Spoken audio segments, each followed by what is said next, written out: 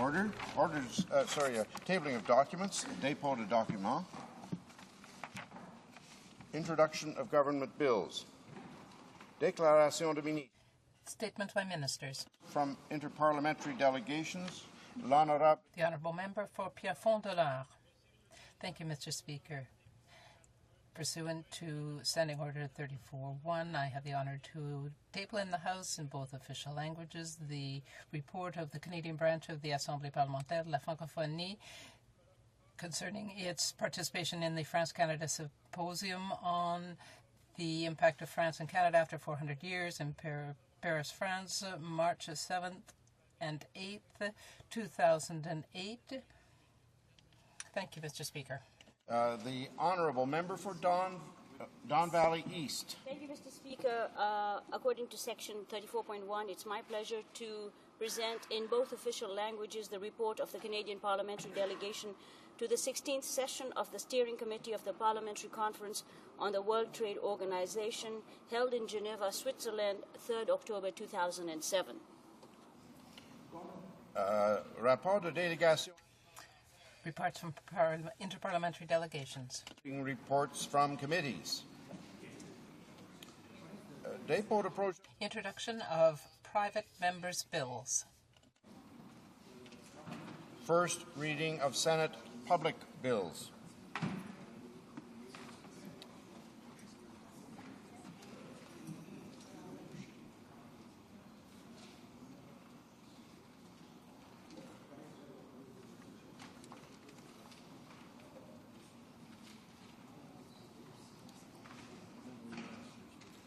But he has a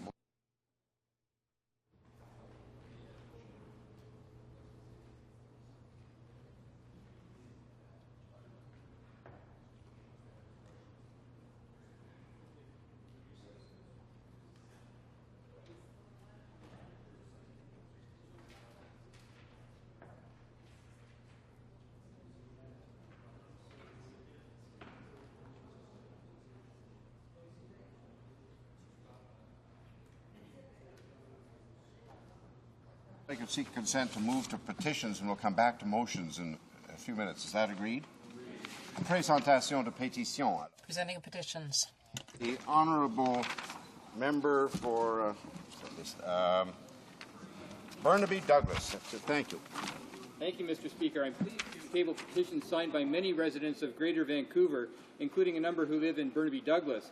These petitioners are all fans of the CBC Radio Orchestra. They note that it's played a key role in the cultural life of Canada and Vancouver over its 70-year history, and that it has been key to the promotion of Canadian musicians and composers. They call on the government to ensure continuing funding for the CBC Radio Orchestra and a strong and renewed commitment from CBC Radio Canada to classical music and its over-the-air programming. I'm sure, Mr. Speaker, these petitioners believe that it's not too late to save the CBC Radio Orchestra. Thank you, Mr. Speaker. The honourable member, l'honourable député d'Ottawa. Honourable member for Ottawa-Vanier. Perhaps for a bit of time, I will, if the House will indulge me, read the petition, the whereases, and what the petitioners called. I cannot read the whereases. The member knows that. He can give us a brief summary. Mr. Speaker.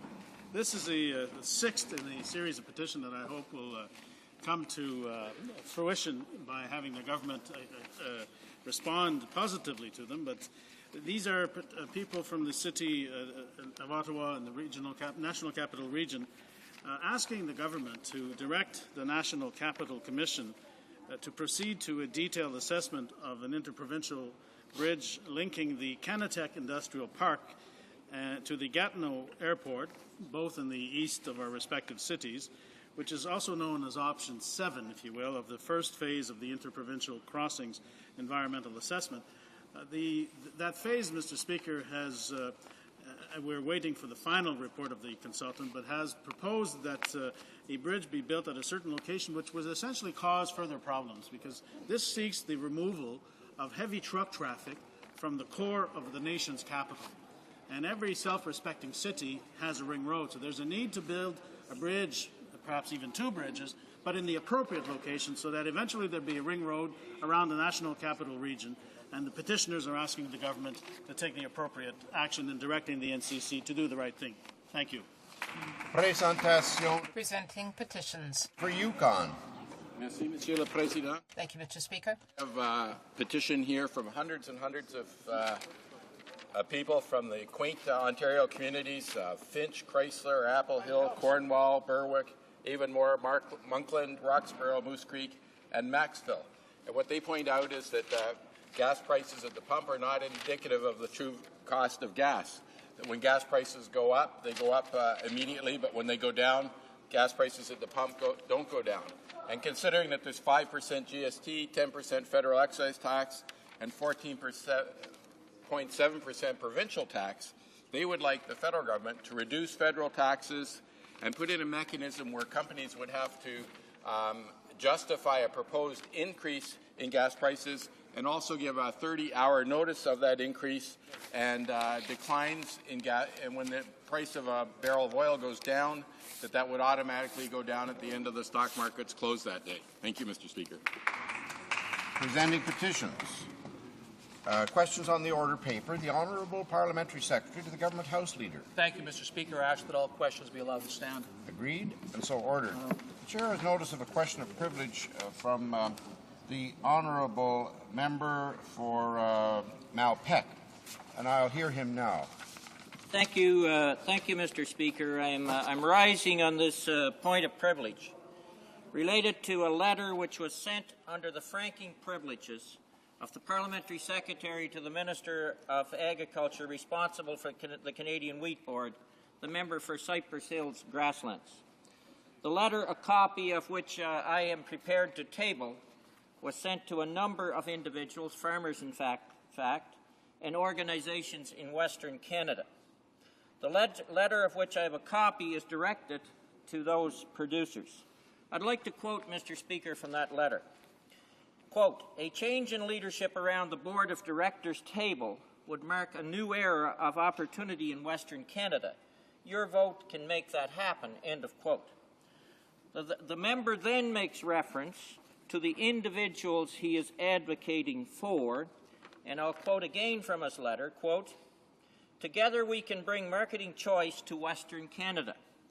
Time is running out.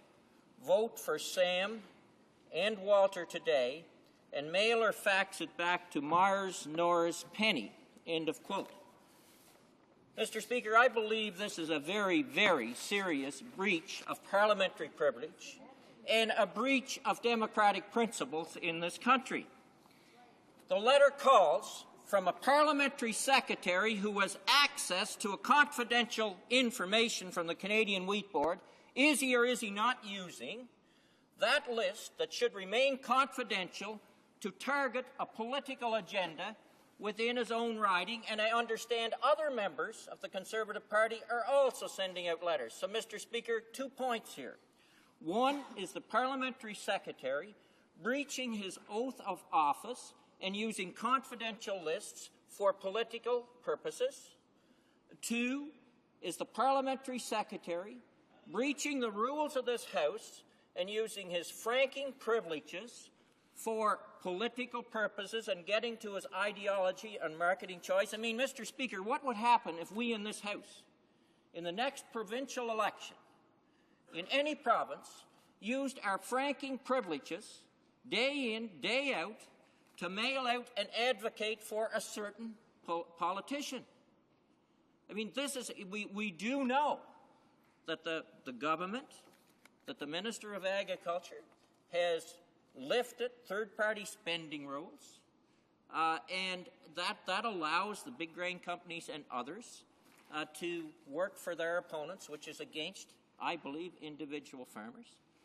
So, Mr. Speaker, this is a very serious matter. The question, sir, Mr. Speaker, that you must resolve is whether by using the privileges of a member of Parliament, as this member has done, a parliamentary secretary no less, has he not impugned the integrity of an election, which is supposed to be independent of government interference, and thereby called into question the integrity of the election and the role of all members of the House? The question here is, what will this government and its members not do to achieve there ends. The misuse of the letterhead of a member of Parliament and the franking privileges to attempt to blatantly influence a democratic process of the Canadian Wheat Board constitutes, I believe, a clear violation of those privileges. And, Mr. Speaker, I believe that you should charge that member, fine that member, in contempt of his parliamentary privileges by what is happening here. Just a last point I would make. I think, Mr. Speaker, this move, you know, we came here and the election for Speaker was all about the decorum in this House. The Prime Minister, in fact, in his throne speech, talked about upholding the ideal of democracy that we embody in the world is a responsibility that each of us bears.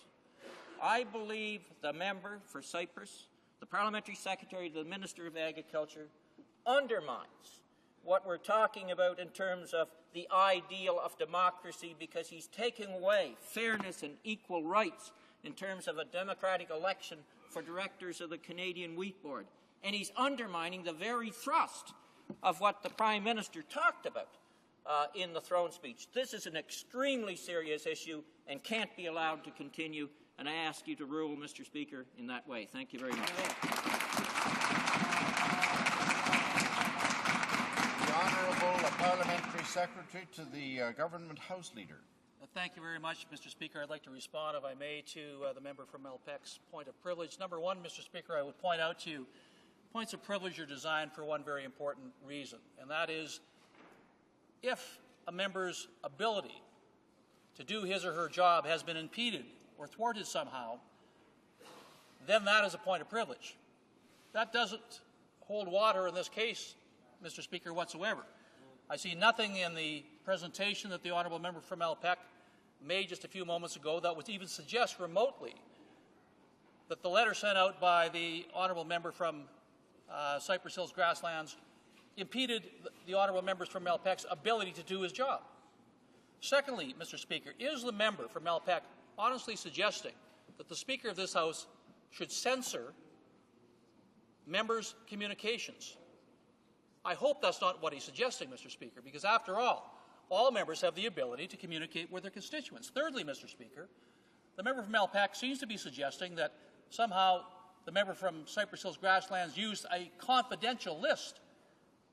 Mr. Speaker, there's no proof of that whatsoever. In fact, Mr. Speaker, all of us as parliamentarians have people that we communicate with on a regular basis. We all communicate, Mr. Speaker, advocating our positions as political parties. It is quite evident, and we've made no secret of it, the desire of this government to ensure that Western Canadian farmers obtain marketing freedom. That is a position we have not only advocated publicly, but we have done it in communications for the last several years, and this seems to be nothing more than a continuation of that, Mr. Speaker. So I would suggest to you respectfully that there is absolutely no point of privilege here whatsoever, and I ask for your considered ruling on that as quickly as possible. Thank you, sir. The Honourable Member for Winnipeg South Centre.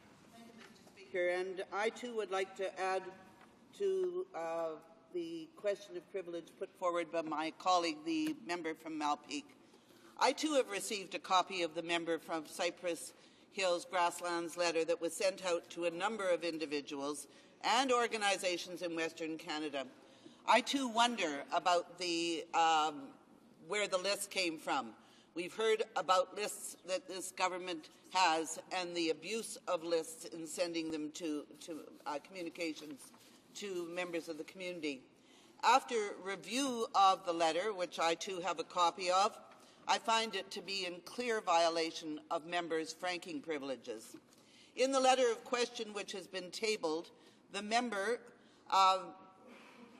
who I should add is a parliamentary secretary, a member of the government, encourages the recipients to support candidates in the Canadian Wheat Board elections who represent the same views of the government, those who support marketing choice.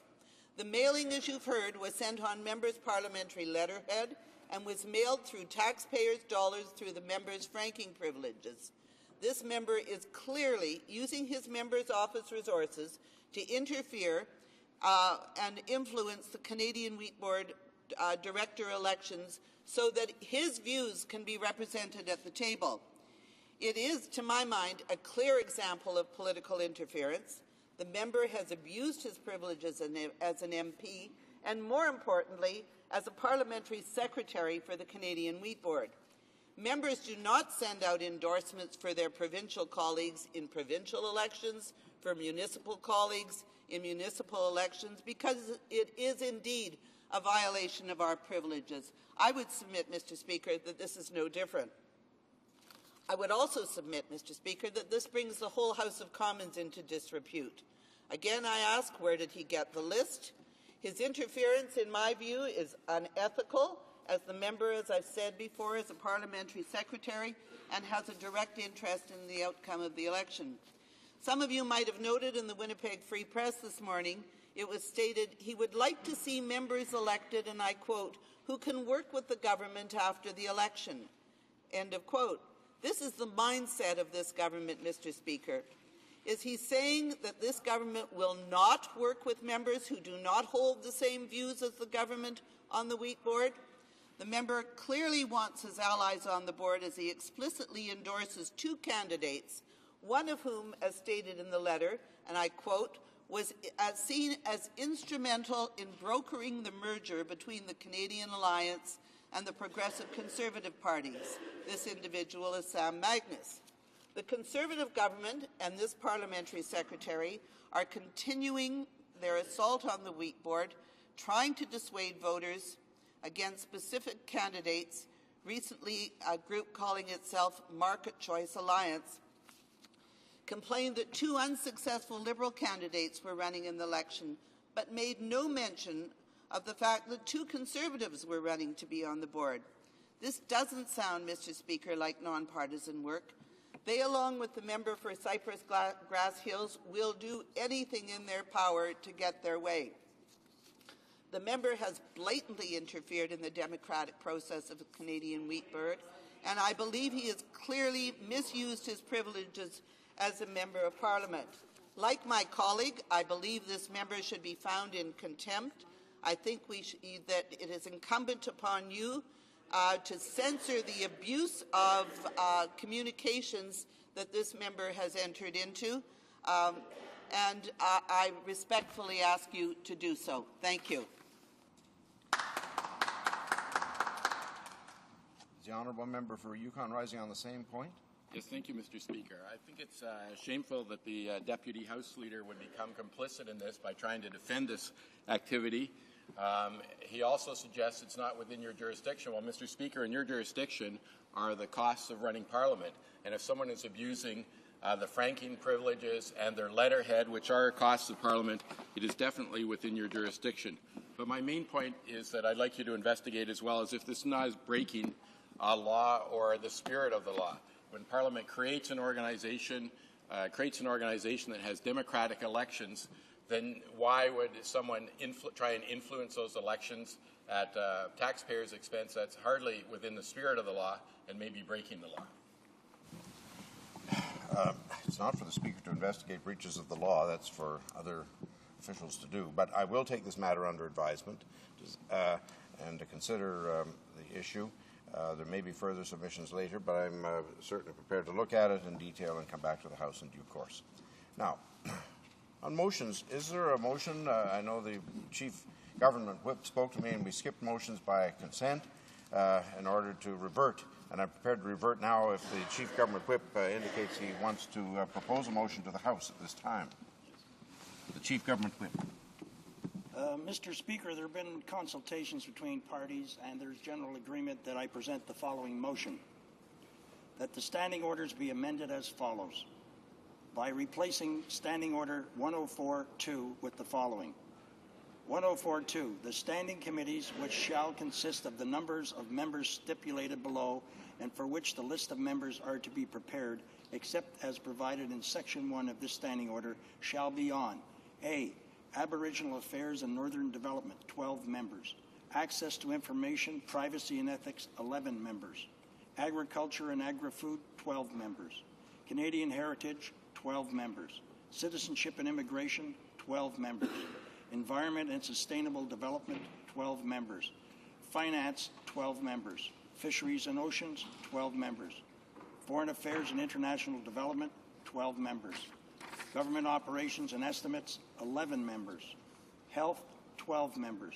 Human Resources, Skills and Social Development and the Status of Persons with Disabilities, 12 members. Industry, Science and Technology, 12 members.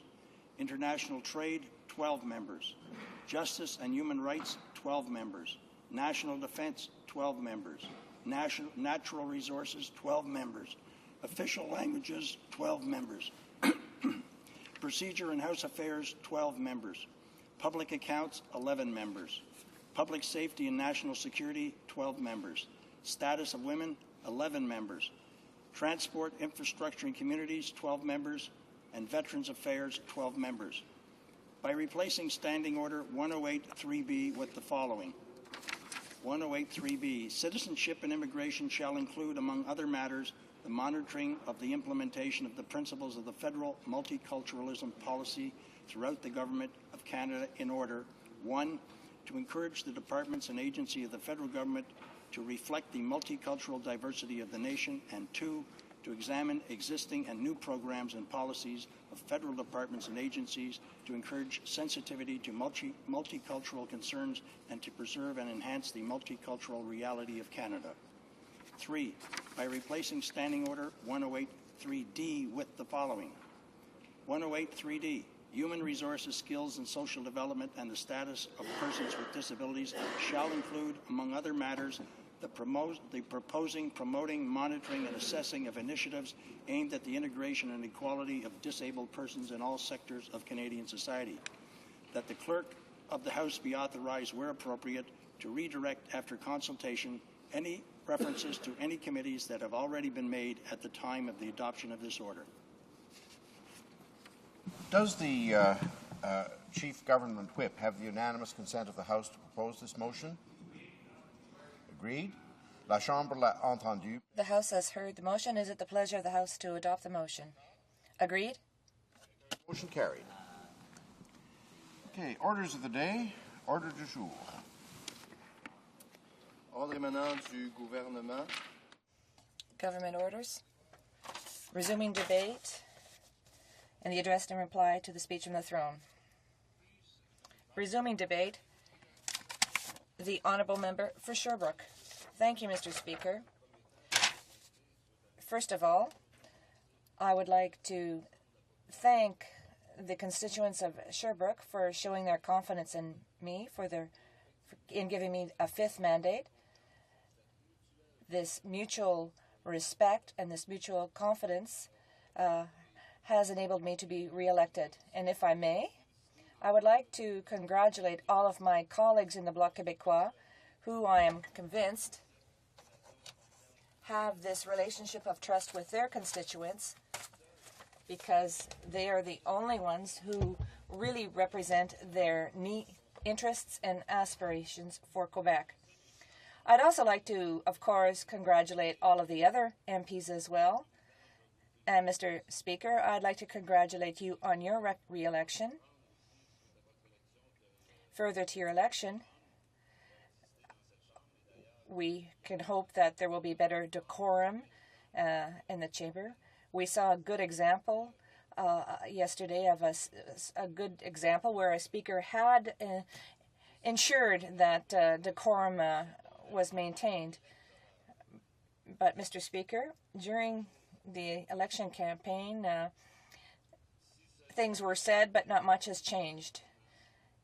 Just perhaps the confirmation by the government with a throne speech, which explained that things would be business as usual. And this was said so that in the light of the throne speech, we must admit, Mr. Speaker, that we have the impression that many people on the government side did not do a campaign properly. They should have gone to see the citizens, businesses institutions, organizations, communities, social groups, economic groups, in order to really take the pulse, find out what people really wanted, recognize their needs, but primarily be able to come up with solutions. The best way for a government that doesn't want to, the needs of the people are overlooked. This government did not take into account the reality of the everyday people, and that's why this reason that this government, which said it would look after the economy, has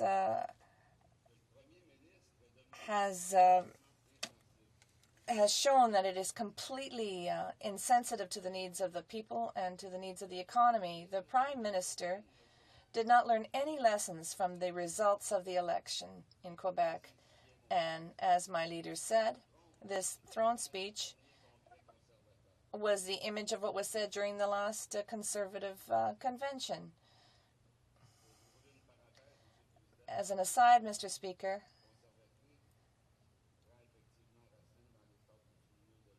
the Conservative principles have take root in the oil sands of the West.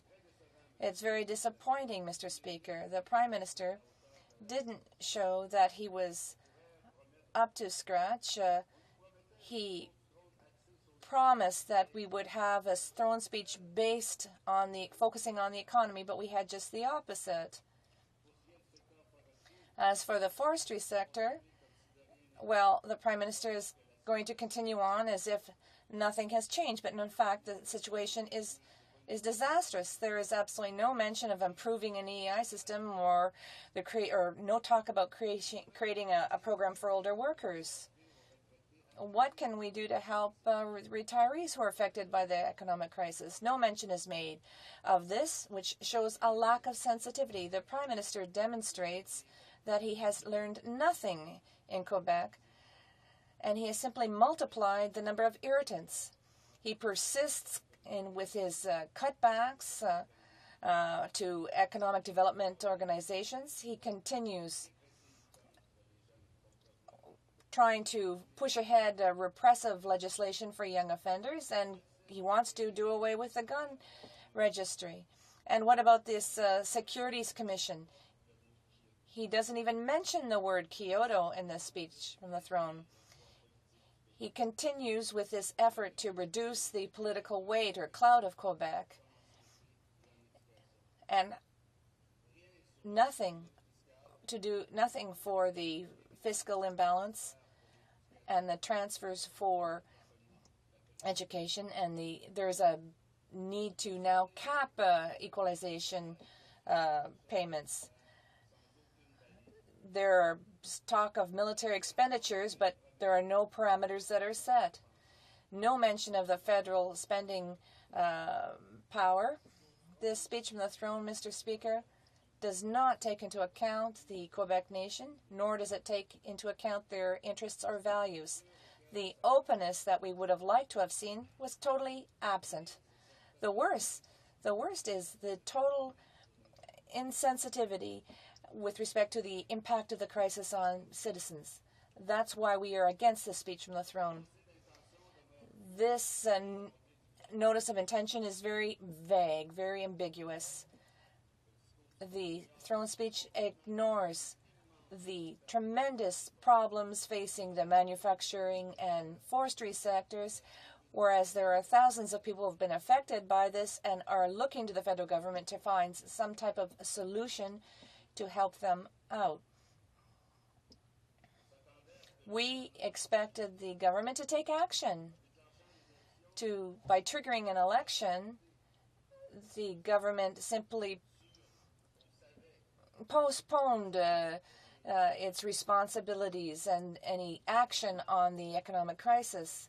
The government, for all intents and purposes, abdicated, or I should say, showed that it was unable to take action.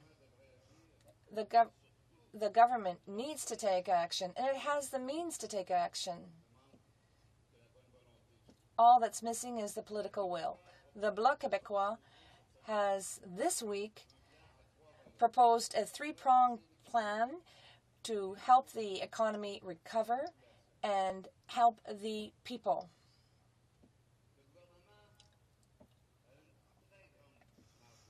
The government has a tremendous amount of leeway.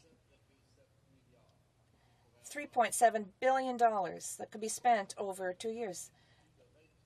More than $23 billion, in fact, could be invested. It's easy to get $6 billion by cutting back on bureaucratic spending. It would be easy to put an end to tax havens. Why do we call these tax havens? It's hell for taxpayers. So why do we...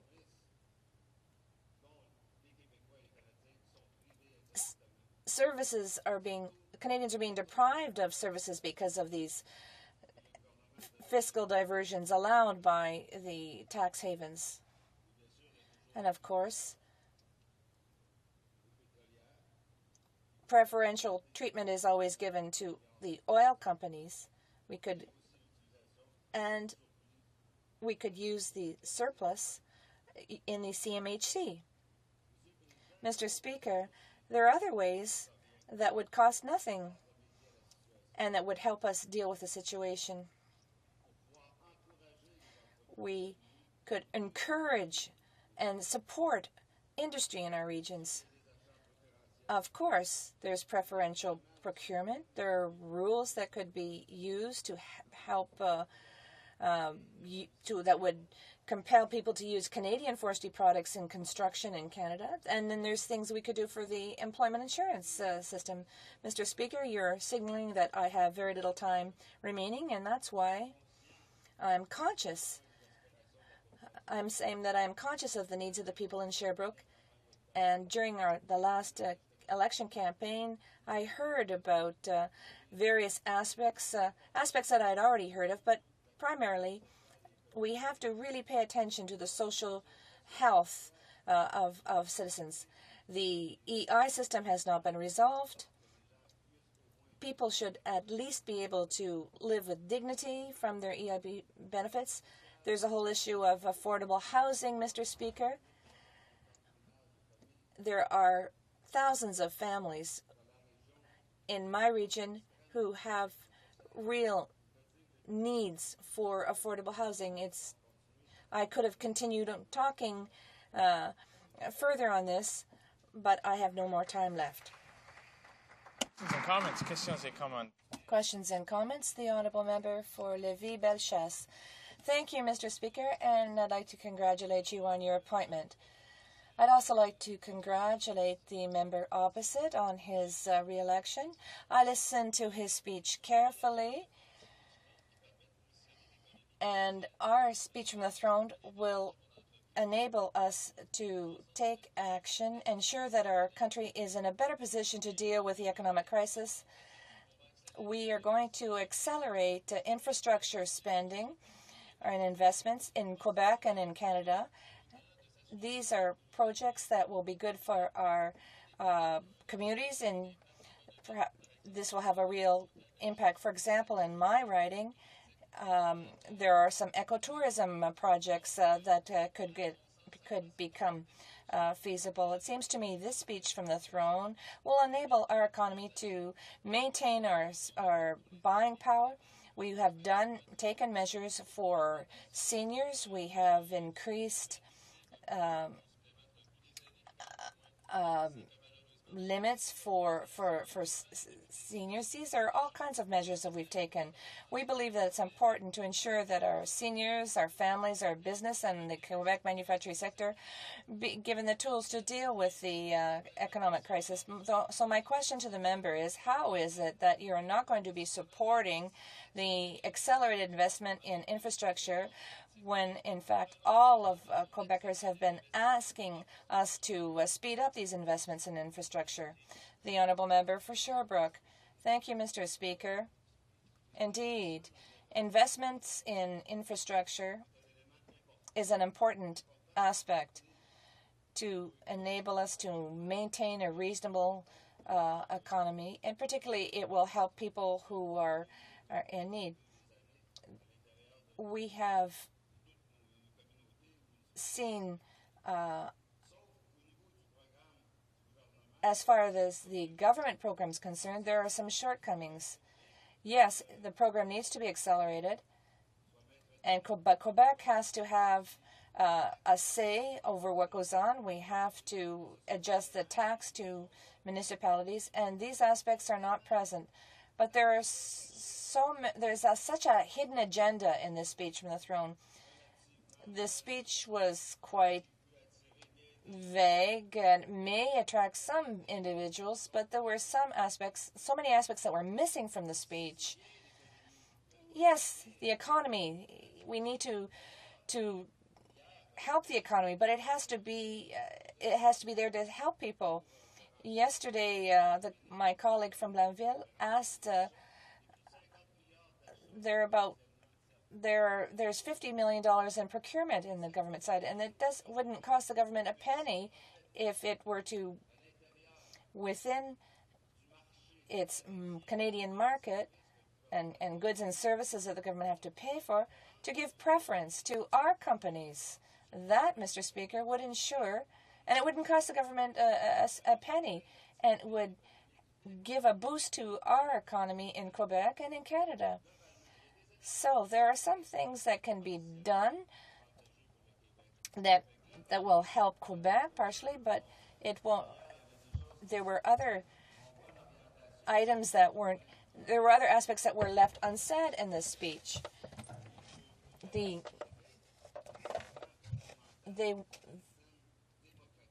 need to have a healthy democracy, one that reflects the needs of the people. And now we have seen articles in the paper that want to cut back on subsidies to political parties. This is a lot of game playing that will put the government in a majority position. The Honourable Minister of Fisheries and Oceans. Thank you, Mr. Speaker. Before I begin, I would like to note that I will be sharing my time with the Honourable Member from Kamloops, Thompson, Caribou. I want to congratulate the members who were first elected to this House and, of course, the members who were re-elected to this House on October 14th. As the first Conservative elected in Prince Edward Island since 1984 and the first in the riding of Egmont for almost 30 years, I'm very pleased and proud to stand before you today in the House of Commons to respond to the speech from the throne. As the Member of Parliament for Egmont and the Regional Minister for all of PEI, it is my responsibility to represent the interests of my constituents and all islanders. To that end, I look forward to working with our provincial government to achieve that goal. Like all Canadians, islanders are concerned about the economy and how these difficult times will affect them. Our Prime Minister has shown great leadership during this global economic uncertainty, and our government is committed to protecting Canada's future. The speech from the throne is the government's plan for sensible leadership and strong economic management. It is our commitment to protecting Canadian families and Canadian jobs in tough economic times. On October 30th, I was chosen by the Prime Minister as the first woman to hold the office of the Minister of Fisheries and Oceans as a standalone portfolio. I wish to thank the Prime Minister for putting his trust in my ability to execute the responsibilities of this office. In my role as the Minister of Fisheries and Oceans, one of my priorities will include a review of the Fisheries Act. And I want to encourage my colleagues in Parliament, regardless of their political stripe, to recognize the importance in the renewal of this 140-year-old Act, in light of the difficult economic situation we find ourselves in and the effect it has on all Canadians and their communities. I encourage them to work collaboratively towards legislation that works for our industry, to ensure that it remains economically viable and sustainable. I want to now talk about some of the important commitments contained in the throne speech that are important to my riding. These commitments are important to the people of PEI because they are facing some unique economic challenges. First, our government remains committed to Canada's traditional industries, such as fishing and agriculture, because we believe they uphold the economic well-being of many regions and communities, such as those in PEI. Our government will continue to assist these industries through measures aimed at marketing Canadian products internationally while helping businesses to innovate. In addition, our government has worked with each province and territory and provided them with funding through the Community Development Trust to support Canadian workers and communities affected by international economic viability. Our government is committed to expediting the Building Canada plan to ensure that infrastructure projects are delivered to communities as quickly as possible. We believe that modernizing infrastructure contributes to a stronger economy and a cleaner environment with more prosperous communities. PEI has already benefited from the Building Canada plan with much-needed funding for water and wastewater projects around the province. The Building Canada plan will benefit PEI and other provinces because it will provide them with predictable long-term funding for infrastructure needs.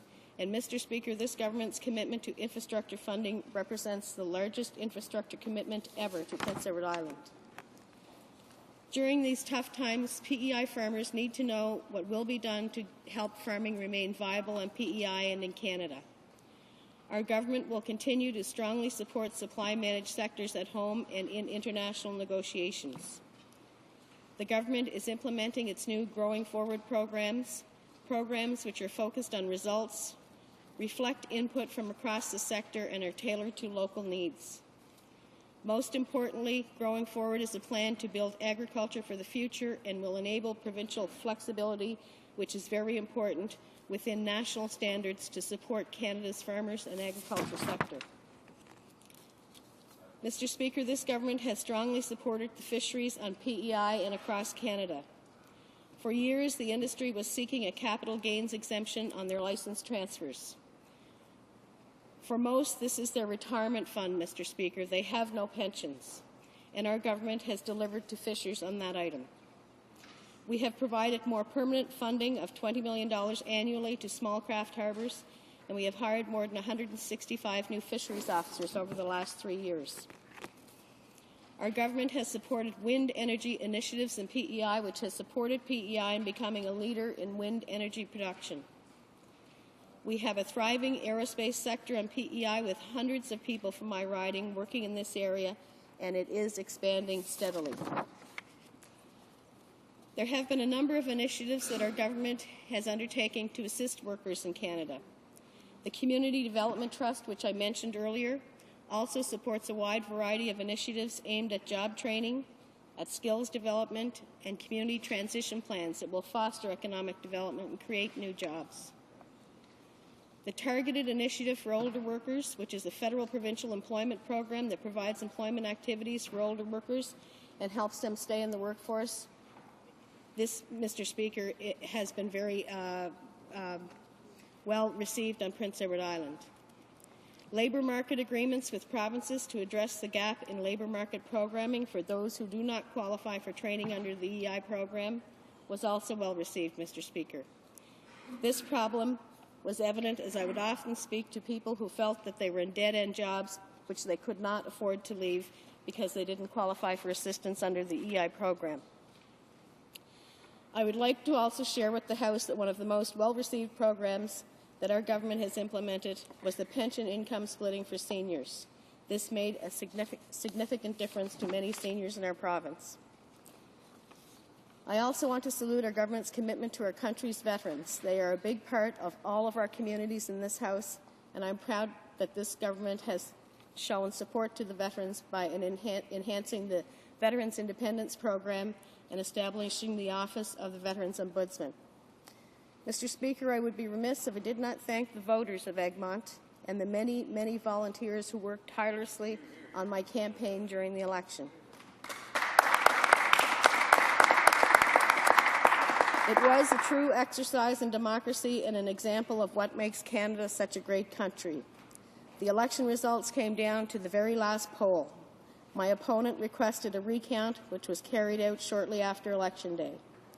What makes this so great, Mr. Speaker, is that no one was hurt, no one was imprisoned, and everybody participated not only in the recount, but the entire campaign peacefully. We have to keep this in mind. Canada is the greatest country on earth for these very reasons. In closing, Mr. Speaker, Canadians can be assured that our government is doing everything possible to ensure that Canadians are protected during these difficult and uncertain economic times. As the regional minister for my province, I am very proud to say that I am the voice of Prince Edward Island at the cabinet table. Our Prime Minister has provided a steady hand in a time of global economic influx. And by all reports, Canada is at the top when it comes to being in a position to weather this economic downturn. I think, Mr. Speaker, that can be attributed to the forward thinking of this government and our very capable leader. Thank you. Well done.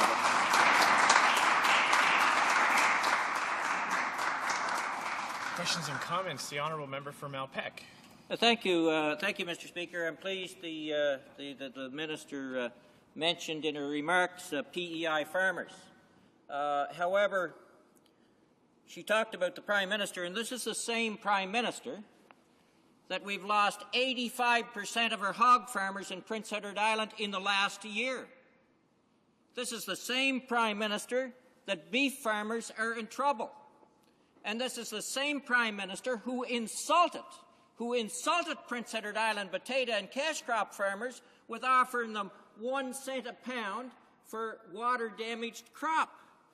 So, Mr. Speaker, is the member saying that now the Prime Minister is going to do something different and actually come out and support PEI potato, cash crop, hog and beef farmers, which they clearly haven't done in the past? And I can tell her, Mr. Speaker, I can tell the minister where they can find the money.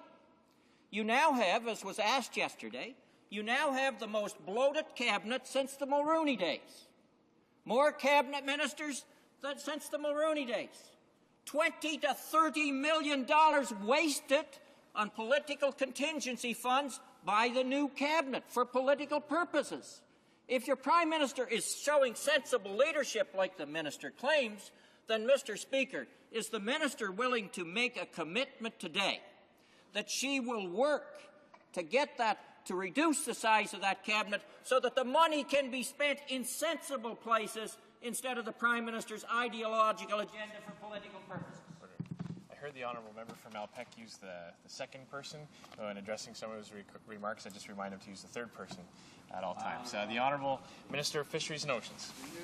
Thank you, Mr. Speaker. And in response to my honourable colleague from Malpeque, I will point out that this government did provide $6 million to the beef plant in Albany.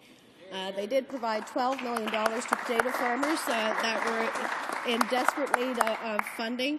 And this government has transferred more money to Prince Edward Island than any other government in federal history. Questions and comments. The honourable member for Burnaby Douglas. Thank you, Mr. Speaker, and I welcome the Minister to the House and to the unenviable task that she has in trying to run the Department of Fisheries and Oceans as a minister, because the tradition has been that ministers have taken over the top spot and been told by the department what they're going to do and what they're not going to do.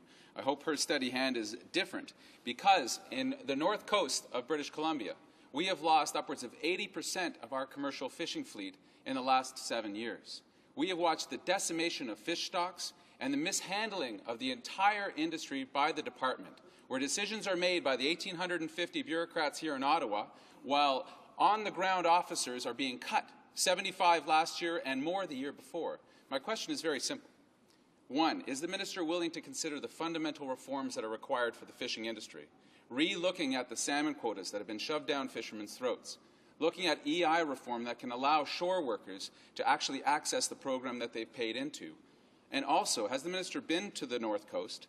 And secondly, is she willing to visit? Because I have talked to the owners and operators on the coast. They've extended offers to the 2 previous department ministers who have refused to come and talk to the people that are actually affected by the decisions made in this place. And if she's really looking to do something different, showing up in the communities that are most affected by the decisions that she and her department will make, is she willing to visit the communities of Prince Rupert, Haida Gwaii, and other coastal communities and actually talk to the people affected? I think this would go a long way towards improving relations between the people affected. The Honourable Minister of Fisheries and Oceans. Thank you, Mr. Speaker, and I can assure the honourable member that I've had no less than 20 invitations to visit the West Coast, and I have committed that I will be there as soon as possible. I do look forward to meeting the stakeholders in the industry. I have said right from the beginning that my guiding principles for the department would be on sustainability, economic viability, and consultation.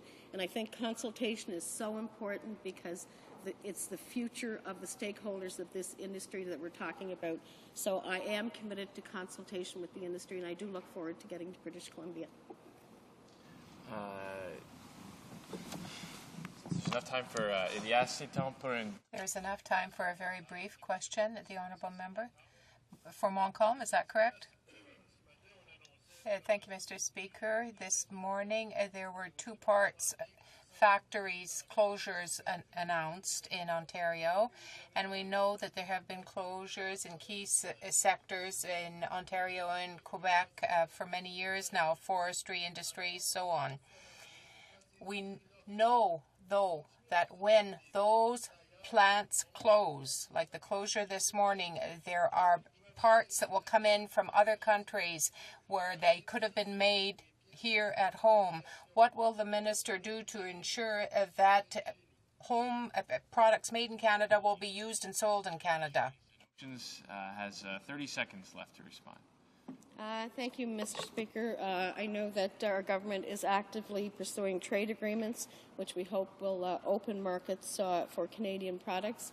As far as private businesses, we can't dictate to them what they do or what they buy, but we certainly do promote Made in Canada. Resuming debate, the honourable member for Kamloops, Thompson, Caribou. Thank you, Mr. Speaker. I'm pleased to have the opportunity to respond to the speech from the throne. Before I get started, I would like to acknowledge a few key people, as this is my maiden address in this House. Although a long-time resident of British Columbia, I did grow up in Ottawa, where as a young child, my parents nurtured an interest and a respect for politics. To this day, they continue to enjoy healthy debate on many of the areas of interest to Canadians. This debate has now become even more vibrant as I begin my new role. My husband, Gord, has always been a wonderful support, and this was proven yet again by celebrating our 25th wedding anniversary at a public debate during the campaign. Also, I would like to thank my children, Scott, Jamie, and Allison. Although busy with their own lives at university, they provided endless volunteer energy and time, particularly through political cyberspace. This, they inform me, is the mechanism for engaging youth, and I'll do my utmost to incorporate this during my mandate. To see the energy and commitment of my campaign manager and volunteers during the election was truly a humbling experience. And of course, the biggest thank you of all is to my constituents of Kamloops, Thompson, Caribou, who have entrusted me with the privilege of being their Member of Parliament. I am incredibly fortunate to have this diverse and beautiful riding, and my commitment is to represent them with knowledge, energy, and honor. Mr. Speaker, in my short time here, I've come to appreciate the unique backgrounds of my honourable colleagues in the House. I believe that this will add richness to the debate as we grapple with the many challenges ahead. I myself left Ottawa 27 years ago and have spent those years working at the coalface in urban, rural, and remote communities. Politics was not my life path, but it is my opportunity to bring these many years of experience and reflection to the dialogue. I now would like to make some general observations about the speech from the throne, and then I will focus on a few areas of particular interest to me. We are experiencing escalating complexity in our world, whether it is with the environment, global financial markets, or delivering health care. We no longer live in the much simpler world of our great-grandparents. As Plessic noted, the traditional ways of getting our heads around problems are no longer appropriate. Even Newton's clockwork-like universe, in which problems can be broken down into smaller ones, analyzed and solved by rational deductions, is an approach for the past. Mr. Speaker, it goes without saying that our financial system is global and that there are a number of individuals and countries that have the freedom to act in ways that are not always totally predictable. These actions directly affect us as a nation. We are all interconnected. One agent's actions changes the context for all other agents. As such, the speech from the throne acknowledges the seriousness of our economic situation, the importance of working globally, and the need to be adaptive in our response. Hear, hear. Complexity requires that we try multiple approaches and let directions arise by observing what's happening around the world and gradually shifting time and attention to those strategies that work the best. Mr. Speaker, I've listened to the opposition members as they debated the throne speech. They have made mention of the lack of a detailed plan. This is simply not true. Mr. Speaker, although I am not an economist, the approach proposed in the throne speech acknowledges the seriousness of the situation and provides for an adaptive approach to a very complex problem. Mr. Speaker, accessible and effective health care has been the focus of my education and career and will always remain near and dear to my heart. I think it's important for all members here to remember that our healthcare system ranks as one of the most serious concerns among Canadians. We also have to understand the challenges faced by the provinces in meeting this growing demand. This is why it was with great personal appreciation that I noted that in the speech from the throne, the ongoing commitment for long-term, fair, and predictable transfer payments. However, we all have to recognize that our system cannot continue long-term with exponential growth consuming ever-increasing amounts of the budget. I therefore support our commitment to creative measures to tackle major heart, lung, and neurological disease and to build on the work with the Mental Health Commission. It is important to emphasize the word creative. And here are two specific examples from my riding as to how the federal government's commitment to innovation has provided the seeds for creative, systemic change and the ability to reduce expensive acute care utilization demand. The first example is focused on special support for heart disease funding provided from Infoway Canada. This was for patients with congestive heart failure, and it created a pilot home monitoring program. Patients went home with special equipment to monitor their condition and expert support only a telephone call away. Mr. Speaker, the results were incredibly positive in terms of reduced hospital admissions and patient confidence. Another example was an innovative practice for patients with lung disease, which, by the way, is another significant acute care cost to us. Federal targeted funding for primary health care transition saw respiratory therapists and other practitioners working with family doctors. This program supported intervention, early diagnosis, nicotine cessation, and exercise, again with strong positive impact for patients. In both these examples, it was the federal government's transition dollars that leveraged new approaches. Ultimately, prevention and innovation will be critical for the long-term sustainability of our healthcare system. Local government has always struggled with the need for ongoing support for basic infrastructure. The applications and lineups are always very long for much-needed water and sewage treatment facilities, and the costs prohibitive without federal and provincial support. It is ironic when a local government is under order from the medical health officer for their water system or written up by the Ministry of Environment for exceeding effluent permits that they don't have the balancing government financial support. As a member of Kamloops Thompson Caribou, we are also dealing with 3 transnational highways, and too often we're dealing with tragedies and deaths from accidents on some of the challenging sections of our roads. The throne speech commitment to the Building Canada plan will not only support vital infrastructure needs, but also create important economic stimulus during these challenging times. Government is not simply about administration of silo departments. We often have overlapping interests and ability to create multiple wins. The throne speech commitment to introduce sensible policies that can help consumers and improve our environment can be met in many ways. For example, in the House yesterday, I paid tribute to the partnership between our government, the Nature Conservancy of Canada, and one of our very large ranches in the region that has now preserved over 8,000 acres of environmentally sensitive grassland that was home to many endangered species. This success is a great example that the approach to the environment does not need to be in isolation from our other interests. I'm confident that in the upcoming months there will be endless creative approaches available to us for other struggling industries such as forestry.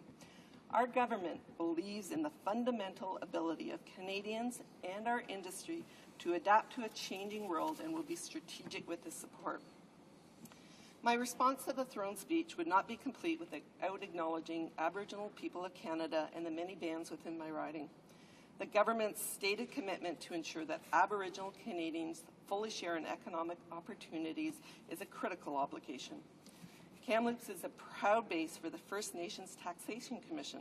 Officially, they began their operations on July 1st, 2007.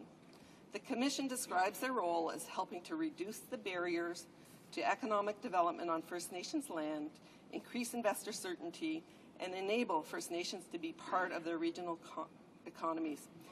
The FNTC will essentially fill the institutional vacuum that has prevented First Nations from participating in the market economy. It was with great pleasure that I met with the Chief Commissioner for the FNTC and heard about his vision and enthusiasm for how the Commission will create practical and measurable improvements, not just a commitment of words, but a translation into action. In conclusion, Mr. Speaker, thank you for the opportunity to address the House in support of the speech from the throne. As I've listened to the debate over the last 6 days, it's very clear that although we are from different parties, many of our goals for Canadians are very similar. We may differ in our opinions as to the best way to accomplish these objectives, but a willingness to consider all ideas is what Canadians expect from us. Thank you. Bravo. Questions and comments? The Honourable Member for Thunder Bay, Superior North. Thank you, Mr. Speaker. Thunder Bay, Rainy River, thank you. I appreciate the opportunity to speak, and congratulations to the member on her election to the House. She talks about forestry, and I certainly can appreciate the comments that she made, because in Northern Ontario we have lost many jobs, many working families are having difficulties right now, and in fact many families and working people don't qualify for EI anymore, and so we'd like to see a strategy on that.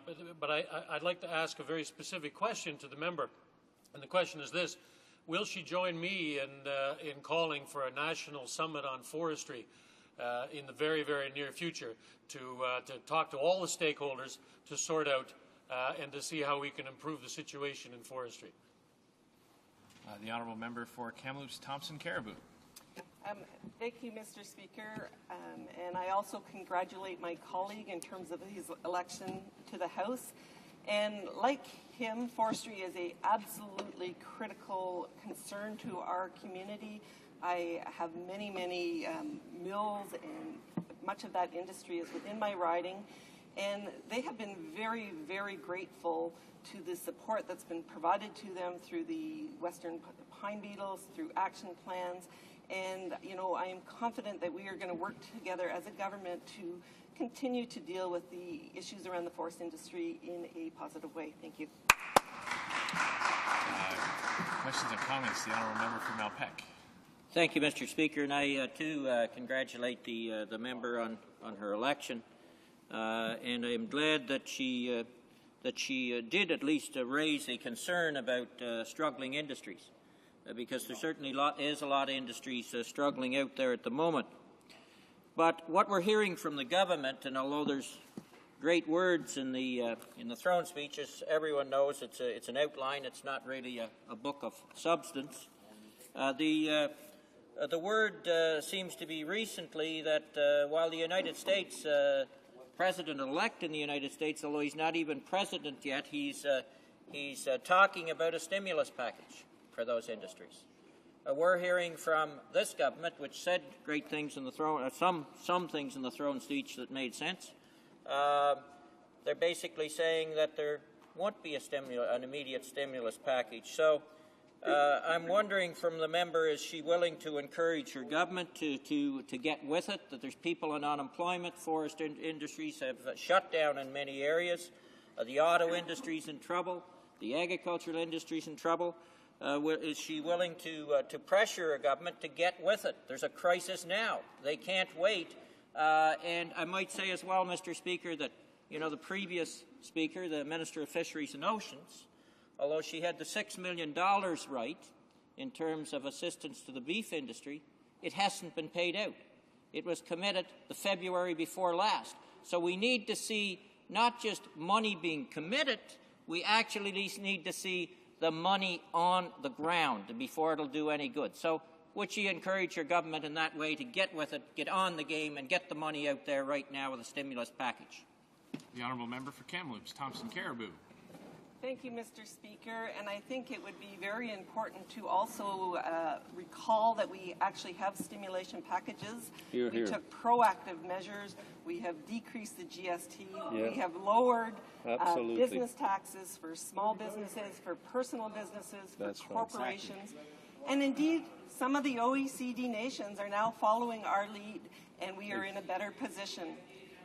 I would also like to bring attention to the fact that our Building Canada plan is unprecedented in terms of our commitment to the infrastructure within Absolument. Canada. So thank you very much for the question. Bravo. Very brief question, the honourable member for Skeena-Oakley Valley. Thank you very much, Mr. Speaker. And a quick question to my colleague from Kamloops. Welcome to the House. The Pine Beetle Action Fund that she mentioned took the government 18 months to properly figure out the application process. The government called it a crisis, yet dealt with it like it wasn't. A year and a half while communities had stacked up idea after idea of economic development concepts that the government could properly fund almost instantaneously.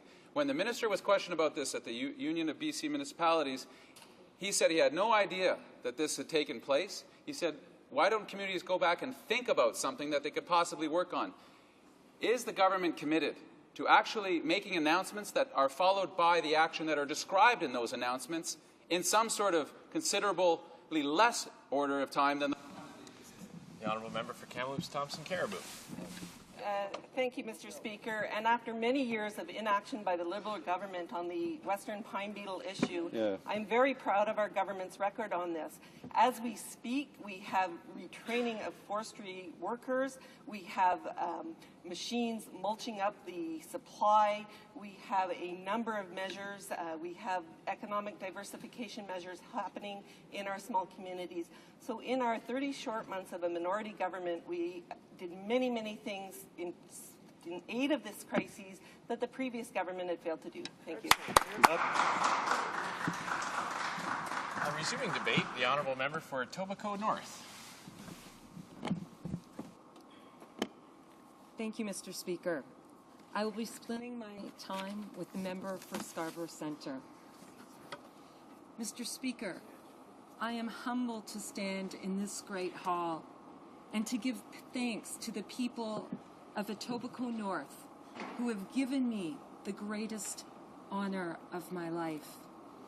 I promise to serve my community with humility and to the best of my abilities, as the Honourable Roy Cullen did before me. Beautiful, historical, proud Etobicoke. This is the community in which I'm born and raised, in which I choose to live today. In the 1830s, John Rowntree welcomed his family to Canada with the dream of a new life, a new beginning, and of real hope for the future. Ever since, Etobicoke North has welcomed people from around the world, and today we are a microcosm of the world. Here we celebrate Caravana, a celebration of Caribbean culture, Diwali, the festival of light, and Eid, the festival of sacrifice. Here we celebrate in our churches, gurdwaras, mosques, and in our beautiful mandir, a gift to our community and to all of Canada. We are proudly one of the most multicultural ridings in all of the country, and I invite you to experience our diversity, gifts, and richness. We rank 5th of 308 Canadian ridings in terms of the 74% of people who are first-generation Canadian, born into Assyrian, Italian, Indian, and Somali communities. Sadly, however, we do have our challenges. Almost 20% of our residents are not yet citizens, and they face family reunification challenges and language and job barriers. Almost 25% of our families are headed by single parents who often work 2 jobs just to put food on the table. Almost 20% of the riding is engaged in manufacturing, the second highest percentage for the entire country. In stark contrast, only 5% is engaged in management. We need real investment in our families and in communities, particularly during this economic slowdown. The Organization for Economic Cooperation and Development predicts that Canada will have the second slowest rate of growth in the industrialized world. The economy must be our number one priority, and we should ensure that the money starts flowing right away. We must invest in infrastructure and manufacturing to keep Canada's economic lifeblood running, to keep people employed, and to protect senior savings.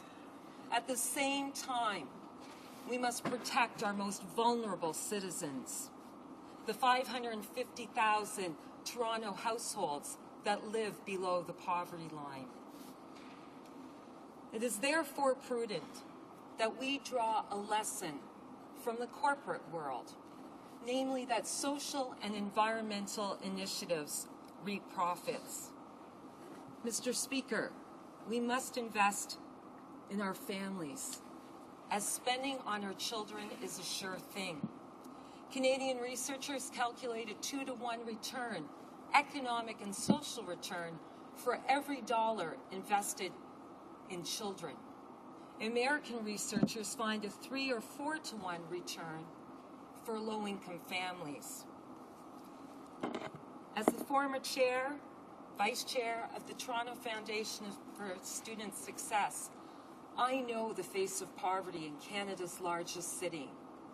I have seen firsthand children who gobble down breakfast because they have not eaten since lunch the day before. Investment in our families has large economic payoffs. Targeted measures with clear return on investment include early childhood care and education, secondary school programs for students at risk of dropping out, increased access to university education, and better foreign credential recognition. I am tired of meeting doctors, engineers, and university professors who are dying to work in their chosen field, but who are instead driving taxis and working in call centers.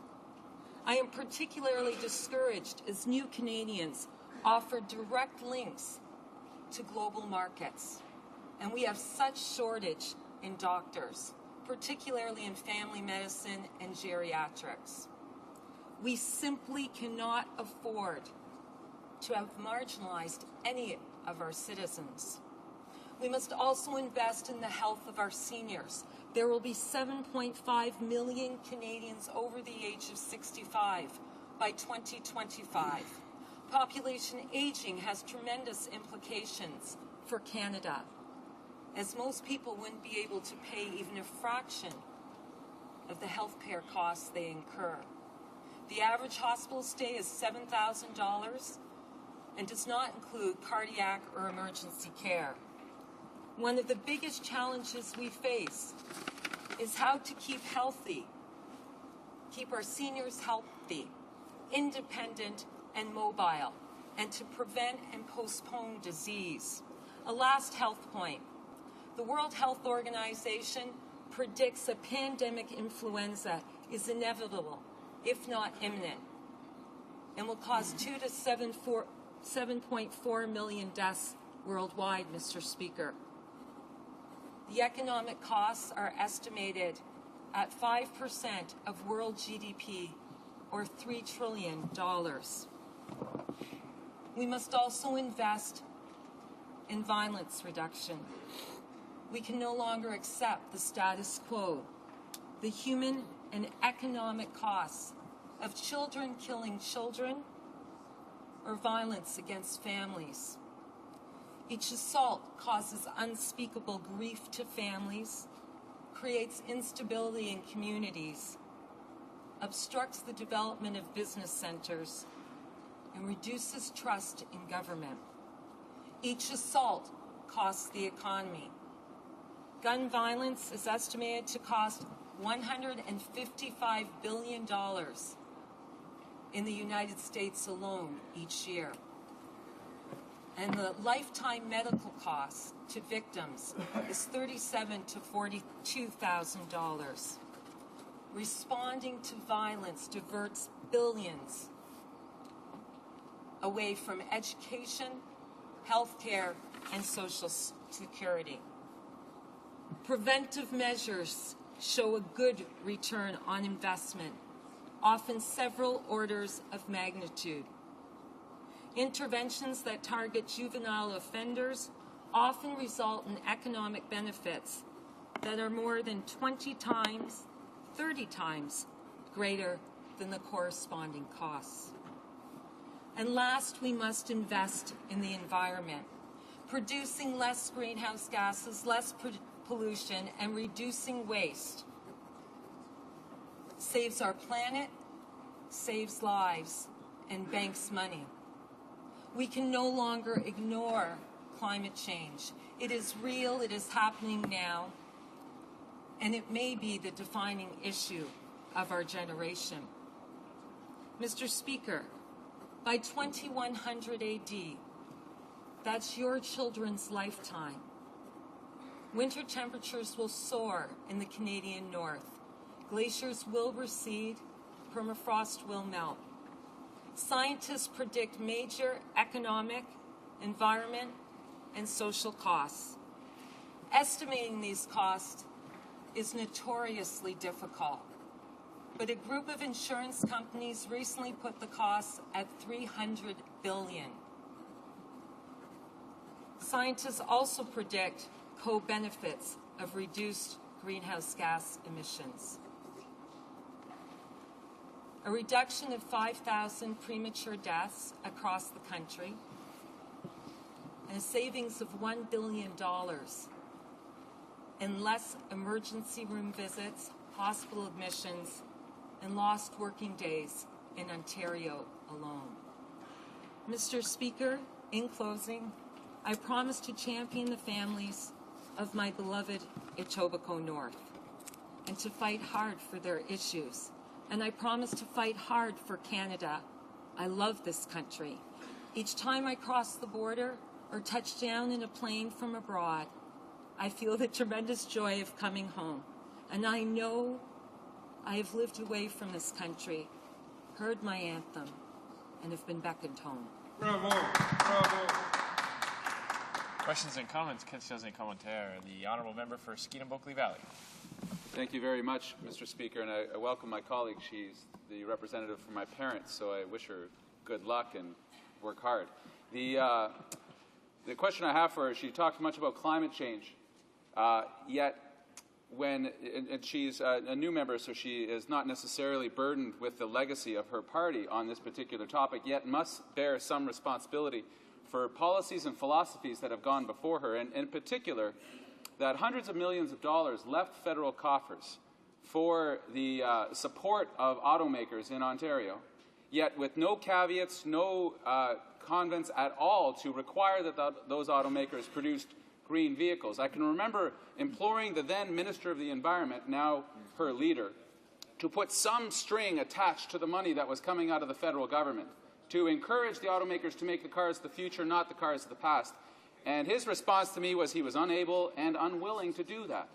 Has the philosophy of the Liberal Party, in fact, changed at all with respect to the economy and the environment, the two things that need to be wedded together, the two things that are most critical in answering this great problem of a generation, and insisting that dollars that leave Ottawa, that encouragement or any policies that come from this place, require both economic and environmental measures to be buried within them, so that any conditions that are set forth are actually met, and that we don't end up in the enormous problem that was created, in fact, by her party and previous governments of a climate change disaster that has been the record of this country. Hear, hear.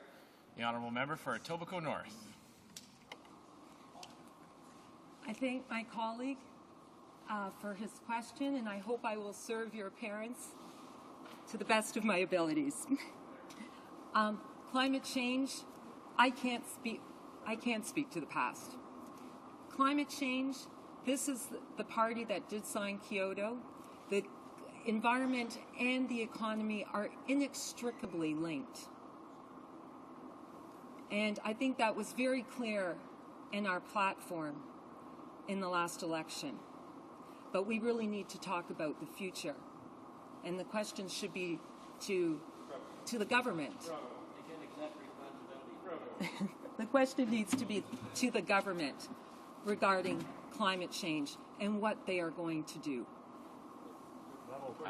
Questions and comments. Questions et commentaires. L'honorable député de Lévis-Bellechasse. The Honourable Member for Lévis-Bellechasse. Thank you, Mr. Speaker.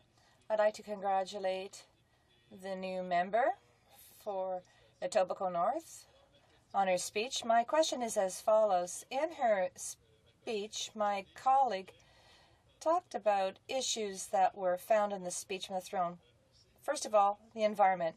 We know that the speech is made a commitment that 90% of the energy would be clean energy. So this is a good step in the right direction for sustainable development. Then she talked about the importance of investing in infrastructure, and that is precisely what is found in the speech from the throne. There is a strong will to invest in Canadian infrastructure in order to improve our quality of life, while at the same time stimulating economic growth in this time of crisis. And thirdly, there are many immigrants who live in my colleague's riding. I'd like to know how she sees the fact that our throne makes a commitment to recognize the credentials of foreign credentials.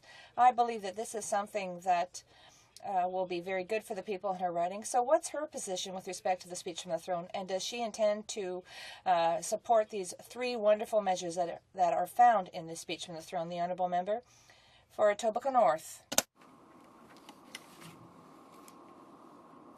Thank you for your comments. As a former university professor in meteorology, climatology, and climate change, and as lead author for North America on the Nobel Prize-winning Intergovernmental Panel on Climate Change, I would like to know your baseline for reducing greenhouse gases. By how much? But the baseline's important, and I want to know at what point it will lag what Kyoto was to achieve by 2012. With regards to infrastructure, we need the money flowing right away. How much money, we'll hear today, how much money is going to be invested, who are getting the big projects. And regarding, I'm trying to remember the last one, was it foreign credentials? The doctors. Order. The time for questions and comments has expired. So move on with the resuming debate. May please the débat, the honourable. Resuming debate. Centre. Thank you, Mr. Speaker. Mr. Speaker, I want to begin off this debate, first of all, like all other members, by thanking certain people. This is the first time we have to speak in this House since we had the election. Mr. Speaker, I want to begin by thanking the residents and the good people of Scarborough Centre for once again deciding in their wisdom that I was worthy to represent them in this, the 40th Parliament. I came first in the 35th Parliament, Mr. Speaker, a long time ago, 6 elections ago. This is my 6th term. So it is indeed with humility and humbleness that I say thank you to the voters of Scarborough Centre. I want to say thank you to all my volunteers as well, Mr. Speaker, who were in there helping day in and day out to help me achieve another victory. I want to say thank you to my riding association, of course, who were the administrative side, and they were there to help in any way possible. Mr. Speaker, last but not least, I want to say thank you to my entire family, beginning with my wife, Mary, of course, who spearheaded the campaign once again for a 6th victory. My children, our daughter Irene with her husband Tony, and our 2 grandchildren, little George and little Maria, our son Paul and his new bride Christina, and our young one, our son Daniel. and everybody else, Mr. Speaker, my thanks. And I commit to them once again that I will be here to be their voice, as I said in my literature, and represent their views. Mr. Speaker, before the election started, as this debate unfolds, I was asking myself, what is it that we need to do? So I consulted my constituents and many people around me, knowing that this debate, of course, was going to be unfolding as soon as Parliament opened. The throne speech, for example. And as I've said in the past, what is a throne speech? I said the other day in response to another speaker, the throne speech is a general overview of what the government intentions are, what they will do. There's nothing specific. And that's why it's good to have a vote, but in essence, we should make it a confidence vote because there's nothing specific in it. That's my view on a throne speech. Mr. Speaker, what did I do during the campaign? I responded to what the people wanted. And the people said, look, these are very difficult and trying times. So they asked me to point out certain facts in order for them to judge. My opponents from the Conservative Party were putting out some literature with some pictures and some defamatory comments, which I will not go into, some statements that were, in essence, Mr. Speaker, inaccurate. But I say this is democracy. Let the people judge. So what did I do, Mr. Speaker? I went back, being a member that's been here for 15 years, accumulated my database of facts.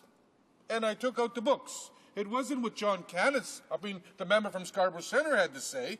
It wasn't what other people had to say. It was what the media, for example, printed, what was on the record, Mr. Speaker, records that you have read in the past as a member as well, and everybody else. So I went down the list and I said, yes, we did inherit a $43 billion deficit.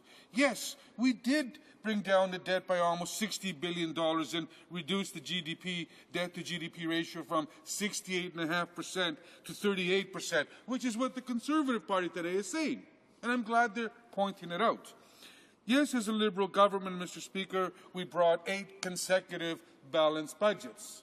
We inherited, according, Mr. Speaker, just and funny enough, this wasn't part of my presentation, just the other day when I've been standing up saying, well, the Prime Minister before the election was saying we need to have an election because Parliament isn't functioning. Canadians were saying, well, tell us why it isn't functioning. When they were asking me, I'm saying, well, I know we have problems in committees because there's disruptions. They walk out, chairmen of committees do, and we can't get our work done, if that's what he's referring to. But to me, the government's brought legislation in, for example, legislation on crime and justice issues. My opponent was saying we blocked. And then I pulled out my record, Mr. Speaker, and I said, gee, that's odd. On this crime bill, I voted in favor. And then, well, why didn't it go through? Well, I said because Parliament was prorogued by your Prime Minister or your leader, the current Prime Minister. So people wanted to know. Playing games. So when I stand up here, Mr. Speaker, and I say, well, you know, yes, we wanted to do things, but we were strapped in 1993-94. What a beautiful statement I read just the other day where David Dodge, Mr. Speaker, somebody I know you know and we all know, is the former governor of the Bank of Canada, a very well-recognized, internationally astute economist. He said in London, Ontario just the other day, because we've been pushing in Ontario, the Premier, the mayors have been saying, put money into infrastructure. That was one of our programs in 1993 after we took over that created so many jobs and stimulated the economy, etc. This is what he was saying, but this is what he said, and I quote, it is a good time to build those bridges, build those roads, by which, by policy, we neglected in the 1990s because we were broke. Mr. Speaker, I want to repeat those words. His words, because we were broke.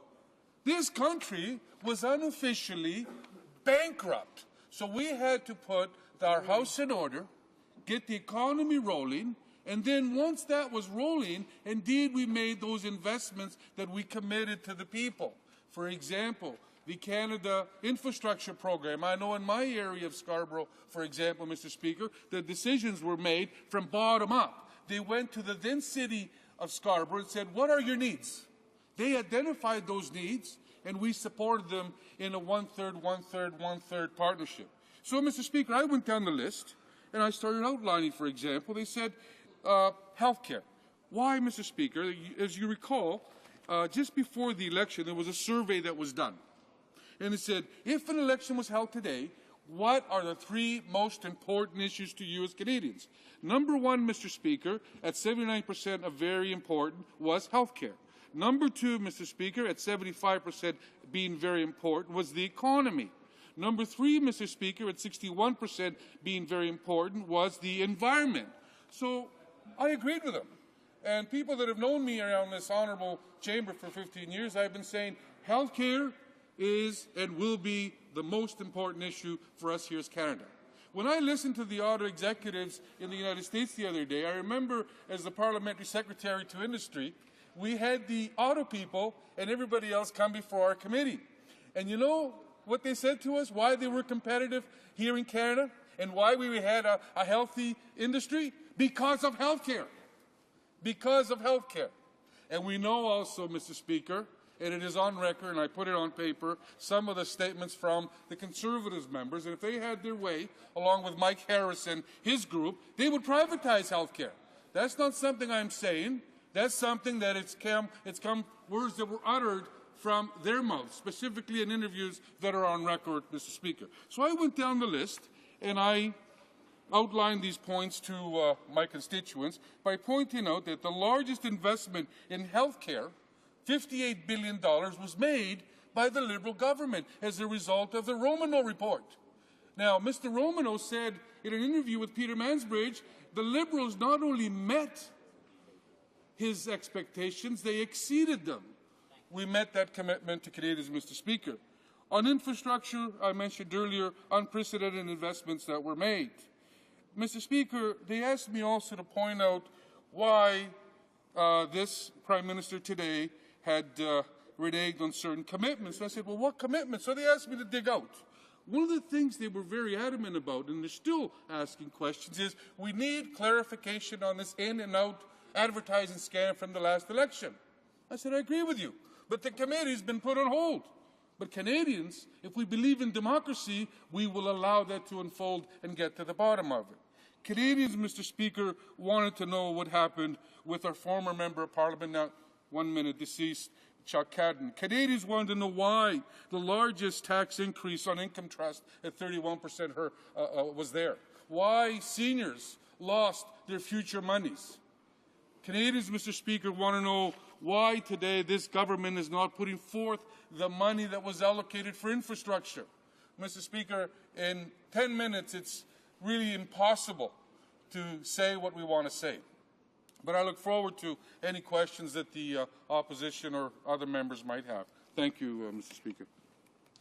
Questions and comments. Questions and commentary. The Honourable Member for Thunder Bay, Rainy River.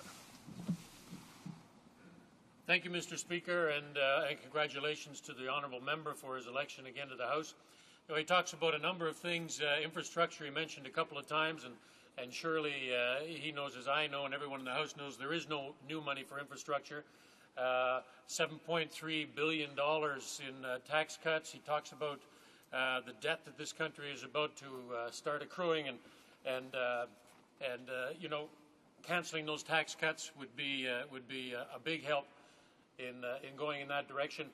Tax cuts, by the way, that are for the most profitable companies in Canada, not struggling companies, not small business, not all of those companies. So, Mr. Speaker, and the honourable member clearly thinks that his party would do a much better job in government.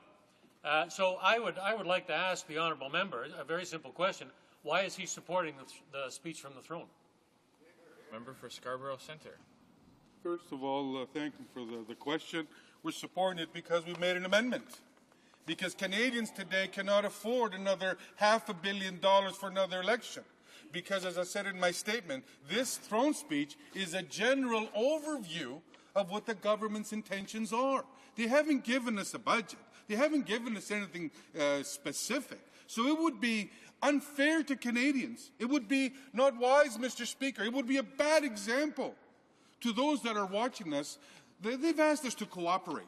I think this Liberal team is showing the willingness to cooperate, giving the opportunity to the government to bring forth specifics. Now, on the infrastructure, if I may, you say, why? We proved it. We have a record that speaks for itself, not a record that we make it up, Mr. Speaker. These are facts, not innuendos. And permit me to point out, on infrastructure, in 2005 budget, the Liberal government renewed the Municipal Rural Infrastructure Program, the Canada Strategic Infrastructure Fund, the Border Infrastructure Program, the Public Transit Capital Trust. Mr. Speaker, that was an $11.5 billion between 2007 and 2014, which the Conservative government unfortunately cancelled. How did we do it? In a balanced way, the Liberal way. Thank you. Questions and comments. The honourable member for Moncton Riverview, Dieppe. Yeah, thank you, Mr. Speaker. I want to thank the member for his speech. I remember, and we on this side honor his time as Parliamentary Secretary for the Ministry of Industry. He knows the file, Mr. Speaker. My question to him is, he would have read and seen on television that this government went to Washington, emissaries went to Washington, and I wonder what he makes of the fact, given his experience working with senior ministers of industry, effective Liberal ministers of industry, what does he make of the fact that they were unable to meet with anyone of influence in Washington? What does he make of the fact that in the United States, the bailouts, so-called, the economic stimulus packages are in the percentages of GDP, which calculated by Canadian terms would be in the billions of dollars? And what will he make today if there isn't an economic stimulus package delivered to the workers who need it, the savers who need it, the pensioners who need it, that isn't in the order of billions of dollars for Canadians? What does he make of that, given his experience? The member for Scarborough Centre. I thank the honourable member. I really wasn't prepared, but I'll tell you, this little trip was done in such a clandestine way. This trip was for Canada, not the Conservative Party. We don't distinguish between red, blue, whatever party. We as a Liberal team, when we used to go abroad for the good of Canada, we invited other members. Now we've been shut out, Mr. Speaker. I don't know what they're afraid of. I don't know what they're scared of. But you know, as a chair of the defense or vice chair some time ago, we were invited to one meeting in that previous mandate. Then they would go, they would notify us last minute, where of course we can't make it. So the minister's visit, I think he has an obligation to come back and do a full report, given the circumstances. But everything's done in such a way, behind closed doors, as I said, in such a clandestine way, that Canadians don't know. So, Mr. Speaker, I think for the good of the country, they must open up the process. They must invite other party members to participate, as tradition calls for, Mr. Speaker, not just single-handedly going there, not knowing who they talk to, if they talk to anybody. Resuming debate, the Honourable Minister of Natural Resources. Mr. Speaker, I'll be sharing my time today with the member from Vancouver Island North. Thank you very much. It's a real honor to rise today to represent the people of Halton in this great place. And I want to begin by thanking them for the profound trust and confidence that they've placed in me as a Member of Parliament. It's a very humbling experience to know that so many friends and neighbours are counting on me to represent them here in Ottawa. They deserve strong representation in this House, and I pledge to them that I will work tirelessly every day to deliver it. I specifically want to thank the number of volunteers that I had during the election campaign who brought a lot of vigour and a lot of excitement to a hard-fought battle. Mr. Speaker, anyone who has stood in this place before knows that they would not be here but for the support of loved ones and family. I am blessed to have grown up in Cape Breton Island, but I have chosen to make my home in Halton, and that's where I raised my children. But I would like to thank my family in Cape Breton and my former neighbours, teachers, employers, and everyone who's extended their support and their congratulations. Specifically, the Frasers, the McCormicks, the Starzomskis, the McNeils, and the Schmids. In Halton, I have to thank my Raitt family. To my husband, Dave, thank you for all your support. Without you, I know I would not be here today serving the people of Halton and our great country. And to my sons, John Collin, JC, and Billy, thank you for being patient, and thank you for being good boys, and thank you for watching this today. It's really hard being away from family and loved ones, but our families and our communities are the reason why we choose to serve our country in this way. We want to ensure that our children have the same great opportunities that we have, and that Canada tomorrow is stronger and more prosperous than it is today. Like all members of this House, I recognize the privilege and the responsibility we assume as members of Parliament. And that, Mr. Speaker, includes the responsibility to lead. As it has been demonstrated again in the speech from the throne, this government understands responsibility. Thanks to the leadership and prudent management of this government, Canada can face today's global economic uncertainties from a position of strength. Natural resources have always been an important part of Canada's economic equation, and going forward, they will be key drivers of growth. These vital industries employ some 900,000 Canadians, generate close to 13% of our gross domestic product, and contributed $100 billion to Canada's trade surplus last year. Yet in the face of this current economic downturn, simply having a wealth of natural resources is not enough. We need to transform our resources into a more value-added product to keep high-quality jobs here in Canada. We need to spark innovation, we need to increase productivity, and we need to do these in order to strengthen Canada's competitiveness. Competitiveness goes hand in hand with securing a diverse and growing supply of energy and a balanced approach to tackling climate change. That is why positioning Canada as a clean energy superpower is important. We will therefore work with Canadians to reduce greenhouse gas emissions from industry in a balanced, sensible, and achievable manner. We'll work with Canadians to implement a North American cap-and-trade system with our partners. We'll work with Canadians to encourage targeted investments in the most promising clean technologies, such as wind, solar, geothermal, small hydro, and carbon capture and storage. We will work with Canadians to increase energy efficiency. We will work with Canadians to expand the production and use of renewable and alternative energy. And we will create a clean electricity task force to help ensure that 90% of our electricity comes from non-emitting sources by 2020.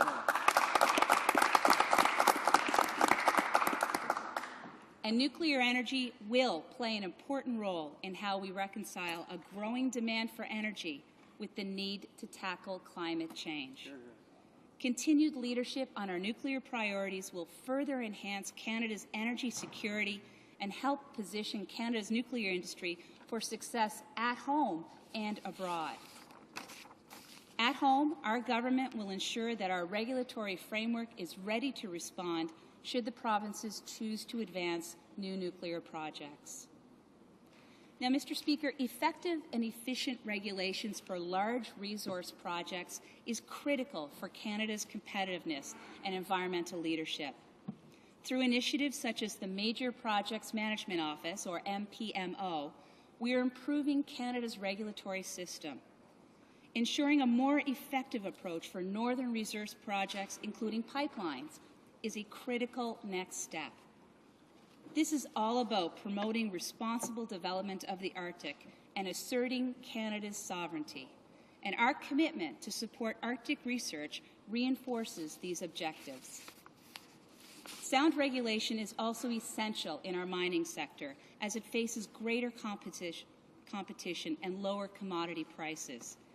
Finding new resources and developing and implementing the technologies that will allow them to be extracted in ways that are both cost-effective and environmentally effective will require significant effort. Our government is committed to working with the mining sector to further enhance Canada's already strong investment climate. We are delivering on our commitment to provide $100 million over 5 years to the Geomapping for Energy and Minerals program to seek out new resources. And we are committed to extending the super flow-through share incentive for mining exploration. And Mr. Speaker, we are equally committed to a healthy forest sector, so important to so many communities and Canadians across this country. From natural disasters such as the mountain pine beetle infestation in the West and a sharp downturn in the U.S. market to a volatile currency, shifting market preferences, Our forest industry is facing serious challenges, but we will work with the industry as it goes through this period of restructuring. We will continue to support its efforts to create new products, convert mills to biomass, and expand our markets overseas. Our $1 billion Community Development Trust is helping resource communities diversify their economic bases. Mr. Speaker, Canada's natural resources belong to all Canadians. The Government of Canada is committed to ensuring that Canadians gain the maximum benefits from these resources. This requires that attention be given to immediate pressures arising from the current economic downturn, as well as longer-term challenges posed by a highly competitive global marketplace. That is precisely what the government is doing, and we will continue to work with Canadians to ensure that our resource sectors are positioned to emerge from today's global turndown stronger, cleaner, and more prosperous. Thank you, Mr. Speaker.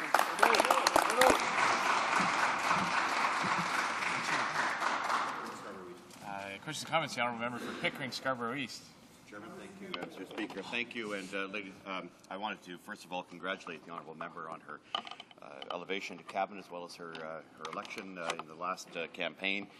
Very daunting challenge and no doubt a very difficult file. Mr. Speaker, I think it's very clear that many Canadians, certainly in the past couple of months, have been extremely concerned about the cost of energy prices. Most importantly, the sudden dramatic rise in the cost of gasoline and now home heating fuel, which of course is impacting electricity. As we head into a time of deflation, people are losing their jobs, they're also seeing higher costs for energy. Particularly, Mr. Speaker, as you will know, truckers with respect to diesel in Western Canada, as well as home heating concerns. I'd like to ask the Minister what contingencies, what plans, what discussions. I heard nothing in her speech here addressing one of the most fundamental issues facing and confronting Canadians today, higher energy costs at a time when they're losing their jobs. What does this Minister have to say about that? What plan does this government have, if anything? The Honourable Minister of Natural Resources. Thank you, Mr. Speaker, and I thank the the member for his question. Looking at, when we commenced on the election campaign at the beginning of September, when we all went door to door, one thing that Canadians were telling us very, very vocally was the fact that they were concerned about oil prices and gas prices. But the concern at the time, of course, was that they were so high, and how could people afford to put gas in their cars? And as we went along in the election, it was clear that with the downturn that we were experiencing in the economic global uncertainty, with the gas prices going down, it's the volatility of the issue that is of concern for Canadians. Mr. Speaker, our government strongly believes that we need to secure our energy future in order to make sure that we have our long-term economic growth. And we take our responsibility as an emerging superpower in energy very seriously. In the speech from the throne, we laid out our intention to ensure that 90% of Canada's electricity is produced by non-emitting sources like hydro, nuclear, clean coal, or wind power by 2020. And we know that we need to meet the challenges associated with that climate change. In the speech from the throne, we also laid out our commitment to ensure that Canada's regulatory framework is ready to respond should the provinces choose to advance new nuclear projects. We are looking at the electricity situation. We are also taking a look at, more specifically, making sure that our vast natural energy resources are an important source of wealth and jobs for Canadians. As well, Mr. Speaker, I think it's important to notice that we also protect Canadian consumers as a top priority of the government. Questions and comments. The Honourable Member for Trois-Rivières. Thank you, Mr. Speaker. I wish to congratulate the Minister on her appointment. She has said, quite rightly so, that she is very concerned about the forestry industry, and they have to look to the second and third processing stages. My question is this. In view of the fact that there are thousands of jobs being lost, this is nothing new. It's been the case for some years now. Why is the government not concretely answering the needs of the businesses so that the businesses themselves can look towards second and third processing stages? Why does this government not give refundable credits to companies investing in research and development? We know that very long before you have a finished product. You have to invest in R&D. Does this minister have vision? Will she be ready to invest in these projects? The Honourable the Minister of Natural Resources. Thank you, Mr. Speaker, and I thank the member for the question. As I've said in the House before, we truly understand that workers and their families in the forestry community are facing challenging times. We know that when a mill closes, it affects every corner of the community. In the speech from the throne, we've committed to helping this industry by investing in innovation and creating market opportunities. We understand the anxiety that the communities are facing, but our government has been ahead of the curve, and we have a comprehensive plan to ensure the long-term success of the industry. We're investing in innovation to make the mills more competitive. We're supporting the market development to create the opportunities for people to sell into the markets. And we're reducing corporate taxes to keep the jobs in Canada. We're also supporting the environmental leadership shown by Canadian companies in this industry. And we're ensuring adequate credit remains available for Canadian businesses. And finally, Mr. Speaker, we've launched a rail review to ensure our products can get to the market. Thank you. Resuming debate, les prix du débat, the Honourable Parliamentary Secretary to the Minister of Indian Affairs.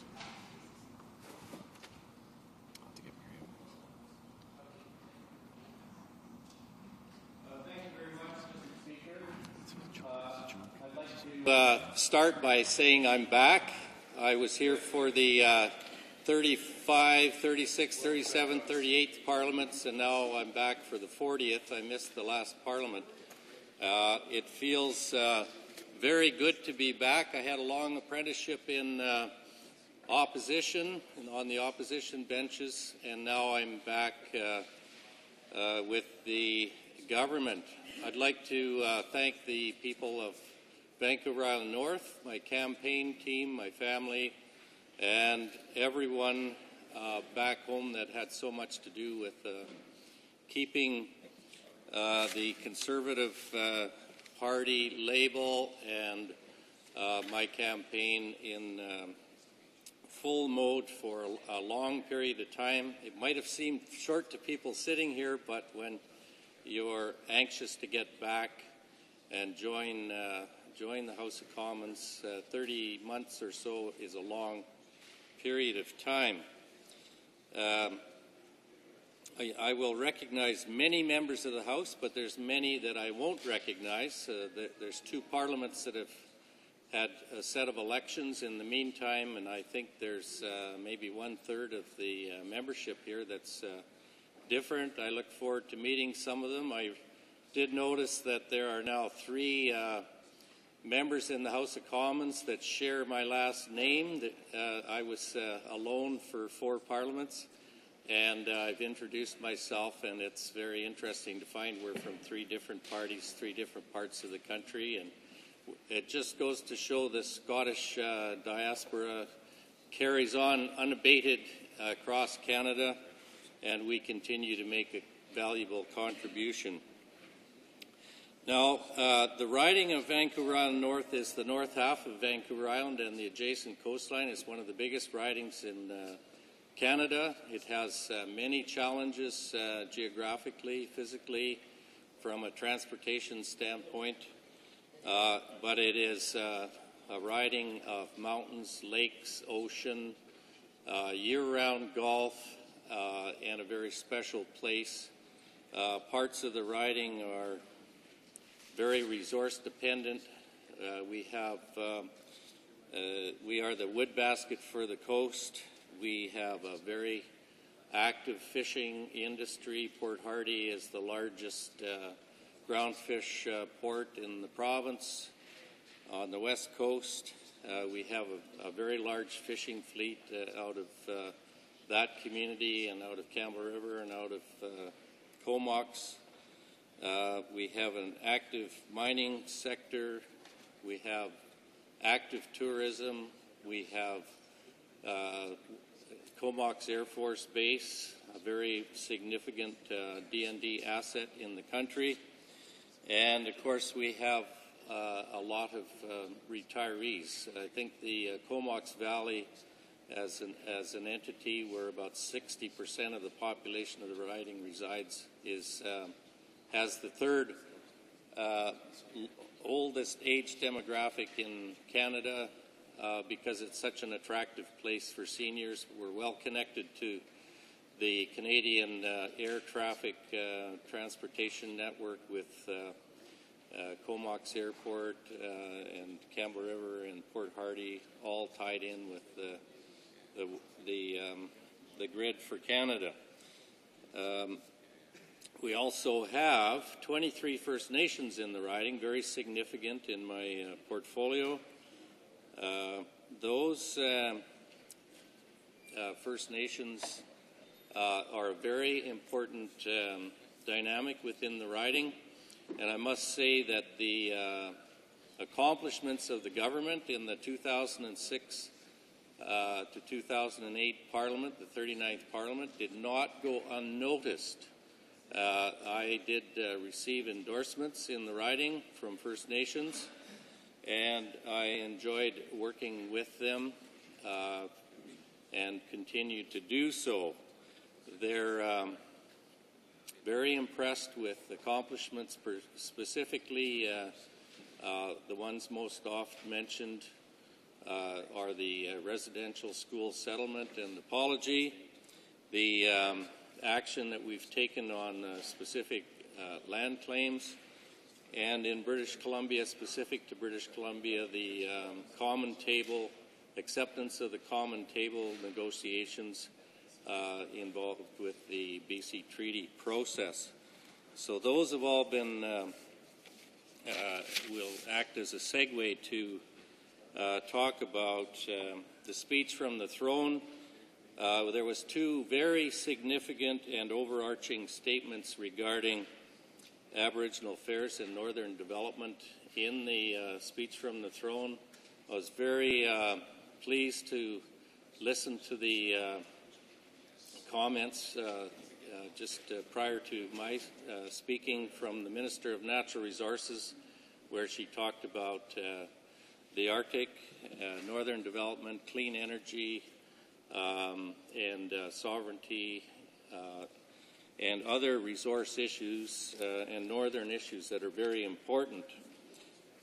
The throne speech talked about education, First Nations education, and our Northern strategy.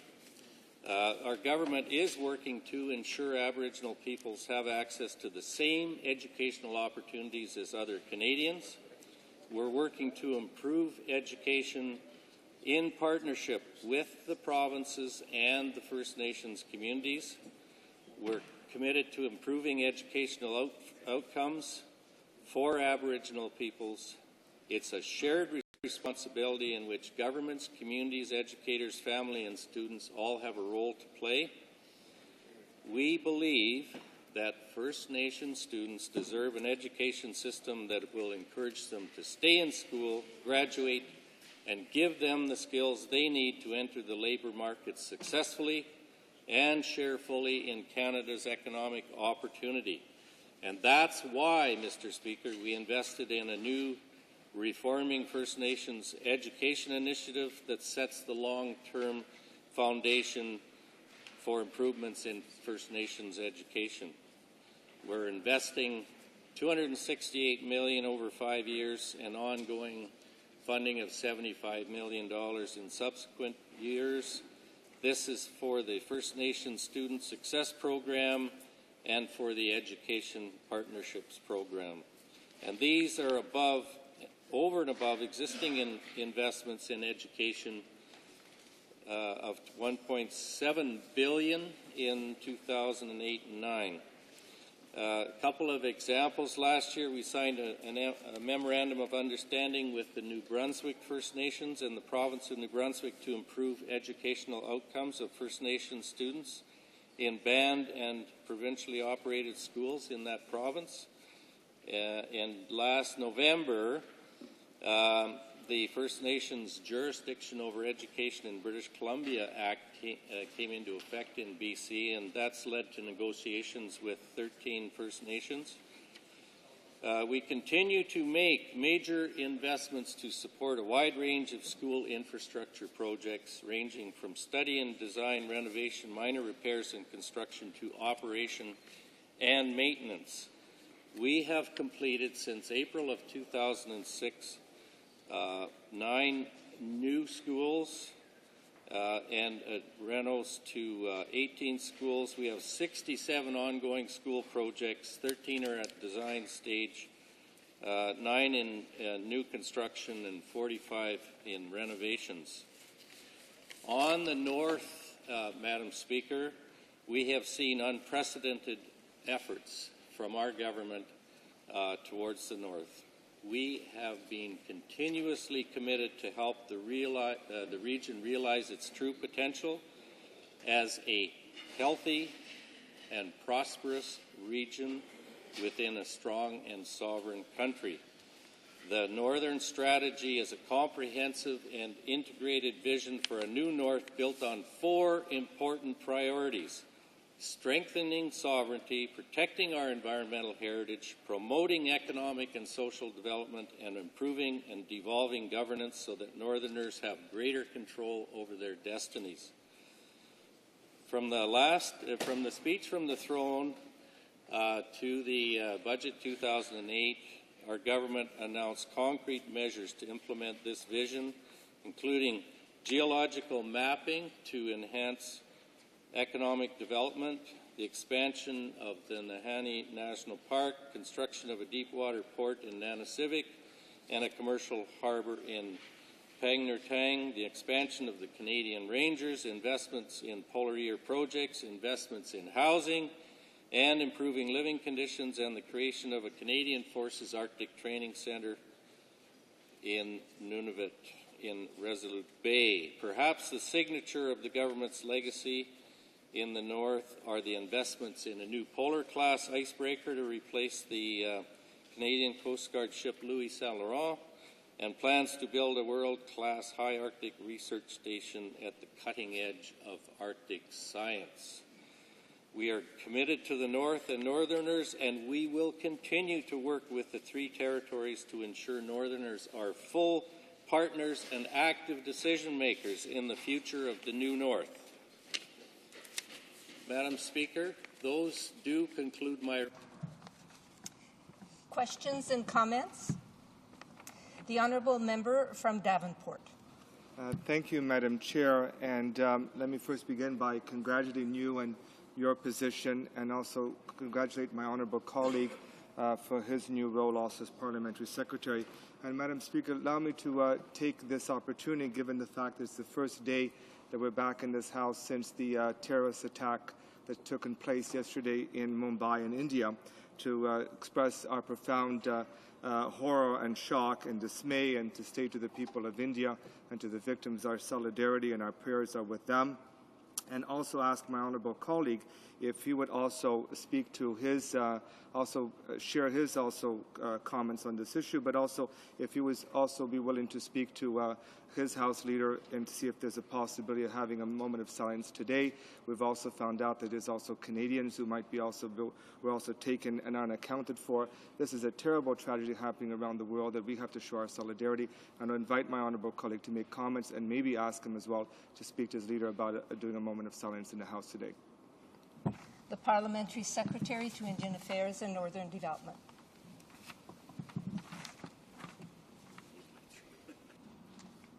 Thank you, Madam Speaker. Yes, I most appreciate the comments. The Prime Minister did condemn the attacks today, and I do join in my sense of outrage over what has occurred here. We certainly know that there are some Canadians that are involved, but the that in itself is not the entire question. Of course, we have a humanitarian issue here, and one that just displays the worst aspects of terrorism and going away from the rule of law, away from all of the values that Canadians value so much. So yes, I think it's most appropriate that that we take a nonpartisan approach in this House, and I'll certainly be talking with my colleagues and with the party officials. I believe that this is on everybody's radar and everybody's agenda today, and so I do congratulate the member for making this top of mind for everybody, and this is something that joins us all together in a common feeling, and I know there are many people who are in very high emotional distress. They've had major losses at this time, and so our collective hearts go out to them at this time. Questions and comments? The honourable member from Sudbury. Thank you, Madam Speaker. Congratulations to the honourable member on his re-election. I've heard a lot of talk about the expansion in the north and military spending along those lines, but this government can't find the money to build one school for the children of Attawapiskat. I'm wondering if the honourable member could explain that, please.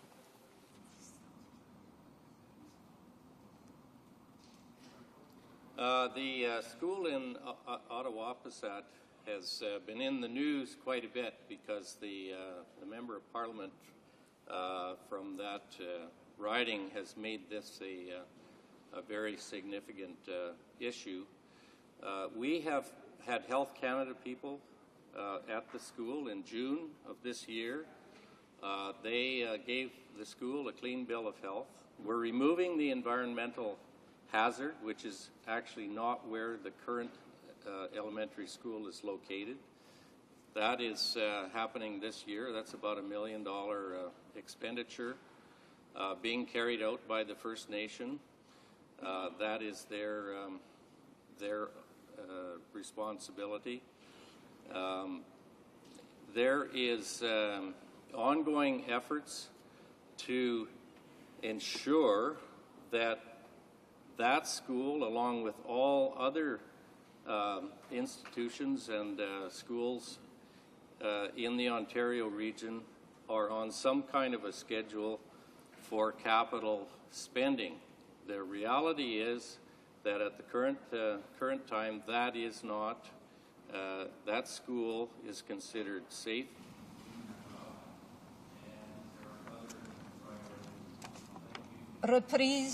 Resuming debate. The honourable member for Montmagny, Lille, Kamoska, Rivière-du-Loup. Thank you, Madam Speaker. I want to wish you a good term in your duties that you have been given. I'm going to be giving remarks, but I will be sharing my time with the member for Châteauguay-Saint-Constant. With respect to the throne speech, I'm speaking here for the first time, and I obviously want to thank the constituents for re-electing me.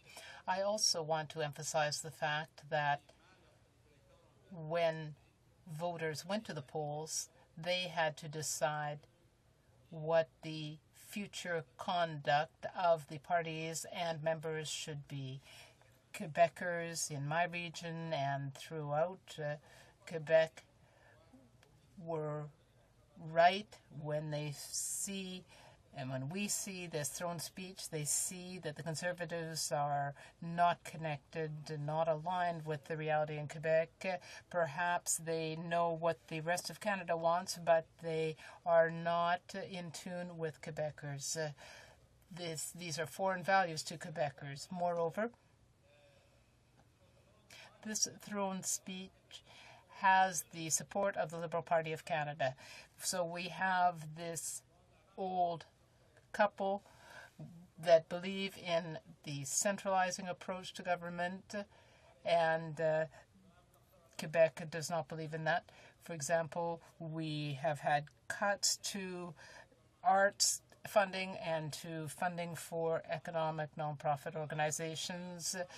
During the election campaign, we heard that the Conservatives had new programs to replace the old ones that have been cut, but there are no new programs. We don't have any compensation for these cuts. So the decrease in Quebec arts programs throughout the world is not serious because it's just another commodity.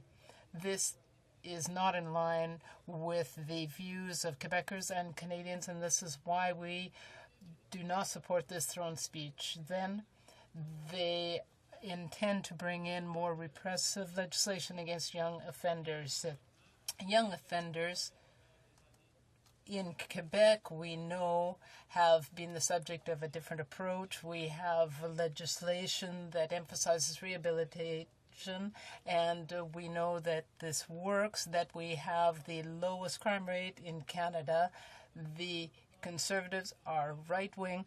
They are keeping the same approach that they had, and they announced this at their convention in Winnipeg, where they prefer to punish rather than prevent and rehabilitate, and this goes against our views. They also want to create a single securities regulator, and this goes against what we want. If I was a member for a Quebec riding in the Conservative government, I would tell the government that there's no way that Quebecers are going to accept this, that the position of Quebec has been very clear, is very clear, therefore this goes against what Quebec wants. And then we don't even hear the word Kyoto or see it anywhere in this throne speech.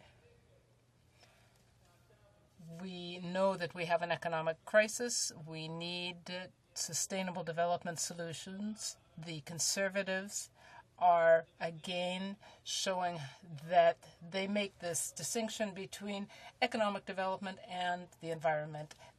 We don't believe there should be such a separation. We've understood for a long time that we need to work towards sustainable development, and they should have understood that, especially because they are very isolated. Even the Americans with their new president are going to be changing their position and not taking the Bush approach. Even in Australia, there has been a change. Only Canada is taking this regressive approach to climate change and not encourage sustainable development. We know that the economy and the environment need to be dealt with together. In the throne speech as well, we have an announcement that there is going to be a further decrease in Quebec's weight in Confederation. There is going to be an increase in the number of ridings in other provinces, and there will be consequences for Quebec. So there are many areas where there is a very clear distinction between the Conservative government's approach and what Quebecers want, as they have expressed through the election of Bloc Québécois members. Quebecers have said very clearly 6 times in a row, we prefer to have Bloc Québécois members representing us, even though they represent a sovereignist approach, because before, during, and after the election, they hold the same positions, and the members of the Bloc Québécois defend the interests of Quebec and Quebec's development.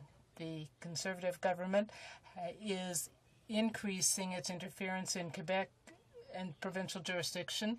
The throne speech does nothing to deal with the fiscal imbalance.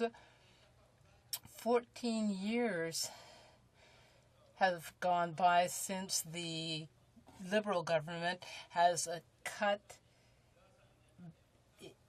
various programs. There has been an important impact because of this, because we need now to deal with international economic challenges. Quebec needs the money it deserves to be able to deal with health and education challenges. So we will be coming back to this. We are also being told very clearly that nuclear energy is going to be promoted, but there are no parameters for it.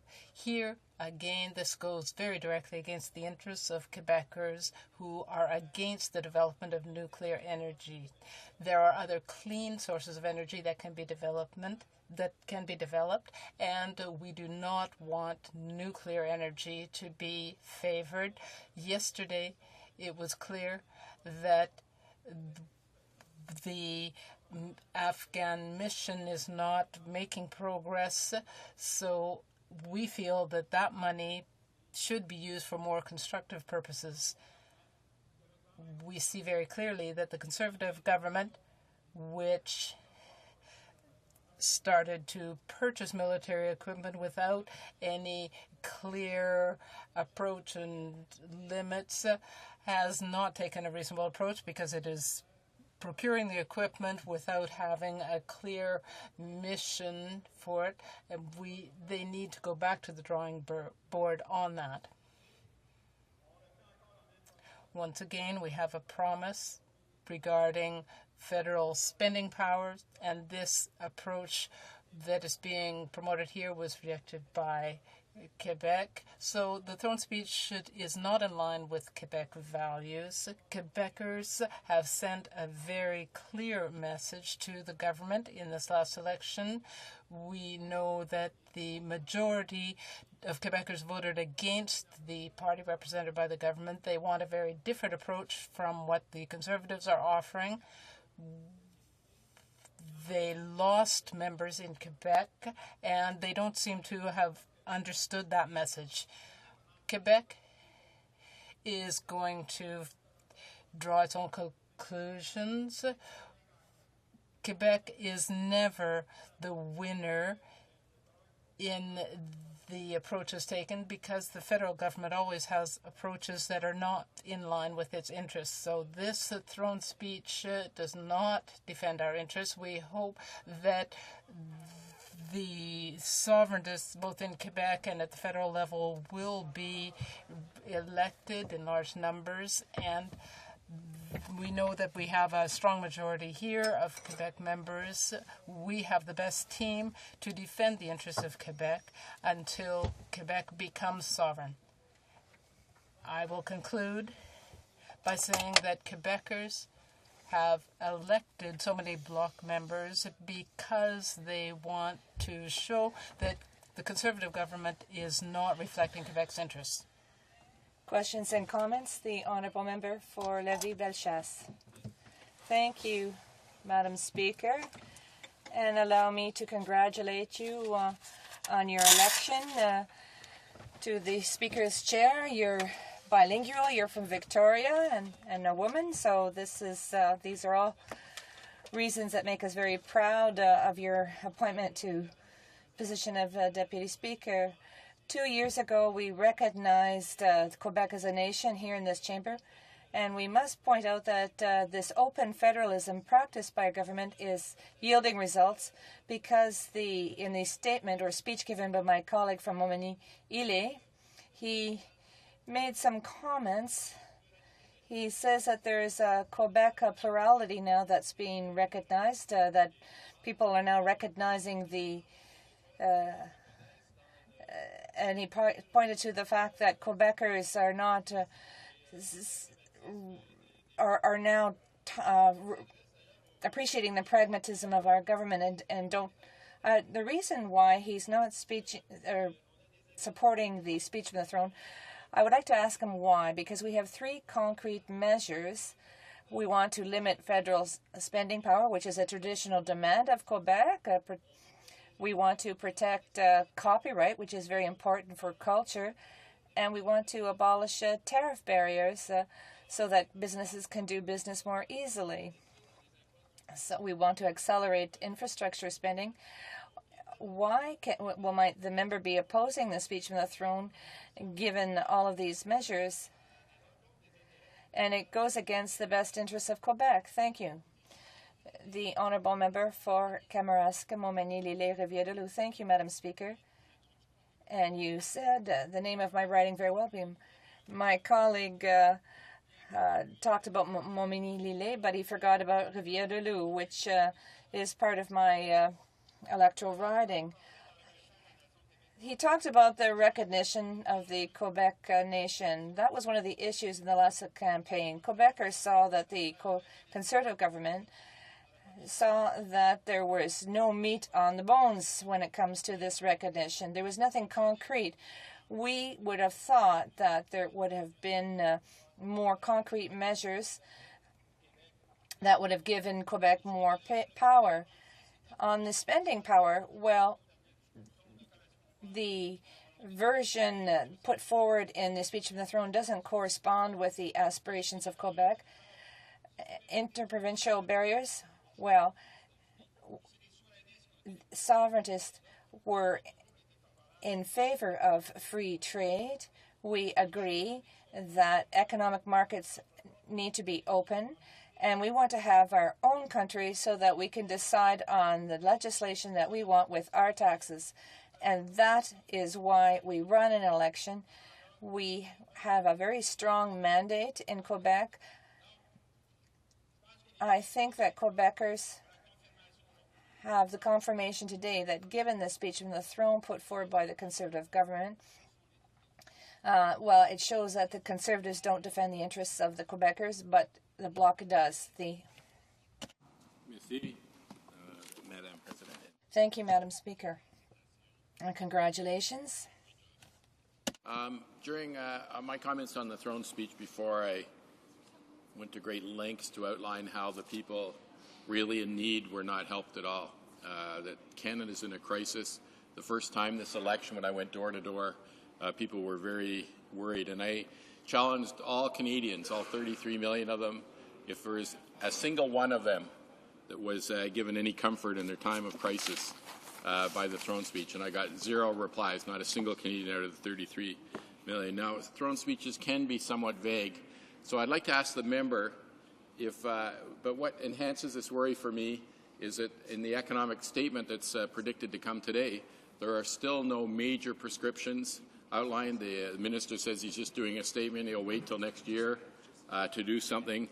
Does the member have any sense of confidence that those people in need, those people who've seen their pensions disappear, those people who've seen their RSPs, those people who are worried about their parents able to survive on a fixed income, those people that are losing their jobs, those people that are losing their homes and are terrified, do you see any confidence in speech coming this afternoon? I'm sorry, the honourable member's flattering comments went to my head. I forgot to say that it was just a very short question. Alors, l'honorable... The honourable member for Montmagny-Lillet, Kamouraska, Rivière-du-Loup. I understand. I would simply like to say that the Bloc Québécois will be tabled this week some very concrete measures to help the economy recover. We're hoping that the government will follow up on this, but I have the impression that the government will simply wait until the next budget, which is too bad because this will be penalizing democracy, particularly when it comes to political party financing. The honourable member for Châteauguay, Saint-Constant. Madam Speaker, I am pleased to rise today to give my address in response to the speech from the throne. But before I talk about the throne speech, I would like to take this opportunity to thank the constituents in Châteauguay Saint-Constant for their renewed confidence. They gave me a very strong mandate with a majority of 15,000 votes. I'm very honored. I'm very proud also to be representing the citizens in my riding during this 40th Parliament in order to defend their interests and the consensus reached by the Quebec nation. Thank you to all of you. And congratulations to you, Madam Speaker, on your appointment. Madam Speaker, over the past few weeks, we have seen that the world is going through a very serious crisis that will sooner or later affect businesses and citizens in our regions. When we see what's gone on in the world, we expect the federal government to play a definitive role, a decisive role to support them and get the economy back on track as soon as possible. In my opinion, it's important to remember that when we talk about this central role, we must remember that the government is not a business. The government is there to serve and protect the people.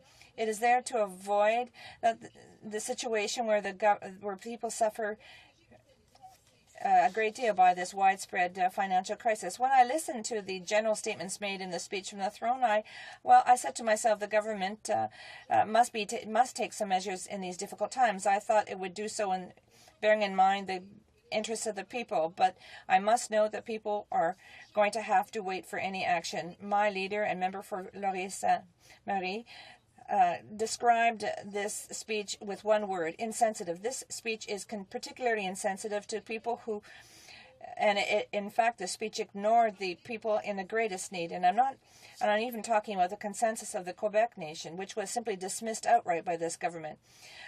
I was saying that this speech is insensitive. It is particularly for those who have been forgotten. For example, the seniors. Not only have they suffered, and they continue to suffer, because they have not been paid money that they're owed for their government pensions, but our seniors were not even mentioned in the speech from the throne. When you think about those who have spent all their lives saving for their retirement, and now you see that they're so concerned because their savings have been eroded by this international crisis. But what is the government suggesting to help our seniors? Nothing. Not one word about this. If the government wants to simply remain insensitive to the seniors, well, that's not what we will be doing here in the Bloc Québécois, because we understand the pressing needs of our seniors and their associations, and they told us about their needs during the summer and the fall of 2007. We observe one thing very clearly. Over the past 10 or so years, our seniors have been growing increasingly poorer. Although pension funds and the guaranteed income supplement have increased with the consumer index, it doesn't really reflect the real price of to be paid by these recipients. Indeed, the cost of living for seniors has gone up given the cost of medication, health services, and housing. In order to restore an acceptable cost of living for our seniors and give them back their dignity, the Bloc came up with 4 different pillars that have been included in Bill C-490. Increased by $110 per month the amount of the GIS to be paid to recipients, and over 6 months continue paying pension following the death of a spouse, automatically enrolling those who are 65 years and older for GIS payments, and provide a retroactive GIS payment for everybody who was entitled to these benefits but did not receive them. Not only are we going to defend these legitimate demands of our seniors to have access to a better life, but we also think about the people who are shortchanged by their pension funds. We have to change the age limit from 71 to 73 to allow people to roll their RSPs into RIFs at a better time. I said I was very disappointed by the direction taken in the speech from the throne. And what about protection for the poor? The people that I represent know that I pay a great deal of attention to social justice. One thing is clear in my mind. The people who have been forgotten are those who need social programs. Aside from the seniors, I notice that the forgotten include women, those with inadequate housing, older workers, the unemployed, the cultural milieu, francophones outside Quebec, students, and those working in the education field who were expecting a reinvestment of $800 million to remedy the fiscal imbalance. There's also the not-for-profit organizations. So we're not talking about a coincidence here. Once again, and regretfully so, I find that these same categories of people who were forgotten by the Conservative government during the last Parliament are forgotten once again. This is very disappointing. I would also add that it's not only the poor who have suffered by the Conservative government's insensitivity. What about the consensus of the Quebec nation? This was simply disregarded in the speech from the throne. I would like to focus on some issues in particular. First of all, culture cutbacks for economic development organizations. In Quebec, culture is one of the pillars of our identity, and our identity must be protected. Secondly, the imposition of repressive laws against young offenders. In Quebec, we have a consensus, and we have decided we must emphasize rehabilitation, and our system has been working very well. We have the lowest crime rate in North America. Punishment instead of prevention is not acceptable. Thirdly, the creation of a Securities Commission in Quebec. There is a consensus that we already have ours and it works well. Then there's the ignorance of the Kyoto Protocol. In Quebec, there is a consensus. We have chosen the route of Kyoto. And finally, there is a denial of our affirmation by reducing Quebec's political weight in Parliament and by multiplying intrusions into matters that come under provincial jurisdiction. In Quebec, we feel that we are better placed to define our own needs. There are a lot of other examples of insensitivity that my other Bloc Québécois will have had an opportunity to point out during their speeches. I would conclude therefore by saying that, like the rest of the Bloc members, I will not be supporting this speech from the throne for the reasons that I gave. Thank you very much, Madam Speaker. Questions and comments. The Honourable Member for Yukon. Thank you, Madam Speaker. The member mentioned the whole lack of mention of culture here after it basically the devastating cuts to cultural programs cost the Conservatives a majority government, and yet there's no rehabilitation of that, no sign of that in this throne speech. They just didn't listen to the public, didn't reinstate those programs. And I'd just like to ask the member if she has any confidence in the fact that they had listened to that. You know, it's embarrassing. They got a new Minister of Heritage who's so terribly briefed that he tried to suggest that they were supporting increasing support for cultural programs, that they hadn't, insinuating that they hadn't cut some major programs in the cultural area. That sham was exposed by the Globe and Mail earlier this year, quite some time ago. The minister should know about that, should be honest, and should support instead of saying that they didn't make that negative point on culture. He's suggesting that thousands of Quebecers that came out and marched in the streets and the 500,000 people that went on that website were wrong, and that he's right. The Honourable Member for Châteauguay Saint-Constant. I'd like to thank my colleague for his question. Indeed, the whole issue of culture was a crucial one for the Quebec people. And yes, they did go into the streets to express their dissatisfaction with these cutbacks. Because in Quebec, culture is fundamental. It is our very soul. It's our identity. And to want to cut back in the way that they've done in such a draconian way without any explanations, why were these cutbacks made? Why was there a need to cut back? We never had an answer to this. And the previous minister refused to provide any information to anyone whatsoever to explain why the need to cut back in culture. You know, in Quebec, yes, this is about respecting our identity, but culture is also an economic driver. Everyone knows how far Quebec culture reaches in the world. And it is, think about the Cirque du Soleil, think about all these people from Quebec who are known for their innovation, their genius, and then there are also our filmmakers and our authors. I think that the Quebecers indicated very clearly that we do not accept this type of treatment, and that Quebec people will never agree with having their feet trampled when it comes to culture. Questions and comments? Peg North. Merci, Madame la Présidente. Thank you, Madam Speaker. And I'd like to begin by thanking my colleague from the bloc, and all members of the bloc for their position, which is closely akin to that of the NDP when it comes to government priorities. I would like to ask the member,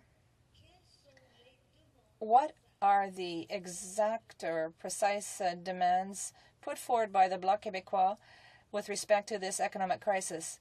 We are asking for investment in the infrastructure program, in social programs, in health, the unemployment system, innovation, and we also feel that consumers' rights need to be respected. That's our position. But what are the demands of the bloc members? The honourable member for Châteauguay-Saint-Constant has only 50 seconds to respond. I'd like to thank my colleague for her question. I think that I will have to perhaps correct a few things. She said that the bloc was close to the NDP, but I would say that we represent the people from Quebec and the Quebec nation, and I think that we don't necessarily share their centralizing pensions. The NDP wants to centralize powers, which is the exact opposite of what we're looking for. But when it comes to the bloc's demands, I see that I have no longer any time to speak. We are asking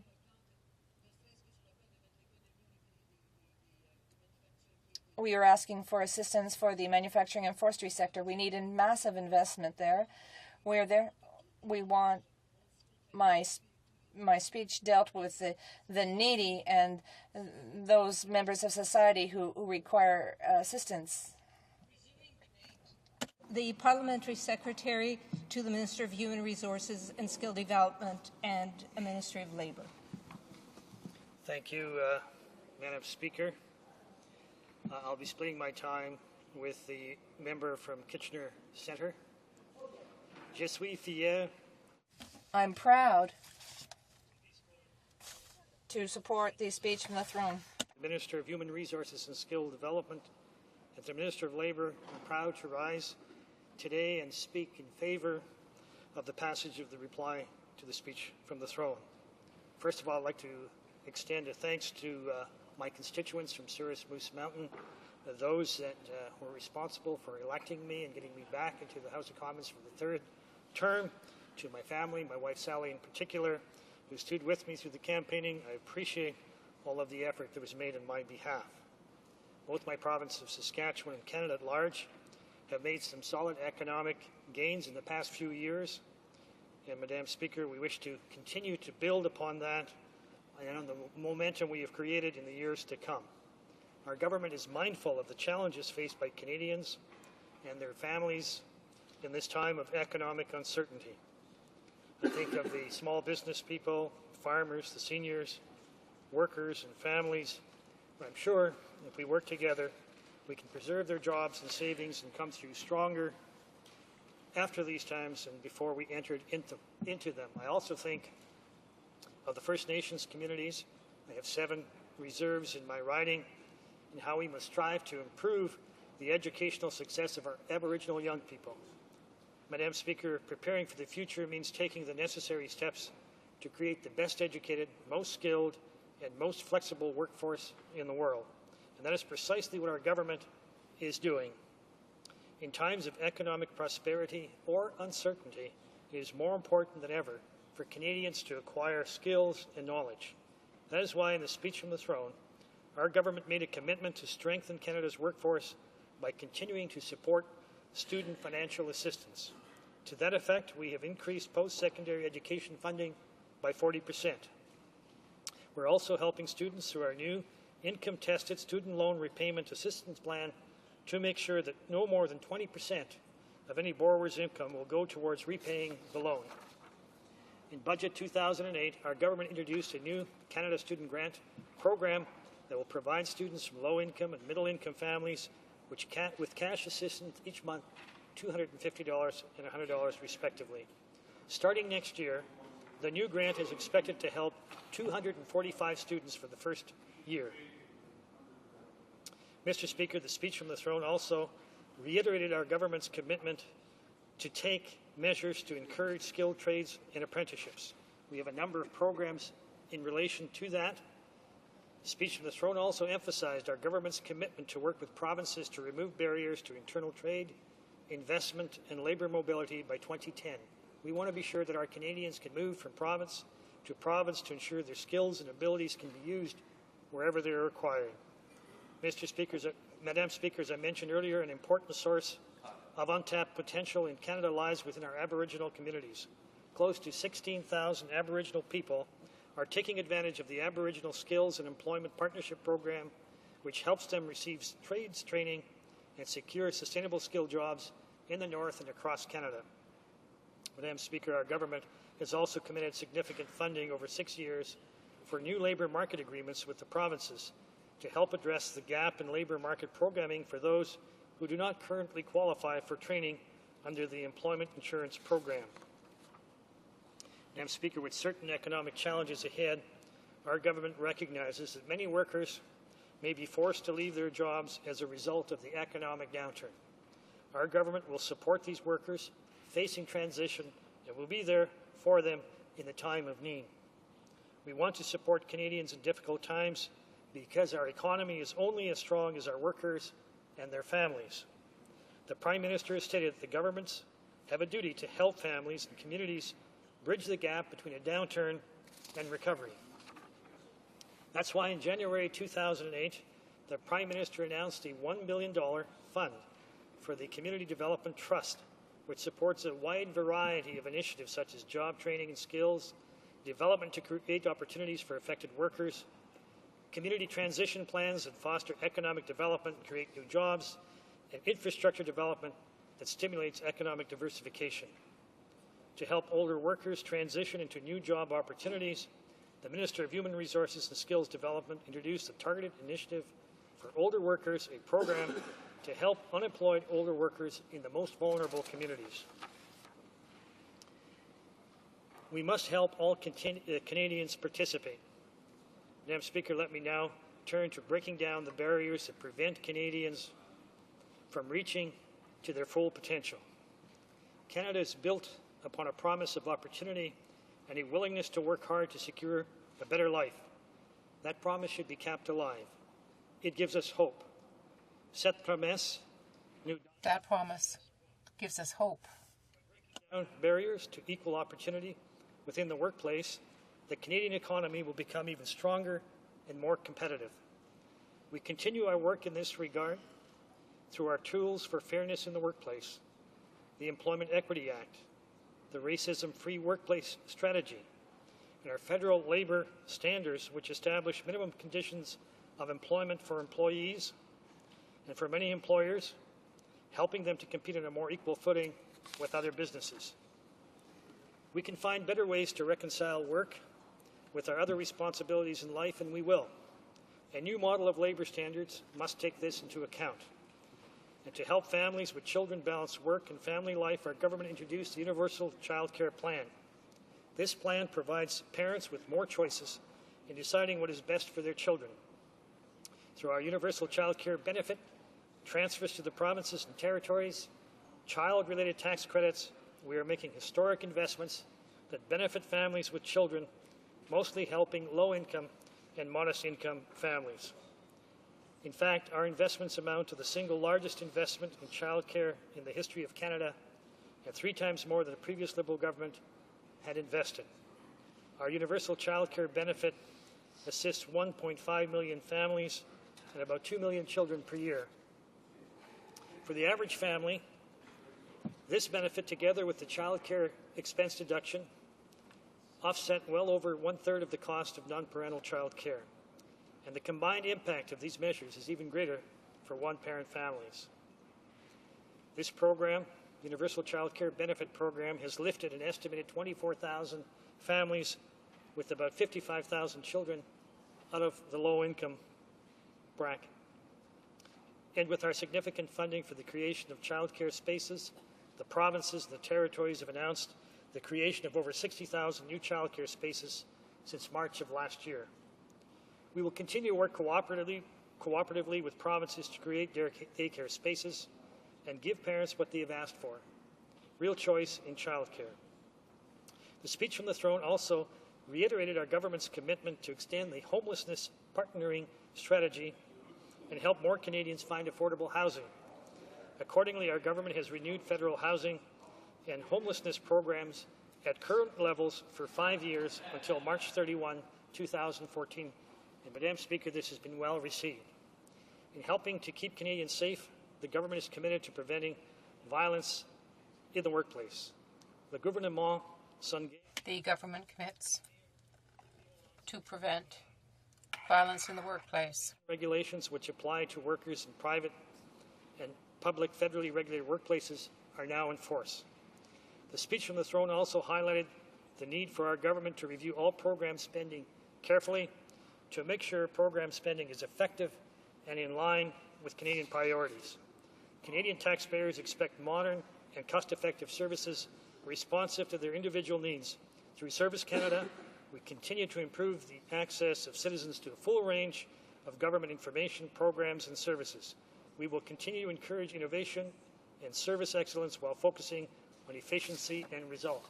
In conclusion, Madam Speaker, I'd like to once again reiterate the great honour and privilege it is to serve my constituents in this House, and I believe that I will live up to their expectations, and I'll do the best I can to represent them, and I trust we will emerge from these uncertain times better, stronger, and more able than we were before we entered. Thank you, Madam Speaker. Questions and comments? The Honourable Member from Dartmouth Cole Harbour. Thank you, Madam Speaker, and I must say it is a delight to see you in the chair. I know you'll do a wonderful job for this House. I want to thank my colleague for his comments. We haven't had a chance to chat yet, but I'm the critic for human resources for the Liberal Party.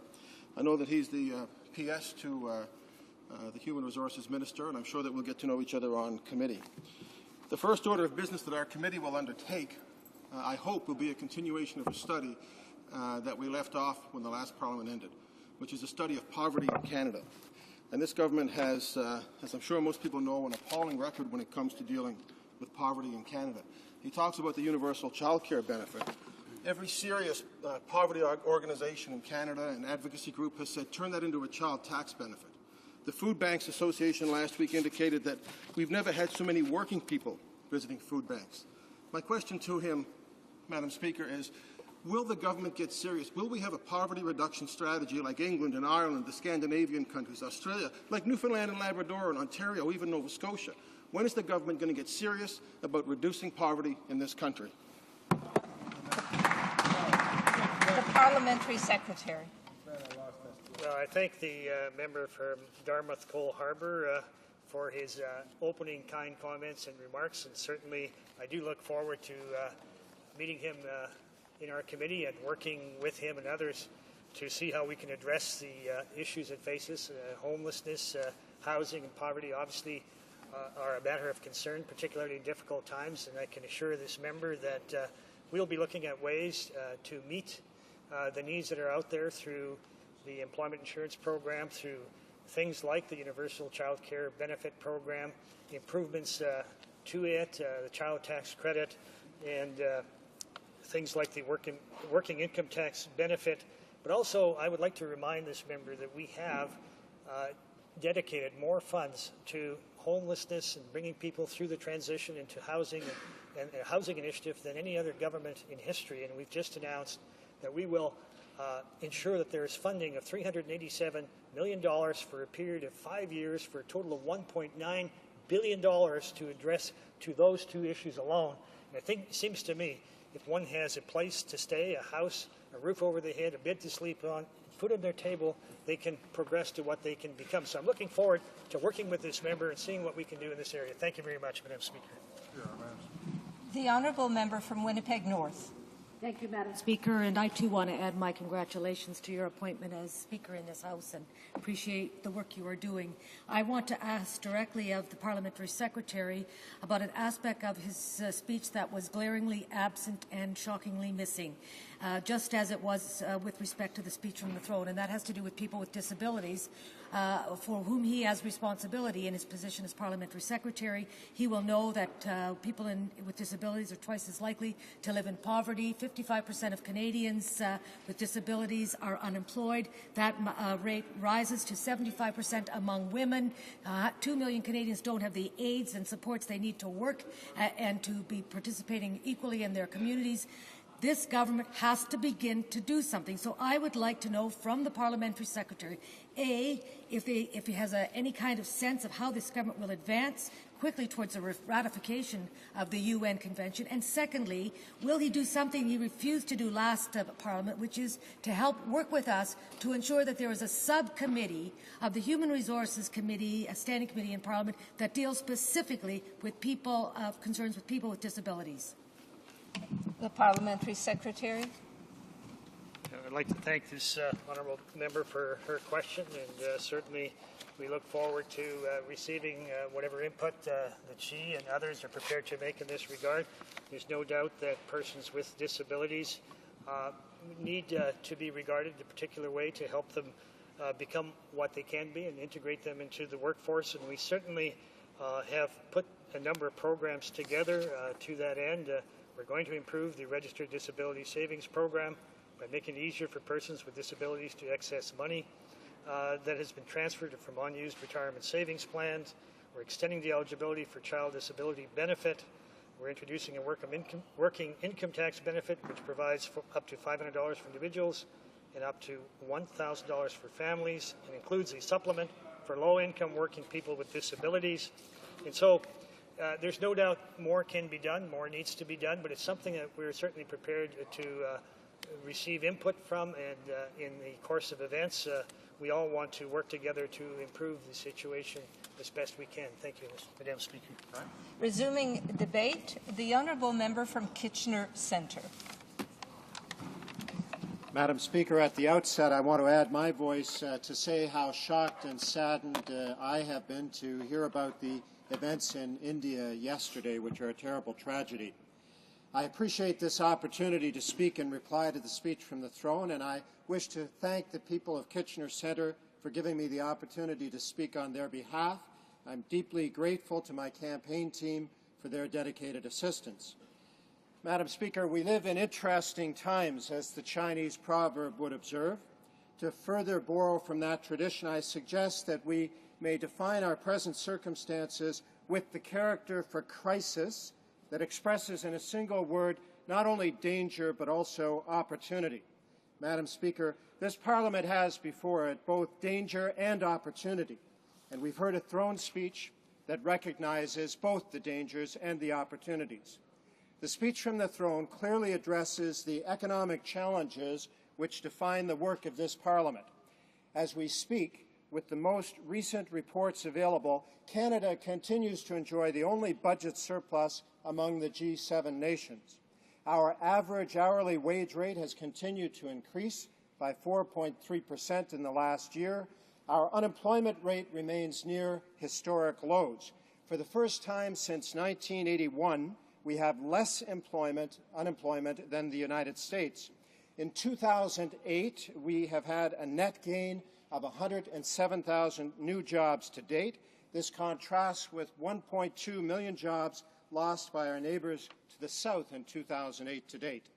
The fiscal prudence of our government in the last Parliament undoubtedly contributed to these advantages.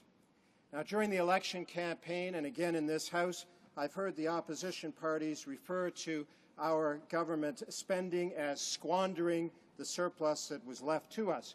I must say that I don't consider paying down $37 billion of national debt in just 2 years, reducing almost $200 billion in taxation, and investing in infrastructure as squandering anything. These were proactive measures to ensure the health of our economy. To suggest that the government was wrong to reduce the surplus in this way is to suggest that we should reverse those actions by raising taxes once again. To suggest the government was wrong to do these things is to suggest that we should cancel those infrastructure investments. Yet these are the very actions which have made our economic success known around the world. It's unwise to now suggest that lowering taxes and investing in infrastructure were wrong or should be reversed. Quite the opposite is true. These measures provided ongoing economic stimulus. The GST cuts, for example, didn't just put more money in consumers' pockets last year, they continue to increase consumer spending power this year and the next year and the year after that. The benefit of these tax reductions and infrastructure investments could not be greater if the government had waited until now to implement them, as have some of our neighbors. Quite the opposite is true. Because we were ahead of the curve, we are already enjoying the benefits and have delayed the onset of recession far longer than have our neighbors. But the dangers remain. Loss of stock market value, declining U.S. consumer confidence, reduced demand for our products, especially automotive, from our largest trading partner, dropping commodities prices. We're all painfully aware of the dangers we face. We cannot escape the economic downturn. The economic problems afflicting our largest trading partner will inevitably affect us. We are a trading nation. The health of the global economy impacts the health of the Canadian economy. Now, the government has already demonstrated its keen awareness of the necessity for international cooperation. Our Prime Minister has already met with world leaders and worked with them on general principles which will be implemented by our government with the support of this House. My personal hope, Madam Speaker, is that two approaches will become priorities, and I'm certain that I speak for the people of Kitchener Centre in expressing these priorities. These, in fact, are opportunities, Madam Speaker. The first is an acceleration of investment in infrastructure. The second is ensuring support for those whose livelihood is lost or whose essential savings are lost by the economic downturn. These two priorities are emblematic of the Kitchener traditions of industrious community development and of socially innovative concern for our neighbors. As to infrastructure, the government has already wisely budgeted for $33 billion of infrastructure investment over the next several years. It's now important to provide much of that economic stimulus over the next 12 to 24 months. I'm confident that our government will take those measures to the fullest extent possible. This is an opportunity to address real and present infrastructure needs. It is equally important to ensure that no Canadian is left behind. In Canada, we do not abandon the less fortunate. Clearly, the economic downturn will make itself felt in the Employment Insurance Fund and in provincial social assistance programs. I confidently expect our government's new budget will address these very important needs. The throne speech expresses a commitment to ensure delivery of the generous transfer payments already planned for health care and social programs. It promises to ensure that programs for workers facing transition are available for those who need them most. The throne speech also affirms our resolve to extend the Homelessness Partnership strategy and help more Canadians find affordable housing. These are opportunities to improve our support networks. How will our government achieve these fundamental goals? How will we as a House, in another minority position, come together? How can the government reconcile sometimes conflicting needs across 10 provinces and 3 territories? Madam Speaker, we have a unique opportunity to accomplish this great work in this 40th Parliament. We have 2 things going for us. First, we have heard a near universal call for a renewed sense of decorum in this chamber. This reflects a thirst by members of this House and by Canadians across our great land for a sense of common focus. Friends, the challenges before us are so great that they compel us to put aside partisan sharpness and to find common purpose.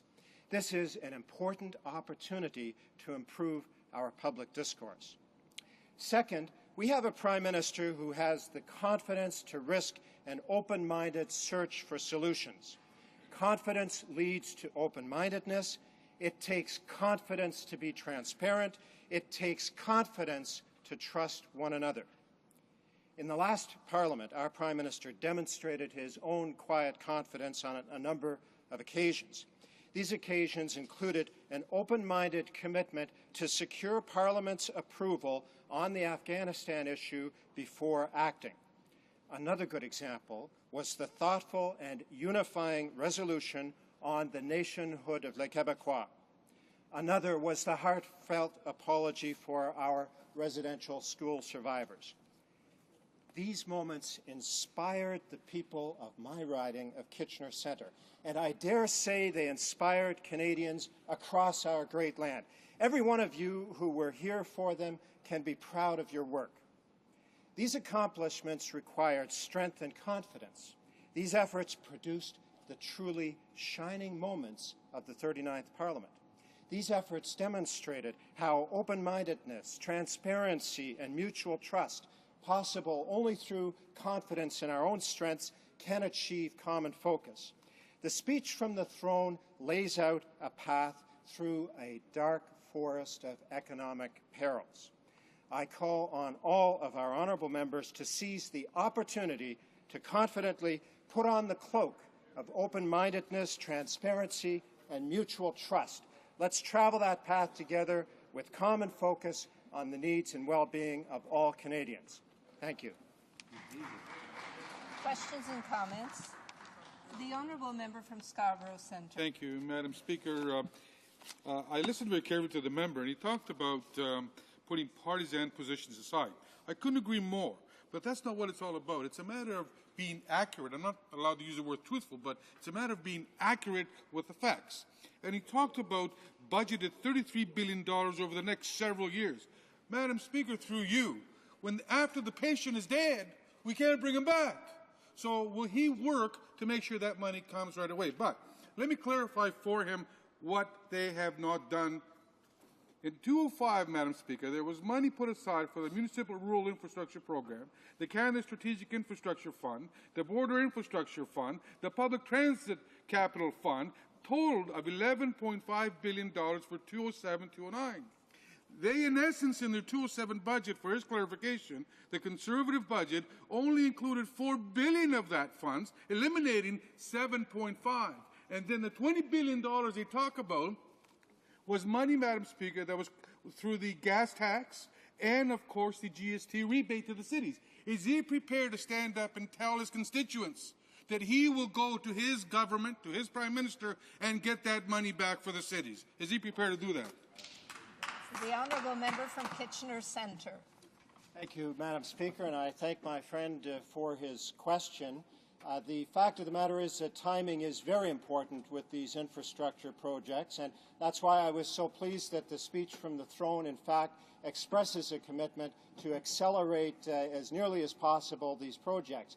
Of course, we work in partnership with the provinces. That's the strength of our great land, that we don't act unilaterally.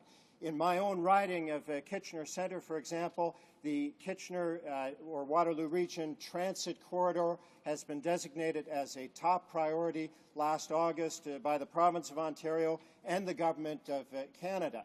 And my expectation is that I'm going to be working hard to ensure that those funds flow on a timely basis in order to advance that project. I've also already been in touch with the Mayor of Kitchener and the Chair of the Waterloo Region to find out what they believe to be their top infrastructure projects, and I do regard it as my job as member to ensure that those get funded. Thank you. Questions and comments? The Honourable Member from Winnipeg North. Thank you, Madam Speaker. First, I want to congratulate the member for Kitchener Centre and say that I hope he can live up to the high standards set by his predecessor, Karen Redmond, a person of in this House for whom we have a great deal of respect and admiration. I want to tell the member that I know Kitchener quite well. I was born in Kitchener. My parents live near Kitchener in a village called Winterburn. And I also know from visits to that city that the concerns of that area are not being represented to date by the Conservatives, and I hope they will be. I want to give ask about one particular issue, and that is dealing with laid-off workers who not only have to face the horror of being laid off, but suddenly don't have drug coverage. And the residents of Kitchener have told us, as I'm sure they've told him, that they want to see his government bring in a national drug strategy to ensure that all people, regardless of their economic circumstances, have access to the necessary medications. Will he promise to pursue that with his government? Good question. The honourable member from Kitchener Centre.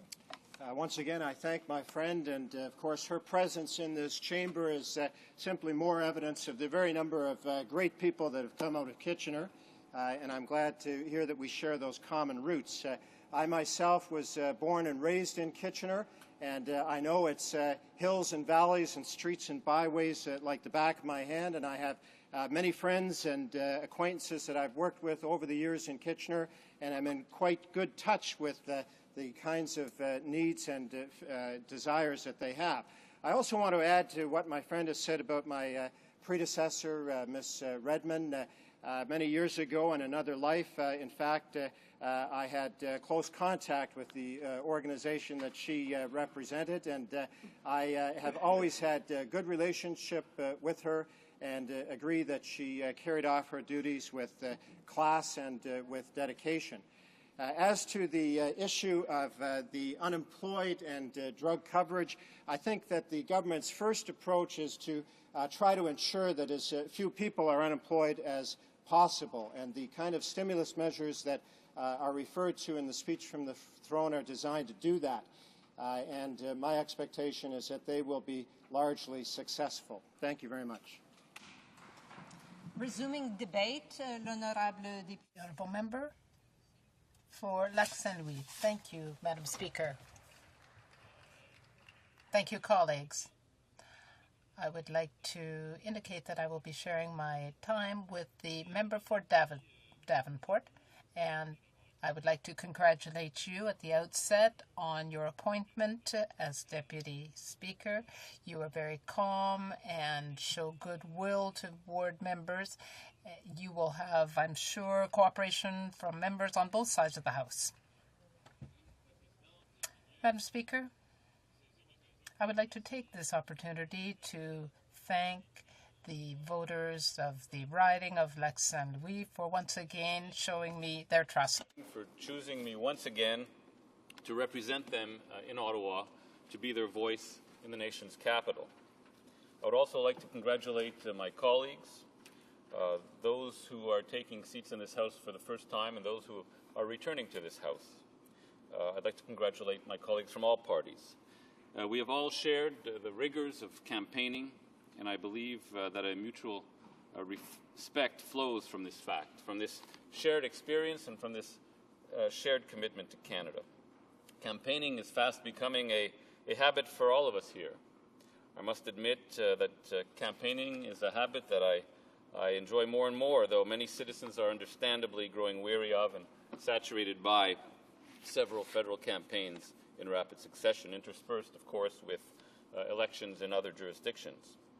Nonetheless, I enjoyed last fall the opportunity to meet my constituents on a more frequent basis and in the more intense manner that is an election campaign. I enjoyed sharing their ideas at train stations, at shopping malls, at their doorstep, and in public gatherings and debates. I enjoyed their passion for the issues, domestic and international, that make the voters of Lac Saint-Louis some of the most informed and engaged voters in the country.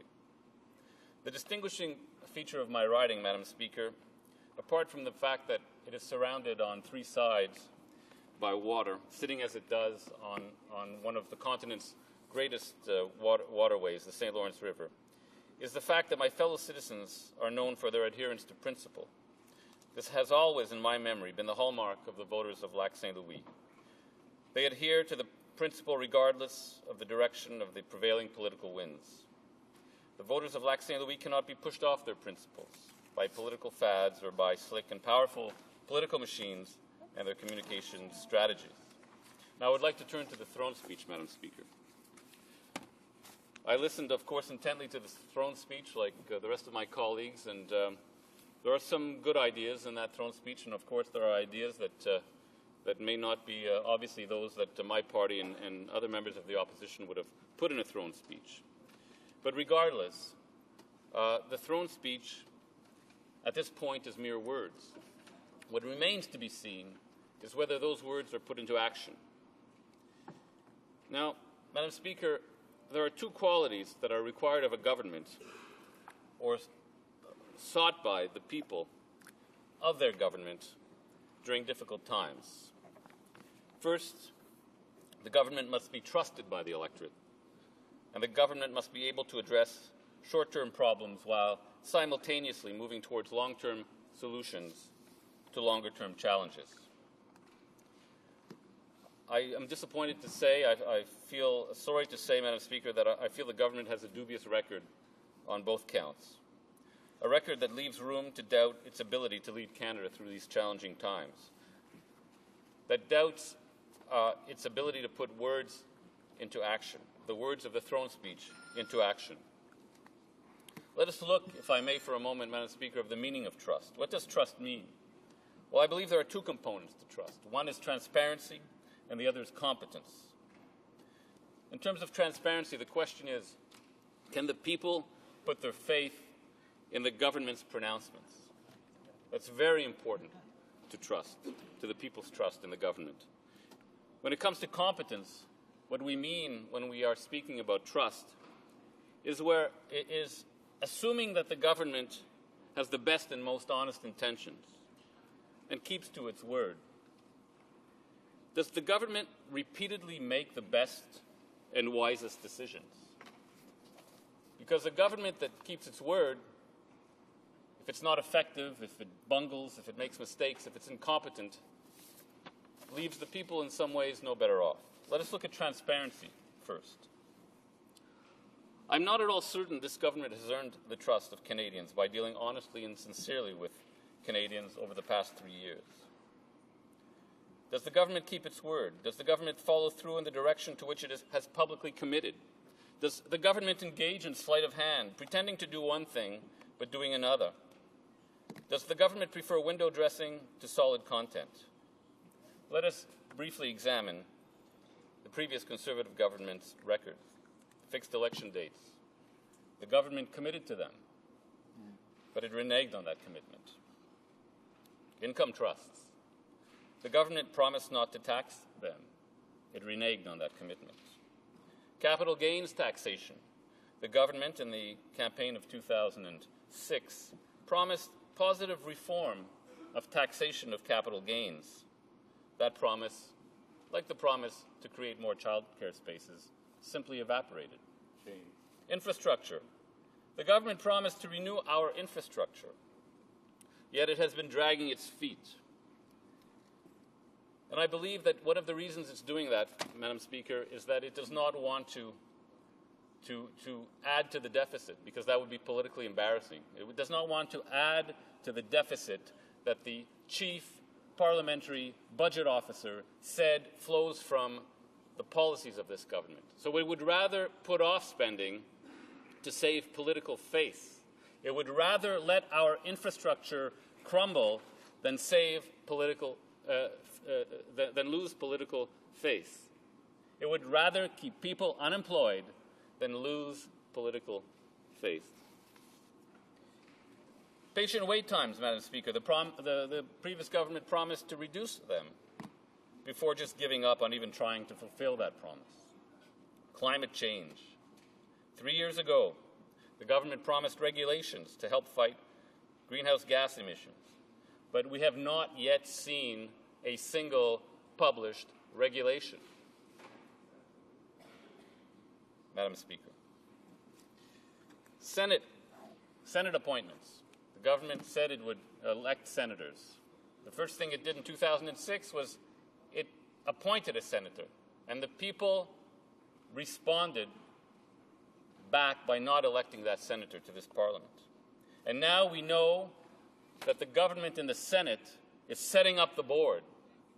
It's setting up the Senate, and in fact, it's setting up Canadians to appoint 19 senators without election.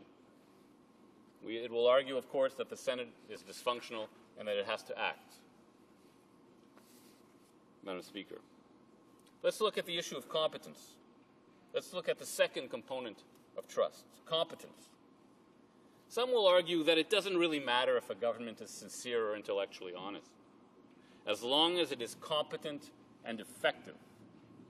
As a matter of fact, during the election campaign, going door to door, I ran across many decent people who said, look, we don't like this government, we don't believe it, but they seem to be clever and smart. They seem to be foxy, and I guess that counts for something. Maybe they can accomplish something by being clever and foxy. It's a little sad when you think about it, Madam Speaker, that good, decent people, after 3 years of conservative government rule, have decreased their expectations about political honesty to such a level, Madam Speaker. But here again, the government has scored low on the measure of trust that is competence. Earlier this week, the Minister of State for the Americas absolved the government of responsibility for the upcoming federal deficit by stating that the government could not foresee the current global recession. This begs the question, why did the government therefore eliminate the financial cushion previous Liberal governments had inserted into past budgets? That's what the cushion was for unforeseen problems. So you can't have it both ways. If you didn't foresee, why didn't you plan for the worst in case it happened? That's an issue of competence, Madam Speaker. So, Madam Speaker, I know I have little time. I know that there was a line in the budget inspired by my private member's bill, Bill C-585, that says the government will implement legislation to prevent transfers of water out of basins. It remains to be seen if the government will follow through on that, but it can count on the fact that I will certainly be pushing the government to act as quickly as possible. Thank you, Madam Speaker. Questions and comments? The Honourable Member from Skeena-Bulkley Valley. Thank you, Madam Speaker, and I welcome my colleague back. I know certain issues around water and others will be front and center for his mind again. We did good work on the Environment Committee together. My question is around choices that the government is making in these uncertain times. We'll see a series of the government's choices just this afternoon. I would suggest that many of them will appear as policy but will be political in their nature. I hope not, but the government has already indicated through a number of leaks to the media that that will be the case. The choice made around how to actually stimulate an economy, and I'll speak about the northwest of British Columbia that has been in a recession for some number of years now, some communities facing upwards of 80% unemployment, where the government would come forward and say there isn't a problem they haven't seen that a tax cut won't meet. And if one only has a hammer, then every problem starts to look like a nail. For companies in my region that had been suffering for a long time had not in fact been paying taxes because they had not been making profit. That as the tax rate went down for corporations, they were not seeing any benefit coming back to them. Whereas when we were able to use part government and part private funding for a mill in Fort St. James, for instance, 250 mill jobs are being saved and those workers are going back to work this week. This is something that is about a choice. And this government seems so hooked to an ideology that there is no other solution other than a tax rate measure, rather than a true stimulus package and investment, which is being debated south of the border. I'm wondering what his thoughts are on the choices that are being made right now and have been made in previous budgets by this ideological government. Honorable député de... The Honourable Member for Lac Saint Louis. Thank you, Madam Speaker. Member for his question because it relates to a point that I wanted to raise with the member from Kitchener Centre. He talked about in his speech, he talked about the GST cut and how that is stimulating the economy. However, the problem with tax cuts, the problem with interest rate cuts, is that their effect, and this you learn in Economics 101, the effect of these levers is mediated by market psychology. So you could cut taxes all you want, and if people are afraid, they're not going to spend. You can cut interest rates all you want, and if businesses aren't optimistic, they're not going to borrow and they're not going to invest. So in response to my colleagues, my NDP colleagues' point, I think in times like this, what is important is that the government takes control of levers that it would have absolute control over, like infrastructure spending. You know, if the government decides it's going to spend on infrastructure, no amount of market psychology is going to make it change its mind. But if the individual gets a 1% GST cut, and by the way, the effect of that is just recouped by oil companies that raise gas prices or coffee shops that raise the price of coffee, the problem is the government, has a very loose string. It has a loose string that it's trying to push. It's trying to push a string when what we need is a more solid lever. Thank you, Madam Speaker. Questions and comments? L'honorable député. The honourable member for Madawaska Restigouche. Thank you, Madam Speaker. I'd like to congratulate my colleague for his speech, but I'd like to ask him a two-pronged question. You will recall that there were a lot of problems. There have been a lot of problems in the softwood lumber industry over the past 36 months, and I would like to know from my colleague, did the government understand? Did the government listen to the demands? We had forewarned the government about the economic crisis, about the problems in the forestry sector. Did the government do anything about it? Secondly, we had also told the Conservatives that it was dangerous to fall into to slide into a deficit. They said there would be no deficit. I would ask my colleague, did the government really listen? Given everything we've said over the past 30-odd months, I believe they've turned a deaf ear to us. The honourable member for Lac Saint Louis. Thank you. Thank you, Madam Speaker. I'd like to thank my colleague for his question. I believe that what we learn out of all this, learn from all this, is that this government, no, they didn't listen. That's clear. The government doesn't really bother much about long-term policies. I said that in my speech. The government needs to be intellectual. It needs to be honest intellectually and do some long-term planning. I don't believe that this government has really planned for any alternative measures in the event of a crisis. So I would answer the question by saying no. A member from Davenport. Thank you, Madam Speaker. I would like to begin by thanking the good people of Davenport for the trust they have shown in me, and also by congratulating all members in this House for their election or re-election as members of Parliament.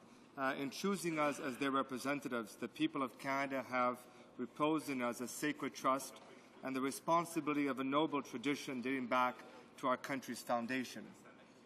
To those members who have not returned, I take this moment to thank you and to thank them for their service to this country we all love. Their hard work and dedication will long be remembered. I would also like to thank my leader for his confidence in me and appointed me as official opposition critic for foreign affairs with responsibility for the Americas. Madam Speaker, allow me to begin by quoting from the speech from the throne. I quote, "In Canada, as in other countries in the world, democracy today faces a decisive challenge.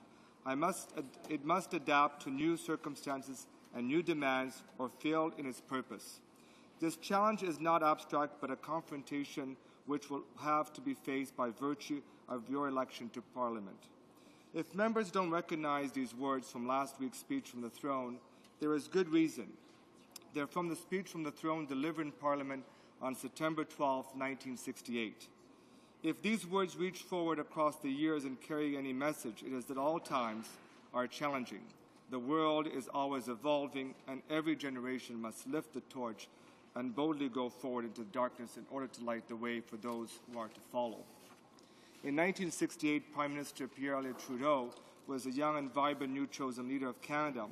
Although the world faced many perils, not unlike today, he called upon all Canadians of his generation to hear the call to work towards building a more just society where prosperity is known and, to the many and not just the few. And most of all, he called upon all Canadians to take up their place in the world. John Maynard Keynes once said that Canada is a place of infinite promise. Truly, we in this House have an enormous responsibility to meet the challenges that face our country and the world. The Leader of the Opposition, the member from St. Laurent-Cartierville, is absolutely correct in the comments he made following the speech from the throne. He said, by electing a minority government, Canadians are asking Parliament to work together to see our country through the economic challenges that we now face. Madam Speaker, With power of any kind, there comes responsibility, and we have a responsibility to make this Parliament work. Clearly, Canadians across the land are facing unprecedented economic challenges. Are the two other party leaders suggesting that it would be better to spend $300 million on an election for the purpose of their political agendas rather than on meeting the needs of Canadians at this difficult time in our history? As the leader of my party has made clear, there's much lacking in this speech from the throne, and there's much need for improvement. However, Canadians sent us here to work. They sent us here to stop the blatant partisan gamemanship that some have repeatedly displayed and instead put the interest of Canadians first. With one of the lowest voter turnouts in Canadian history, it must be recognized that all of us here have a profound responsibility to seek to encourage confidence in our institutions and to give to citizens across this country a message of hope, cooperation, and commitment in these difficulties. We're all here for the people's business, not our own business around here. Madam Speaker, in a mere 9 years, Canada will be 150 years old. In 1967, our 100th birthday, Canada hosted Expo 67, and the world stood up to take notice of the great nation we have become. There was bold new social, economic, and political changes brought forward in that time of great advancement and wonder. We need to look forward to a vision once again to meet the challenges of the new millennium and to tend to the flame of hope and prosperity passed by the torches of history that have come from generations past. This will require bold action, especially in the times of recession. By way of example, both the leader of Ontario and Quebec, as well as other leaders, have for some time called for creation of a high-speed rail link between the City of Windsor and Quebec City. It would create a rapid and environmentally sustainable transportation link across this region of Canada. It is forward-thinking and long overdue. Although 9 years away, if we commit now to building the high-speed rail link, it would surely be possible to achieve its completion by our country's 150th anniversary. Likewise, created by the previous Liberal government, our national pension plan is a bold and daring statement that recognizes our need to take care of those who have worked so hard to build our country. The throne speech was a missed opportunity to clearly commit to protect the pensions of older Canadians. This is something they deserve. We must work together to ensure that all Canadians have a quality of life that is due to them as people who have raised us, worked for us, and dedicated themselves to build a better tomorrow for those who enjoy the future of their labor. Our nation's infrastructure is in desperate need of attention. A real and dedicated financial commitment in this area would help to restore infrastructure in an environmentally sustainable manner in every corner of Canada and would also generate a badly needed jobs in all regions. We need vigorous and meaningful action to protect jobs in all sectors of our economy, including our manufacturing industries. Working families need support from their national government during difficult times. We must work to reduce poverty and also to ensure that the world's economic foundations are challenged, that more Canadians do not find themselves in such circumstances. Our young people must believe that the future is bright. Though there's clouds and uncertainty hovering overhead, behind this mask is sunshine. Young Canadians are the future. We need to help them learn, assist them to meet the challenges of a challenging world, ensure that they know that we are with them regardless of the pressing challenges that surround them. Our country needs to show leadership in meeting the challenge of climate change. We need to show the world that our commitment is meaningful and that we are prepared to lead the way in our survival depends on it, because it is actual fact it does. The throne speech would have done well to commit our countries to a greener economy and to economic and environmental benefits of cultivating such progressive and necessary policies. As a country, we must also commit to greener technology in the production of automobiles. If the present challenges facing the automobile manufacturers have taught us anything, it is that future will require us to produce more environmentally friendly cars, which is appealing to the marketplace. We need to address the ongoing needs of our First Nations people and to protect our territorial integrity in the northernmost parts of our country. In challenging times, it's easy to forget that the nation's identity is in many ways defined by culture and the arts, who define us with dedication and talent. As our economically troubled times, artists are among those who will face most of the severe financial pressures. We must commit to support them in every way possible, for their work is important to Canada and the world. During the tenure of the previous Liberal government, which effectively and progressively managed public affairs in this country from 1993 to 2006, we not only balanced our budget but also maintained a prudent contingency fund. The current global crisis confirms the wisdom of such a policy. We must find a way to restore contingency funds and not unwisely adopt economic policies that look good in short terms but do not serve our country in the long term. I would also encourage the government to continue the policies of previous Liberal administrations with respect to the banking industry. Despite great pressures at the time, the former Liberal Prime Minister and Finance Minister resisted the request for mergers and looser banking regulations that would have almost certainly have placed our financial institutions in less favorable position than they are now. Madam Speaker, we agree that there is much to be done. We call today to all members of this House to work together to seek bold solutions and to the challenges that are currently facing our country and the world. Now is not the time for partisan bickering. We have people's business to tend to, and they wait for our answer and their call. In these seemingly dark times, let us move on with the glow of our nation's unyielding spirit, and let us show the world and the way forward, no matter how difficult the road is, that we must be first to reach the dawn. Thank you, Madam Speaker. Questions and comments? The Honourable Member from Skeena, Bulkley Valley. Thank you, Madam Speaker, and I welcome my colleague back. There's questions in front of us as parties face this economic update that will be presented to us this afternoon, questions of potential confidence. Now, we know the experience of the Liberal Party in the last session of Parliament faced many questions of confidence, and because of some political reasons were unable, that was suggested, to express their own convictions in the votes. 42 times there were confidence measures brought forward on budgets, on throne speech, on fiscal measures, and were unable for other reasons not associated to Parliament itself to act out on other convictions other than political. The question I have for my colleague, who I know and we've worked on various things together, is that as we face these most dire and uncertain economic times, the choices before government are critical for working families in this country, that these decisions will affect not only this current fiscal year, but perhaps years to come, and that this government, the current Conservative government, is wedded to some very deep ideologies, some ideologies that prevent them from applying other prescriptions, true stimulus packages, true investments in industry and communities. What will the Liberal Party be doing as we face these confidence measures? What will the line in the sand be? Where will the conviction be on the choices that are before us as a Parliament, as a minority Parliament, to act on the best interest of Canadians everywhere? The Honourable Member from Davenport. Thank you, Mr. Speaker, Madam Speaker, and I also want to thank my honourable colleague for his comments and question. Madam Speaker, I think we all recognize the difficult situation that this country is facing.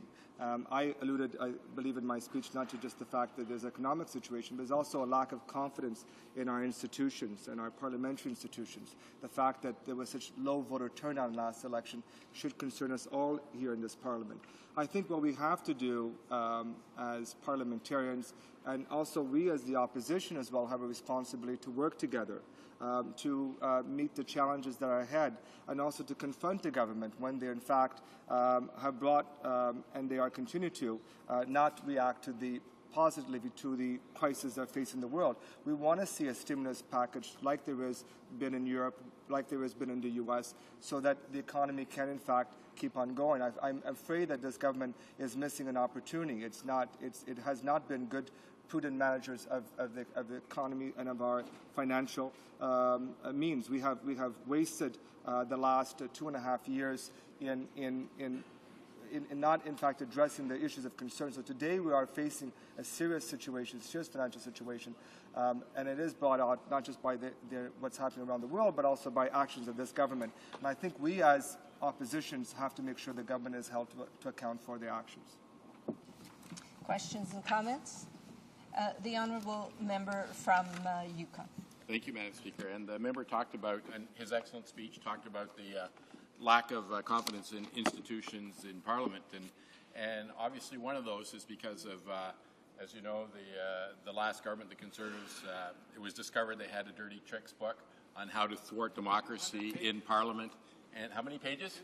200 pages, how to thwart democracy in Parliament and committees. But because they can't do this now, they're trying to thwart democracy in the Senate. And the Conservative senators are holding up the Senate, they're holding up democracy, they're holding up the progress of the people in this time in such need. Honourable Member from Davenport. Thank you, Madam Speaker, and I also want to thank my honourable colleague and congratulate him also in his fine work and being re-elected again from the great riding of Yukon. Madam Speaker, I think all of us realize that there's a serious challenge going on. The question is how the government will react, what will be the response, and we're certainly waiting for that with great anticipation, the comments later on from the Minister of Finance.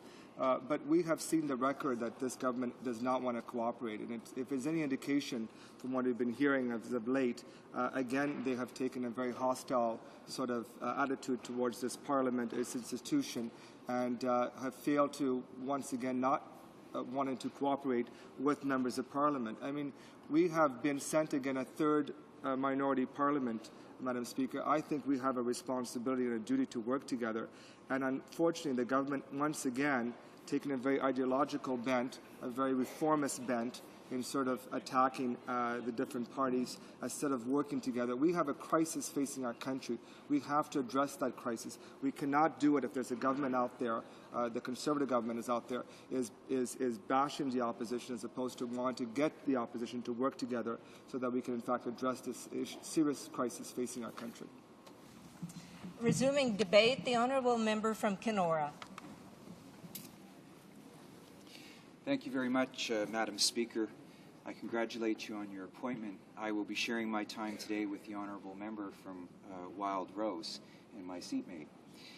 Madam Speaker, it's a privilege of the highest order to be in this chamber today and participate in the debate on our government speech from the throne. It is with great humility I express how thankful and honoured I am to serve the constituents of the Great Kenora Riding as their Member of Parliament. I would like to thank the hundreds of volunteers from across the riding, many friends, old classmates, hockey teammates, and other volunteers who came from other parts of the country to help elect a Conservative Member of Parliament from the Kenora District for the first time in over 90 years. I would also like to make honourable mention of Leo Bernier, the last great Conservative to serve the Kenora riding as a member of the Legislative Assembly in Ontario. He has become a friend and mentor and provides counsel for me to be an effective representative in Kenora. Madam Speaker, as the oldest of 8 children, I want to thank my loving family for their unconditional support, especially my parents, David and Dorothy Rickford, who taught me about the importance of serving your community.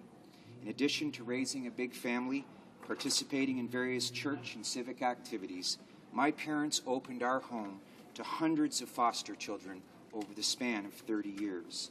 Thank you, Mom and Dad, for inspiring me. You're an extraordinary example of dedication and sacrifice, and I'm proud to be here on your behalf today as well. Finally, Mr. Speaker, I want to thank my great-grandfather, William Rickford, a World War I veteran now deceased, and my grandfather, Reverend Stanley Hugh Kenyon, and my uncle Ron Rickford, both of whom are veterans of World War II and are alive and well today. In fact, I wish to thank all of the brave men and women who have served or are serving our country in the Canadian Armed Forces. Madam Speaker, my grandfather was a Saskatchewan farm boy who turned 20 in 1939. He volunteered to serve in the Army and spent the next 4.5 years fighting overseas. After the war, he pastored churches throughout Canada and in other parts of the world. Recently, I had the distinct pleasure to be in this honourable chamber with my family, to present him a letter from the Prime Minister recognizing his lifetime of dedication to his family, outstanding service to his community, and the sacrifice he made for his country in time of war. Listening to him as he read this letter aloud to us, adorned in his medals he had earned, was one of the proudest moments as a Canadian I have ever experienced. Like so many others before and after him, our brave soldiers serve unselfishly in the interests of peace, security, and freedom from this great country, and represent, in my respectful view, the single biggest reason why I and my esteemed colleagues stand in this chamber today.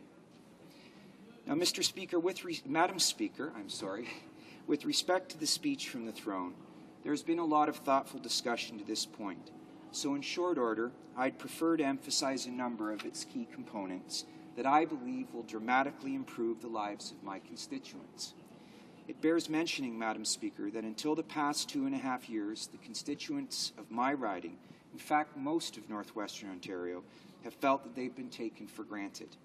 The results of the last federal election fairly reflect this, because the Liberals were pushed out of just about every electoral district in northwestern Ontario.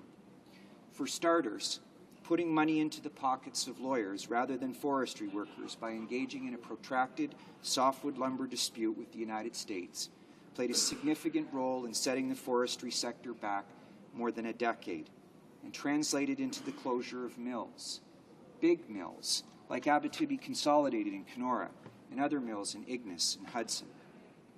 The protracted softwood lumber dispute and the anti-American rhetoric used by the Liberals and the NDP in the past for political gains added nothing to fostering positive relationships we must have with the United States, our friends, our largest trading partner, and one of the greatest sources of tourism of particular importance for Kenora. Now, Madam Speaker, moving forward, I can't understate the importance of developing infrastructure in my riding to help forestry, mining, tourism, small business, and the overall sustainability of our communities. Programs like FedNor and specific support for traditional industries like forestry, mining, workers in transition, support for new housing, education, and maintaining important transfer payments for health and social spending by the provinces are but a few of the myriad examples that the speech from the throne addresses for the benefit of my riding. It is refreshing and progressive to see forestry mentioned within the rubric of environment, industry, and manufacturing, something I'm not sure the other parties completely understand, since their comments to this point about forestry so far reflect a backward and incomplete understanding of the exciting future for the sector. For example, the use of forestry residuals, sawdust, bark, trim, and shavings, secondary biomass could be one way of producing alternative fuel sources that are renewable. Our government is committed to further research of cleaner energy sources.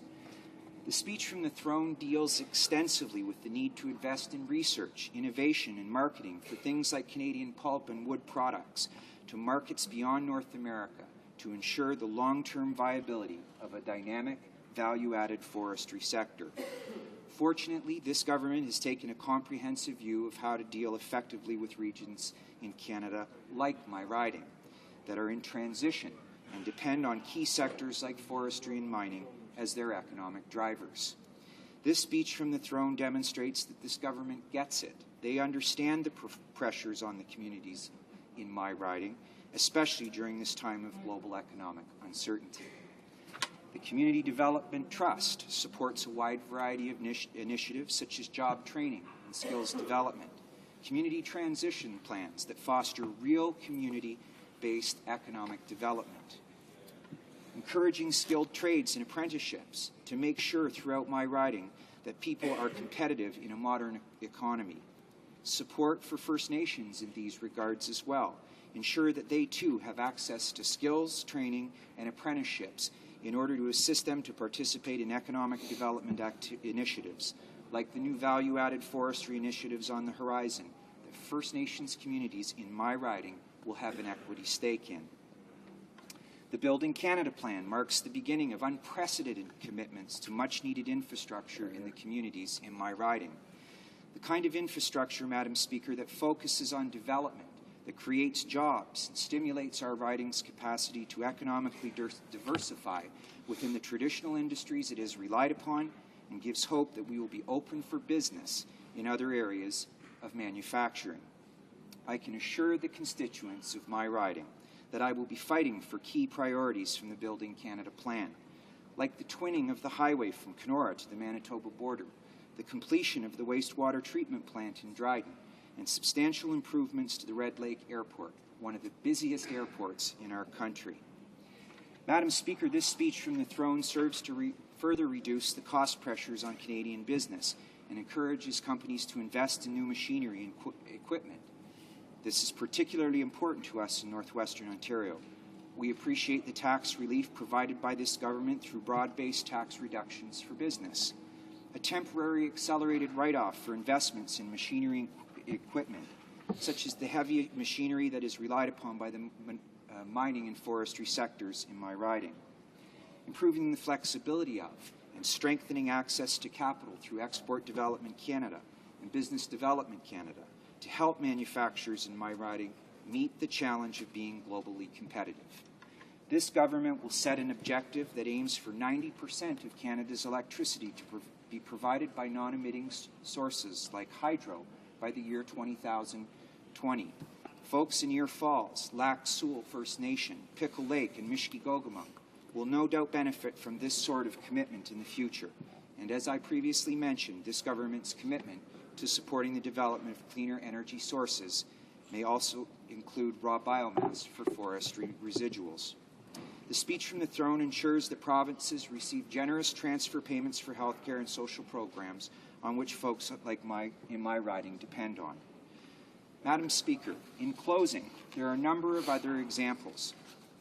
But I want to close by saying that fortunately the Kenora riding is not as affected by higher levels of major crime, we appreciate that this government recognizes the need to be assured that we are safe in our homes and communities, and that this government will take action against crime, including stiffer penalties for gun crimes. At the same time, Madam Speaker, not criminalizing law-abiding firearm owners. This is a key issue for the constituents of my riding, and we want to see the long gun registry dismantled. Many constituents in my riding, in fact throughout northwestern Ontario, safely and lawfully for sport, hunting, and sustenance, want to protect their long-standing traditional ways of life. Questions and comments?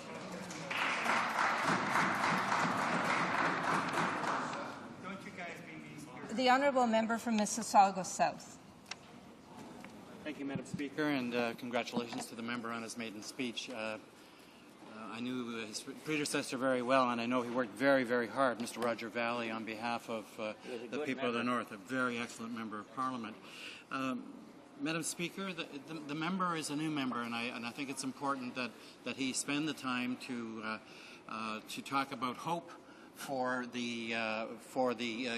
all Canadians and in his own writing. But Madam Speaker, the reality is we are faced with a severe economic crisis, the full impact of which has not been felt yet. We need to give hope to Canadians. I thought the member would like to comment maybe on what he saw in terms of a plan on whether or not we should be investing now on areas in which money will be spent quickly, which jobs will be created in areas where maybe we have the best opportunity to create those jobs and to provide the lead. And will he make a commitment to this House that he will continue to support the necessary social supports and income supports for Canadians who are unable to help themselves? The Honourable Member from Kenora. Thank you, Mr. Speaker, and I congratulate the Honourable Member for his re-election. Advantage Canada, Building Canada, and the Community Development Trust reassure us all that this government is committed to supporting communities, particularly communities in my riding. And I'm confident that moving forward, we will continue to support programs that are responsible and responsive to communities throughout my riding. Over 24 communities in my riding are isolated and not accessible by road. This government is committed to supporting those programs, and moving forward, I have every bit of confidence that we will be there for them. Thank you. Questions et commentaires. Questions and comments. The Honourable Member for Rivière-des-Mille-Îles. Thank you very much, Madam Speaker. In each of the speeches that I have heard this morning from the Conservatives, there was no notion, no sense of urgency with respect to the very significant crisis that we are confronting. 400,000 jobs lost since 2002, 150,000 in Quebec alone. Workers who are losing their houses. There is insecurity with respect to retirement funds and pension plans now. There is this crisis, but I detect no sense of urgency. My question is this. Implicitly in the speech from the throne, they speak of a crisis. So will the government do something to protect those people who are now retired and those who will be retiring from what is going on in other countries. The member from Kenora. Madame Présidente, merci. Thank you very much, Madam Speaker. It is with confidence that I can say in this House that our government is quite prepared to meet all the problems and the challenges facing people who live everywhere in Canada. This speech from the throne is addressed substantively for the benefit of Canadians living in large metropolitan cities and communities remote and isolated in all regards. Thank you. Questions and comments? The honourable member from Don Valleywood. Again, I thank the member for his statement and welcome him as a new member, as I am myself. My question for him is about his moving tribute to the veterans which were in his family, his father and his grandfather, and I found that noble and moving. However, I recognize that in the speech from the throne, there is no mention of veterans or the care of veterans, either veterans from the First or Second World War or new veterans coming home from Afghanistan. And that is a great concern for me that this speech from the throne simply fails to mention the service which is ongoing and the care which is needed both in veterans facilities and for their families upon their return home. And I'm wondering if that is a concern of the member as well in this speech from the throne. The member from Kenora has 30 seconds to respond. Thank you, Madam Speaker. I can assure the honourable member, actually it was my grandfather and my great-grandfather, but nonetheless I can assure that veterans, including my grandfather, know that our government is there for them and will be for them. We continue to make an investment in veterans and from all wars in the rich past of Canada's military history. So thank you. Thank you. Resuming debate, the honourable member from Wild Rose will undoubtedly begin and have time left over after question period. Thank you, Madam Speaker. First of all, I'd like to thank the honourable member for Kenora for agreeing to split his time with me. We're very excited to have a great member like him here after 91 years of Liberal representation in that riding. Thanks to the people of Kenora for sending him here. We're very fortunate and feel very lucky to have him as a member of our caucus, and I know the people in Kenora will be very fortunate to have him as a representative. Of course, Madam Speaker, I couldn't stand up in this place without thanking my constituents in Wild Rose. From the hundreds of volunteers who worked hard on my campaign to the thousands of people who marked their X beside my name on the ballot, I'm truly honored and humbled by the trust and confidence that you have placed in me to be your representative. To have received the largest majority in the history of our great riding is a true honor.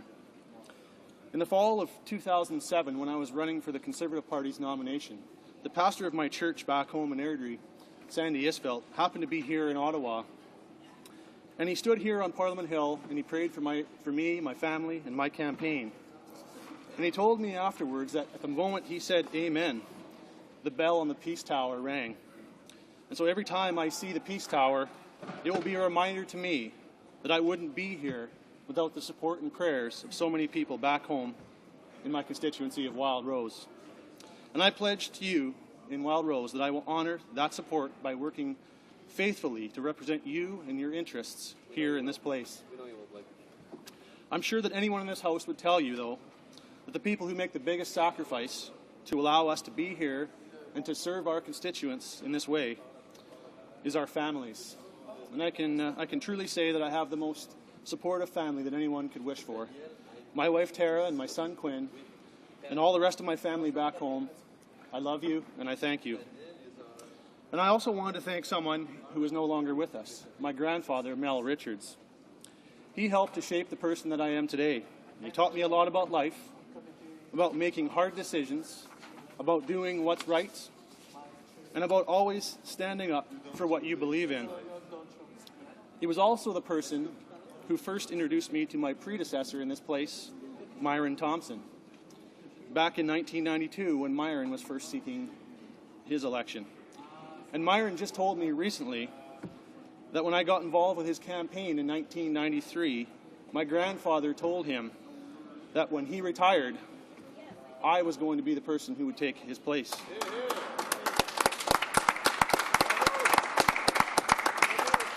And I don't know at the time how serious my grandfather actually was about that statement, but I can say to my grandpa, wherever he is today, here I am, Grandpa.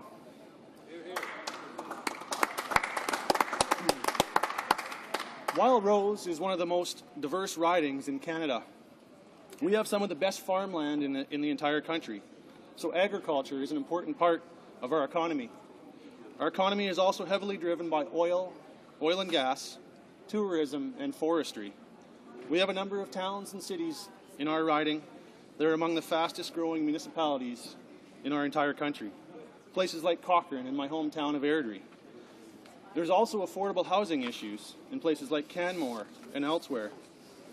And of course, I'm extremely fortunate in that my riding is home to one of the most beautiful areas, in fact, I believe the most beautiful area in the entire country, in Banff National Park.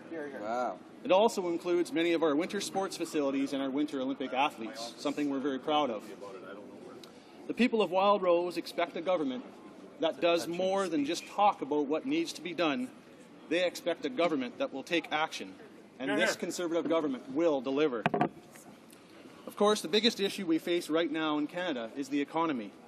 We are in a time of global economic instability, and ensuring that Canada is well positioned to endure and to come out of these tough times stronger than ever before is without a doubt the main priority of this government. However, please allow me to spend the next few minutes, Madam Speaker, talking about some of the other important measures contained in the throne speech, measures that I know the people of Wild Rose will be very excited about. In the last election, as I knocked on doors and visited people throughout Wild Rose, the one issue that came up the most often was crime and the need to get tough on crime. The safety and security of Canadians is our utmost priority. Our government will take tough action against crime so that justice is served quickly and Canadians can feel safe in their homes and in their communities. Serious offences will meet with serious penalties. The people of Wild Rose expect a government that does more than talk about getting tough on crime. They expect a government that gets things done. And our Conservative government will deliver. People in Wild Rose have long called for the abolishment of the long guns registry. Under this government, gun laws will be focused on ending smuggling and stronger penalties for gun crimes, and not aimed at criminalizing law-abiding firearms owners. We will get rid of the wasteful and ineffective long guns registry. The people of Wild Rose expect a government that does more than just talk about abolishing the gun registry. They expect a government that gets things done. And this Conservative government will deliver. The issue that first grabbed my attention 20 years ago at the age of 14 and got me involved in politics was the need for Senate reform. And we will continue with our agenda of Senate reform by reintroducing legislation to allow for the election of senators with term limits of 8 years. Because the people of Wild Rose expect a government that does more than talk about Senate reform. They expect a government that gets things done. And again, this Conservative government will deliver. When we talk about the economic tough times that we are facing right now, we have to remember those who grow our food, our farmers, as weather conditions, BSE, and other factors have forced them to endure tough times for a number of years already.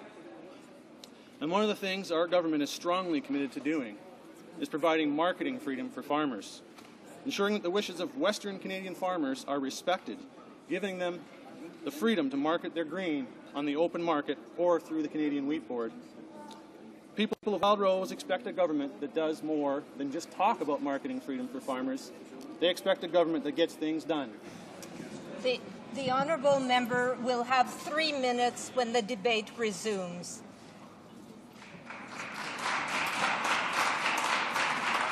Statements by members. Déclaration. L'honorable. The honourable member for Lévis-Bellechasse. Thank you very much, Madam Speaker. Quebecers are a nation within a united Canada. 2 years ago today, the House of Commons adopted the following motion unanimously. A motion which the Bloc Québécois opposed to the last minute, but they then joined members from the Conservative Party and throughout the country. This is the conciliatory motion that recognizes that Quebec is a nation within Canada and has contributed to Canada's development. It has a unique culture and a rich part of our culture and heritage. Madam Speaker, Quebec, like the rest of Canada, is facing many challenges, especially on the economic level, but the Quebec people know that it is within a strong and united Canada with an open government that it will achieve its aspirations. The honourable member from Parkdale High Park. The honourable member from Parkdale High Park. Thank you, Madam Speaker.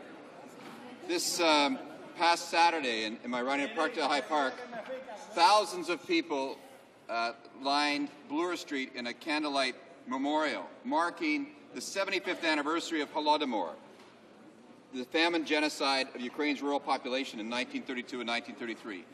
This deliberate famine, perpetuated by the Soviet regime of Joseph Stalin, starved millions to death in an attempt to destroy the aspirations of Ukrainian nationalists for a free and independent Ukraine. These families suffered the most terrible of fates, forced to experience the particular horror of being deprived of food in a land of plenty.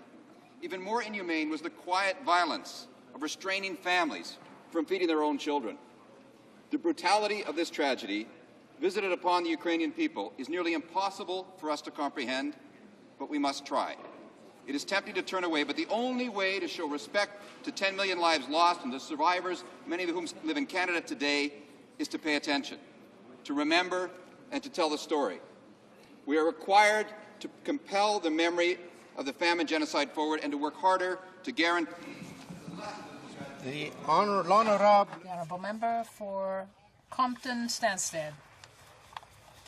Thank you, Mr. Speaker. The throne speech proposed by this government is very disappointing for the constituents in Compton Stansted, where farmers in the Coaticook region are concerned about supply management. Workers in the manufacturing and forestry sector in Saint-François are feeling ignored once again, and there is no help for older employees. Students in both universities in Sherbrooke are still concerned about the fiscal imbalance. There needs to be $820 million more for education. There are people without adequate housing, people who live near the border, and environmentalists as well who are being ignored. Even with a political lieutenant in the eastern townships, the government did not meet our interests, and the Bloc members are the ones that are doing so. Mr. Speaker, I rise today to recognize the tremendous work being done by young Aboriginal leaders in First Nations across my riding of Churchill. These young leaders point to the need for young people to be heard. They speak of the hardships they face, high rates of suicide, an overwhelming sense of hopelessness, and tremendous abuse. These leaders, such as Saul Harper, Bobby Monias, Frankie Manoa-Kezik, Derek Flett, Darcy Linklater, Alison McDougall, John Mason, and Dion Lamb are working for change. While they work in their communities, we need the federal government to listen to their concerns and act on them. We need the government to invest in healthy alternatives for young people by building schools, increasing funding and education programming, providing support for recreation, and supporting youth initiatives. The commitment of these young people ought to be an inspiration to all of us and a call for action for all of us as well. Honourable member for Wetaskiwin. Mr. Speaker, November is National 4-H Month. For 95 years, 4-H members and leaders from across Canada have shown their pride, spirit, and enthusiasm for agriculture, skills development, and leadership. Originally, 4-H focused on farming-related activities, but today, this outstanding organization provides young people with the knowledge and skills needed to succeed not only in agriculture, but also in life. While having fun and making new friends, the skills and values mastered during the 4-H program are key to the development of confident young people. 4-H has provided thousands of young Canadians like me and many of my rural colleagues with an opportunity to learn and grow through personal competition and challenges. A survey showed that involvement in 4-H creates better civic leaders now and in the future. Each year, 10,000 dedicated 4-H leaders from across Canada volunteer their time to instruct, mentor, and help about 28,000 young people become responsible, confident citizens. The Government of Canada is proud to be a long-standing supporter of 4-H and its programs for our young people. Congratulations to all 4-H members and their leaders for their great work. The Honourable Member for Madawaska Restigouche. Thank you, Mr. Speaker. I'm pleased to congratulate Bolum Plumbing and Mechanical in Edmundston, which was awarded a prize for 2008. That is the award of the year for company with worth over $5 million. It works in family residences. It has 400 employees and works across British Columbia, across New Brunswick, Nova Scotia, and PEI. The recognition by the whole province shows its determination and success.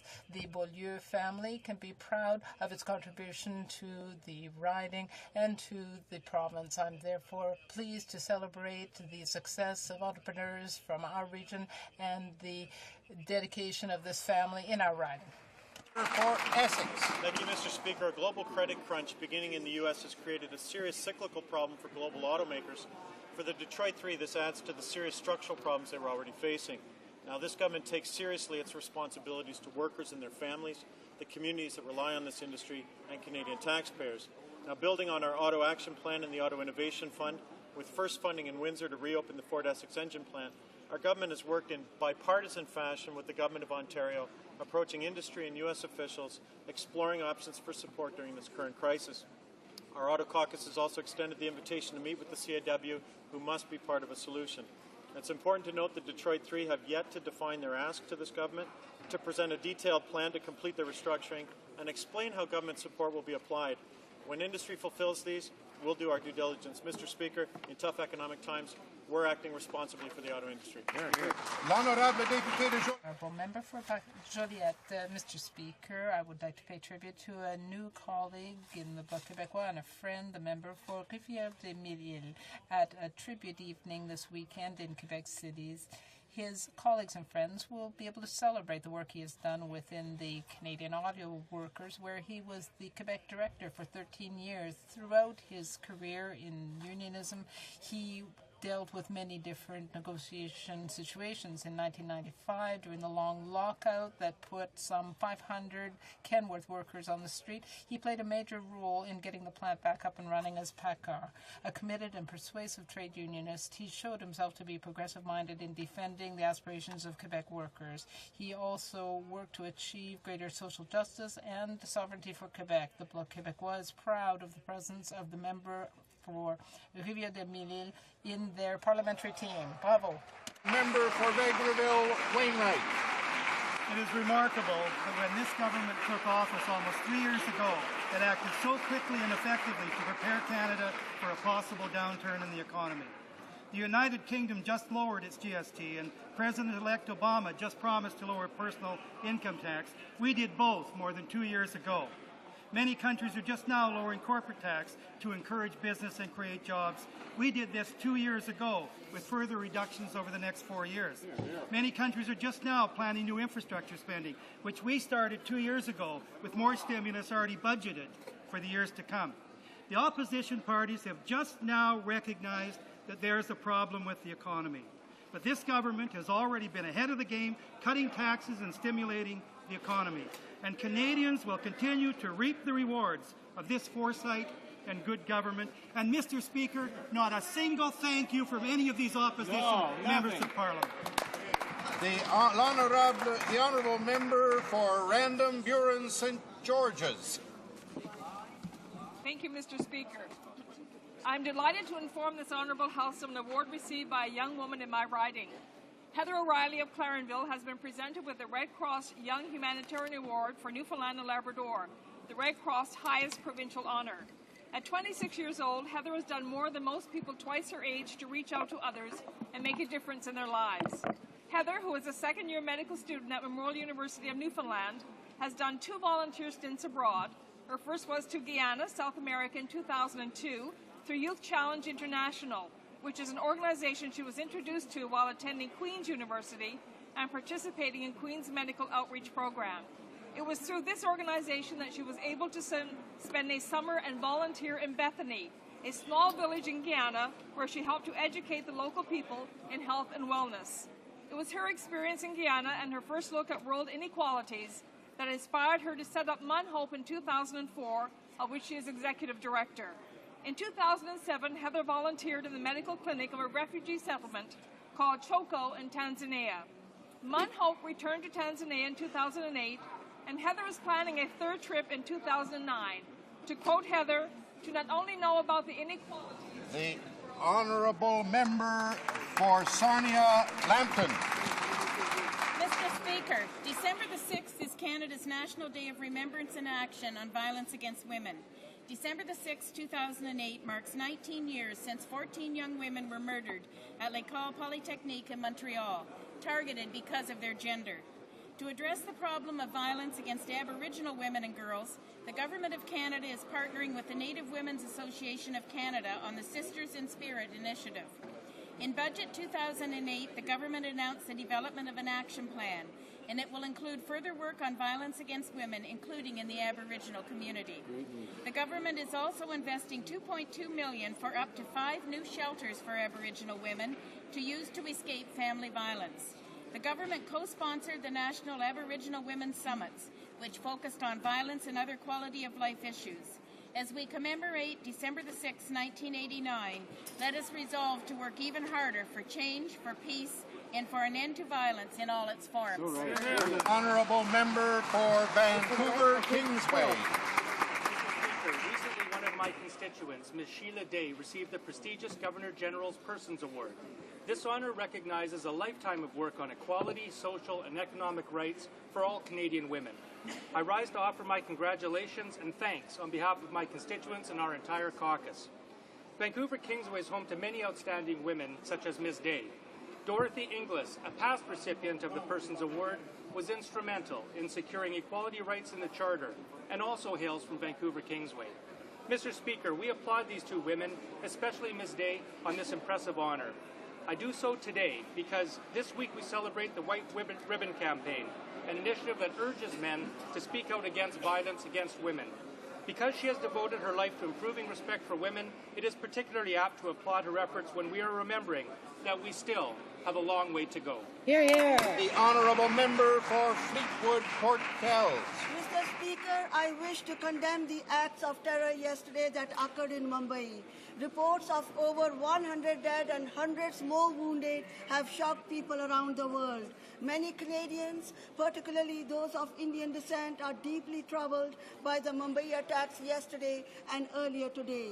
The bombings this week and in recent months are not the answer, and democracies must stand together in opposition to such heinous and cowardly attacks. I hope peace and order are soon restored in Mumbai. Many of us have traveled to Mumbai and India and see its great potential as an emerging partner for Canada in an ever more interconnected world. Mr. Speaker, our thoughts today are with the people of India at this troubling time. The honourable member.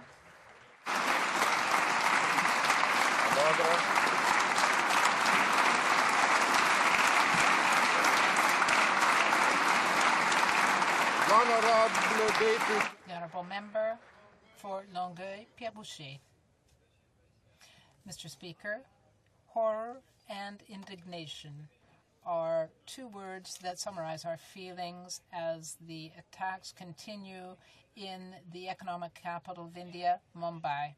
Last night, a terrorist group calling itself the Deccan Mujahideen perpetrated 10 simultaneous attacks in 9 public places. These were public places, very busy places that were targeted. Men with grenades and Kalashnikovs shot at random and gratuitously killed people and took hostages that were especially foreigners. There may be Canadians among the victims. The toll is heavy, and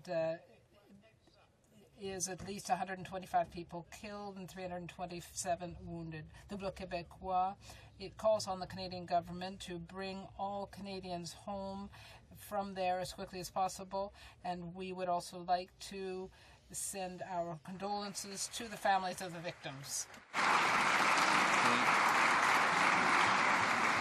The honourable member for Mississauga, Brampton South. Mr. Speaker, yesterday we watched in horror as terrorists attacked targets throughout the Indian city of Mumbai.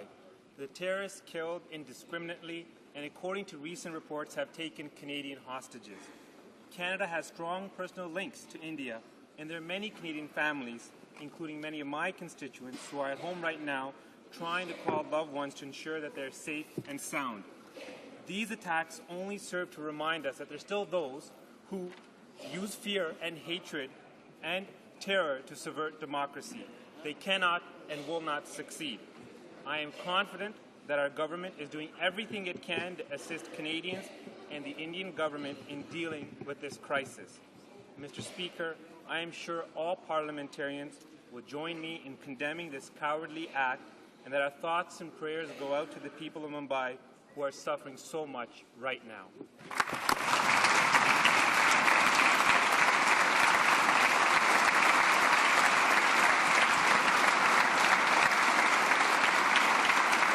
The honourable member for Calgary East. Thank you, Mr. Speaker. Mr. Speaker, on behalf of the government and the people of Canada, I stand today to condemn in the strongest terms the deplorable terrorist attacks in Mumbai, India. The use of violence and terror against innocent civilians is appalling and must not be tolerated. The Minister of Foreign Affairs spoke this morning with the Indian Foreign Minister Mukherjee to express Canada's sincere condolences for those injured and killed in these cowardly attacks. Canada stands united with India against all forms of terrorism. That the ties that bind our two countries are strong, and these attacks have only strengthened our resolve to continue working together for the mutual security and prosperity of our people. We continue to work closely with the Indian authorities to assist any Canadians who may be directly affected by these attacks. Thank you, Mr. Speaker.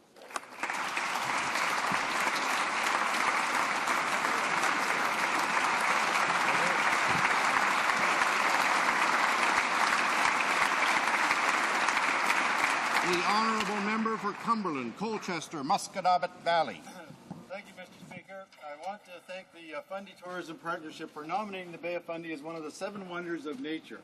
This international contest will recognize the most spectacular nature spots in the whole world, and the Bay of Fundy is certainly one of those. It is the only place in the world where you can see tides go up and down 50 feet twice a day. It is the only place in the world where you can see islands such as Isle of Haut and Spencer's Island that have been undisturbed for thousands of years. It is the only place in the world where you can see 12 species of whales, seals, and endangered species all the time. It is the only place in the world with great villages with seafaring history such as Parsborough, Porterville, Advocate, Spencer's Island, where the Mary Celeste was first launched and sailed off for history. So I ask all members to consider voting to support the Bay of Fundy as one of the 7 wonders of nature at www.7newwonders.com. www.7newwonders.com. Thank you very much. Order. Oral questions. Questions orales. L'honorable. The Honourable Leader of the Opposition.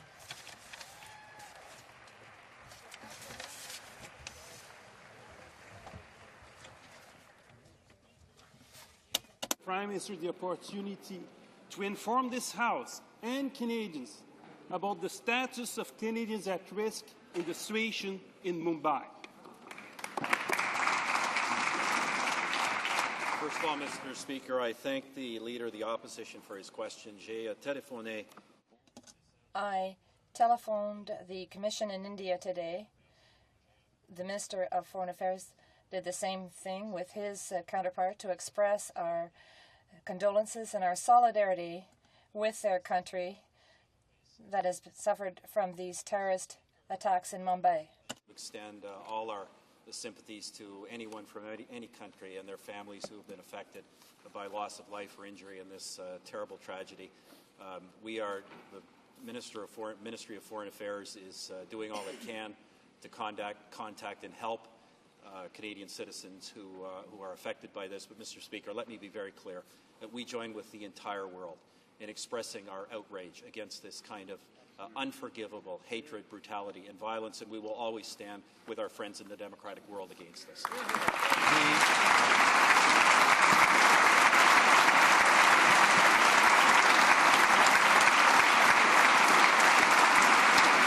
Honourable Leader of the Opposition. Mr. Speaker, on February 24th, 1998, Paul Martin rose in this House to announce to Canadians that under the Liberals, they had managed to bring down this $43 million deficit. For the years that followed, Canadians benefit from this surplus. Even during difficult times, during the election, the Prime Minister told Canadians that talking about a deficit in Canada was stupid and ridiculous. Mr. Speaker, why did the Prime Minister mislead Canadians? The Right Honourable, the Prime Minister.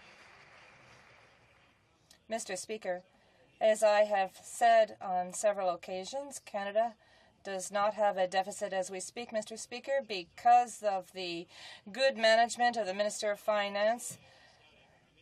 He will be giving his economic update later on today. But, Mr. Speaker, as the Leader of the Opposition knows full well, the leaders of the G20 agreed in Washington of the need for world economic stimulus. This is necessary, and we will do it just like the other countries of the world. But we have the strongest position of all G7 countries. Mr. Speaker, this is truly a dark day for Canada. We are facing an out-of-touch Prime Minister that has driven Canada into deficit. A Prime Minister who was paralyzed in the face of an economic crisis. A Prime Minister with no plan to get our economy back on track. None. Is this Prime Minister even able to move beyond cheap political games and do anything for what matters to Canadians, the economy and their jobs? The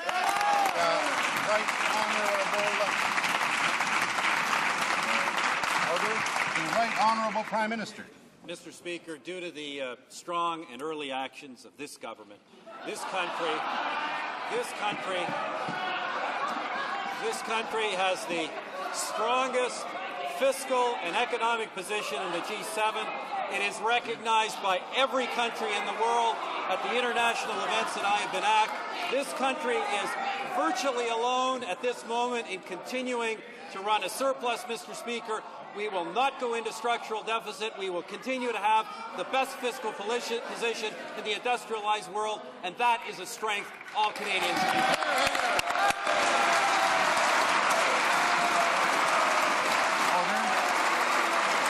The Honourable Member for Parkdale High Park. Mr. Speaker, from vehicle assembly plants to parts suppliers, dealers and researchers, every community in Canada is exposed to a major company failure in the auto sector. A week ago, it was 70 layoffs in Cape Breton. Yesterday, 855 layoffs at Magna plants in Aurora and Newmarket. Today, it's 200 more at Linamar in Guelph. The fact is that the Conservatives have known for months that the major car manufacturers were in serious trouble, and yet they've done nothing except send their minister to sit in the waiting room of the U.S. Congress. Mr. Speaker, why is it this minister has not even gotten off to the starting blocks in doing something for hardworking families? The Honourable Minister of Industry. Mr. Speaker, of course, nothing could be farther from the truth. One of my first actions as Industry Minister was to meet with the Canadian CEOs to get their picture on the situation. I then went to meet the American senior executives and senior policymakers in Washington, Mr. Speaker. I did so not only alone on behalf of the Government of Canada. I had with me the Government of Ontario. We're working in partnership. You may know the Premier of Ontario, Dalton McGuinty. Here's what he said, that we need to be really thoughtful and make sure we get this right. We're talking about what could be a very expensive support package, and taxpayers in particular want to know, want us to do is to make sure that if we do this, we do it right, Mr. Speaker. I'm with Dalton. We're with Dalton. Order. The Honourable Member for Parkdale High Park. Mr. Speaker, as much as they try to avoid it, there is one federal government in this country that is not acting, and it's the one across the way. Mr. Speaker, la famille qui travaille... Families who work hard deserve better. Over the past 2 years, the Conservatives have already lost 45,000 jobs related to the auto sector. The Conference Board of Canada has said that we will lose another 100,000 jobs. Will be eliminating a city the size of Sherbrooke from the Canadian map. Oshawa, dithering would be catastrophic. And yet we have a supposed Minister of Industry who is now... The Honourable Minister of Industry. Well, Mr. Speaker, Monsieur le Président, pour le moment... Mr. Speaker, we're getting all the facts together so we'll be able to make a good decision. In doing the right thing for the taxpayers. And that means making sure that whatever decision we make on any issue affecting economic policy, we have all of the facts on the table. I know that's alien to the shoot, fire, aim gang over there, but on this side of Parliament, Mr. Speaker, we care about the decisions we make. We want to make sure that they're the right decisions for the people of Canada, and that they're the right decisions, incidentally, for the auto sector as well. The Honourable Member for Laurier-Sainte-Marie. Mr. Speaker, we found out that the Prime Minister will use this economic update to cut back on political party funding. And instead of attacking the crisis, the Minister is trying to cause a democratic crisis. Instead of cutting back in the political party funding, which is simply a partisan measure, why doesn't the Prime Minister really deal with the real problem, a problem that's been shaking the entire world, the economic crisis? The Right Honourable the Prime Minister. Mr. Speaker, the Minister of Finance will be presenting his economic update a little while later today, and I would ask the Leader of the Bloc to wait for this announcement, and I can assure him that we will be taking measures, just as we took measures last year, to deal with this crisis as it was developing. Canada is in the strongest position of all of the G7 countries, and we intend to maintain this position. The Honourable Member for Laurier-Sainte-Marie. Mr. Speaker, a few days ago, the Bloc Québécois came up with 20 measures to stimulate the economy. In the House, the government thanked us and said that it really appreciated our efforts. Will the minister take action and implement today, not in 3 months' time, a real recovery plan to help both the economy and the people? The Right Honourable the Prime Minister. Mr. Speaker, the government took a lot of measures last year. We, for example, reduced the GST. And just this week, Mr. Speaker, the British government decided to do the same thing to deal with the economic crisis. We will be taking measures following today, and we will be taking other measures in the weeks that lie ahead, particularly measures in cooperation with the provinces. And I intend to meet the premiers of the different provinces to discuss a common action we can take. The Honourable Member for Chicoutimi-Le-Fjord. Mr. Speaker, we have a democratic crisis on our hands. The Prime Minister was supposed to deal with the economic crisis. The Bloc came out with suggestions to help the unemployed, the older workers, the young families. Will the Prime Minister renounce the measure he was to take and really give credence to the Bloc Québécois propositions and look at the recovery plan? Secretary Parlementaire to Ministre des There was Finances. much talk about jobs in there. I wasn't just sure if it was an economic question or not. Mr. Speaker, I rose in this House the other day, and I thanked the honourable members from the Bloc Québécois for their suggestions. The Finance Minister, again the next day, thanked them as well. And we would encourage other members in this House to do the same thing. Mr. Speaker, he advised the Bloc that he would take those suggestions under advisement, and we'll be dealing with that when it comes time for our 09 budget. The Honourable Member of Chicoutimi-Le-Fjord. Mr. Speaker, but the recovery plan proposed by the Bloc makes a distinction between an economic recovery and a deep recession. The proposals made by the Bloc Québécois would enable us to increase productivity, innovation in the manufacturing sector, and get construction back on its feet. What is the Prime Minister waiting for? Why doesn't he help the victims of the crisis? And why doesn't he support industry and stimulate the economy? The Honourable Parliamentary Secretary to the Minister of Finance. Mr. Speaker, we haven't been waiting for anything. If the honourable member had been paying attention in last fall's economic statement, we introduced economic stimulus that is actually increasing jobs in this country. And in fact, Mr. Speaker, we have a net job increase in Canada of over 200,000 jobs this year alone. We've reduced taxes, Mr. Speaker, $31 billion this year. Mr. Speaker, that equates to 2% of our gross domestic product. That's far and away ahead of some of the other G7 countries. The Honourable Member for Toronto Danforth. They're going to be looking for bold leadership, dramatic and immediate action. They're going to be looking to see EI reform. They want to see strong action to protect their pensions. They want to see credit guarantees for businesses that are on the edge and whose jobs of those workers are on the edge literally this afternoon. They want to see investments in infrastructure to create work. But instead of an immediate stimulus package to attack the recession, this government is apparently going to attack democracy. And they're going to... I'm asking the Prime Minister, how such an attack is going to create one job or protect one pension? Why are they protecting the Conservative Party instead? The Right Honourable Prime Minister.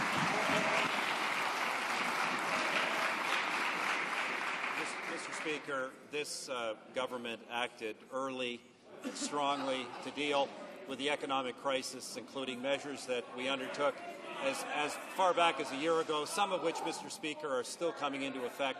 Minister of Finance has been very aggressive throughout this crisis, Mr. Speaker. That's why Canada's job creation, Canada's fiscal position remains the strongest in the G7.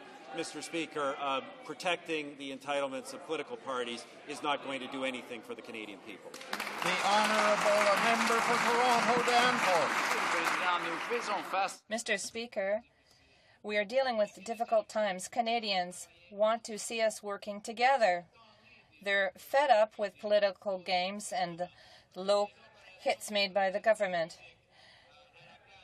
They want to see good measures. They want to see solid finances. The measures of the past and the gifts to other sectors have done nothing to stimulate our economy. An attack against our democratic system will not stimulate anything, Mr. Speaker.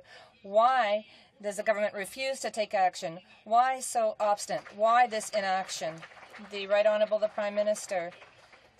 Mr. Speaker, this government has been taking action for the past year. That's the reason why the Canadian economy is doing well and we've created so many jobs.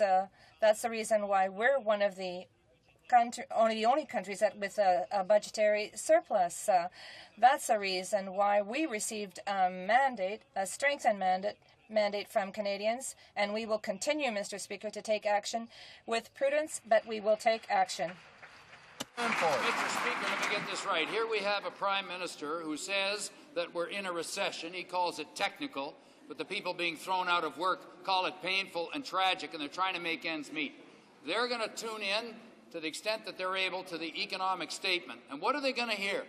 Apparently they're going to hear a Prime Minister who's going to try to protect and defend the Conservative Party rather than take on the jobs that they and their families are dealing with and take on the challenges that they're facing each and every day. What does he think about each and every day, Mr. Speaker? Why doesn't he stand up for Canadians and take some action on their part instead of protecting his friends in the Conservative Party? The Right Honourable Prime Minister.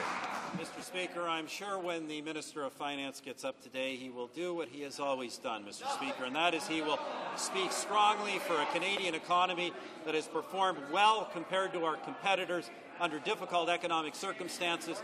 He will take measures to strengthen our response to this global crisis. He will lay out a roadmap for further action. Mr. Speaker, he will make sure that we protect our structural deficit. And, Mr. Speaker, when it comes to government spending, he will make sure that parliamentarians, beginning with Conservatives, lead by example. The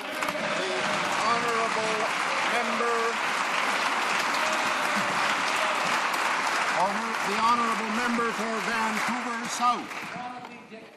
Mr. Speaker, on the day when we may learn that Canada is being plunged back into deficit, it is being reported that the Conservatives' extremely flawed softwood lumber deal has actually created more jobs in the United States of America than here in Canada.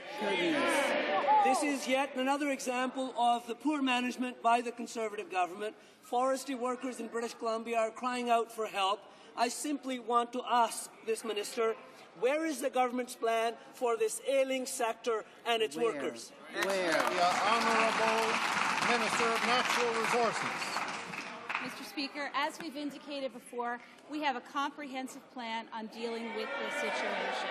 We're very concerned. We understand the effect that closures of mills has on the community. We understand the effect that the closures of mills has on the community. That's why we're investing in innovation. We're expanding market opportunities, Mr. Speaker.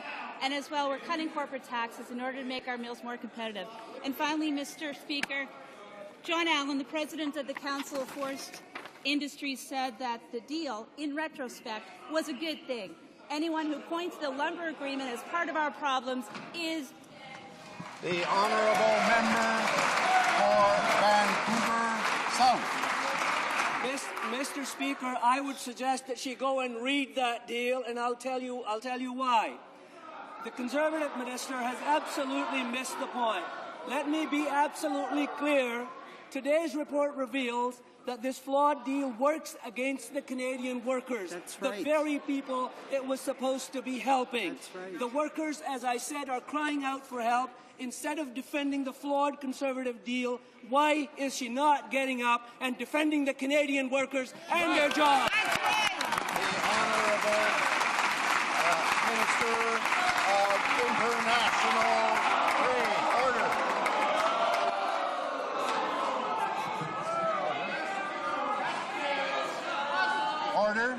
Order. The Honourable Minister of International Trade has the floor. We'll have some order. Mr. Speaker, on the question of the softwood lumber deal itself, the members of the opposition have a very short memory. They forget, Mr. Speaker, that for years the industry was being assailed by attacks from the U.S. side that were resulting in millions of dollars of litigation and untold amounts being paid to quotas. Mr. Speaker, the deal has the virtual unanimous support of the industry. This industry is being hit by global crises, Mr. Speaker, and players in that industry are having to make some tough decisions. But let's just remember, the deal returned $4.5 billion to Canadian industries, Mr. Speaker. It's not a fault of the deal. The Honourable Member for Pierrefonds-Dollard. Mr. Speaker, the automobile sector is facing a cash crisis that is unprecedented and needs assistance, and yet the demands of industry are very clear and known to the government. We're talking about the very survival of a significant industry, not only for Ontario, but also Quebec and other provinces of Canada. Mr. Speaker, will the Conservatives set aside their laissez-faire ideology and help create and maintain jobs? The Honourable Minister of Industry. As I said, we are currently gathering the necessary facts that will enable us to make a good decision, and it's important to share our ideas with the Government of Ontario, of course, in order to gather all of the information, enabling us to make a good decision for the taxpayers of Canada and for the sector itself. The Honourable Member for Pierrefonds-Dollard. Mr. Speaker, it is about as clear as mud, this answer, Mr. Speaker.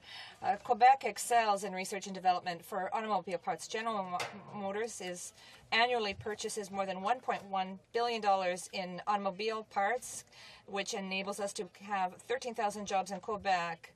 These workers are now living with a great deal of uncertainty, and all the Conservatives are offering them is a new deficit. When will the Conservatives unveil this plan to help these workers?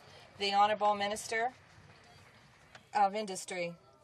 Mr. Speaker, we have already announced many action plans, or an action plan for the automobile sector, more than $250 million for innovation in the auto sector.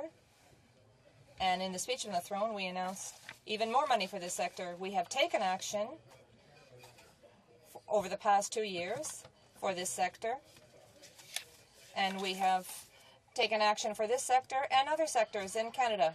The honourable member for Saint-Bruno Saint-Hubert. With respect to the cut back of the POM program by the Minister of Heritage, which was intended to make programs known abroad, it is the artists and the cultural societies in Quebec that will suffer. Will the Minister not rise in this House to defend Quebec culture and tell the House that he intends to reinstate the program? Or if he is to remain silent, is he saying that what was promised 2 years ago by the former minister meant nothing at all? The Honourable, the Minister.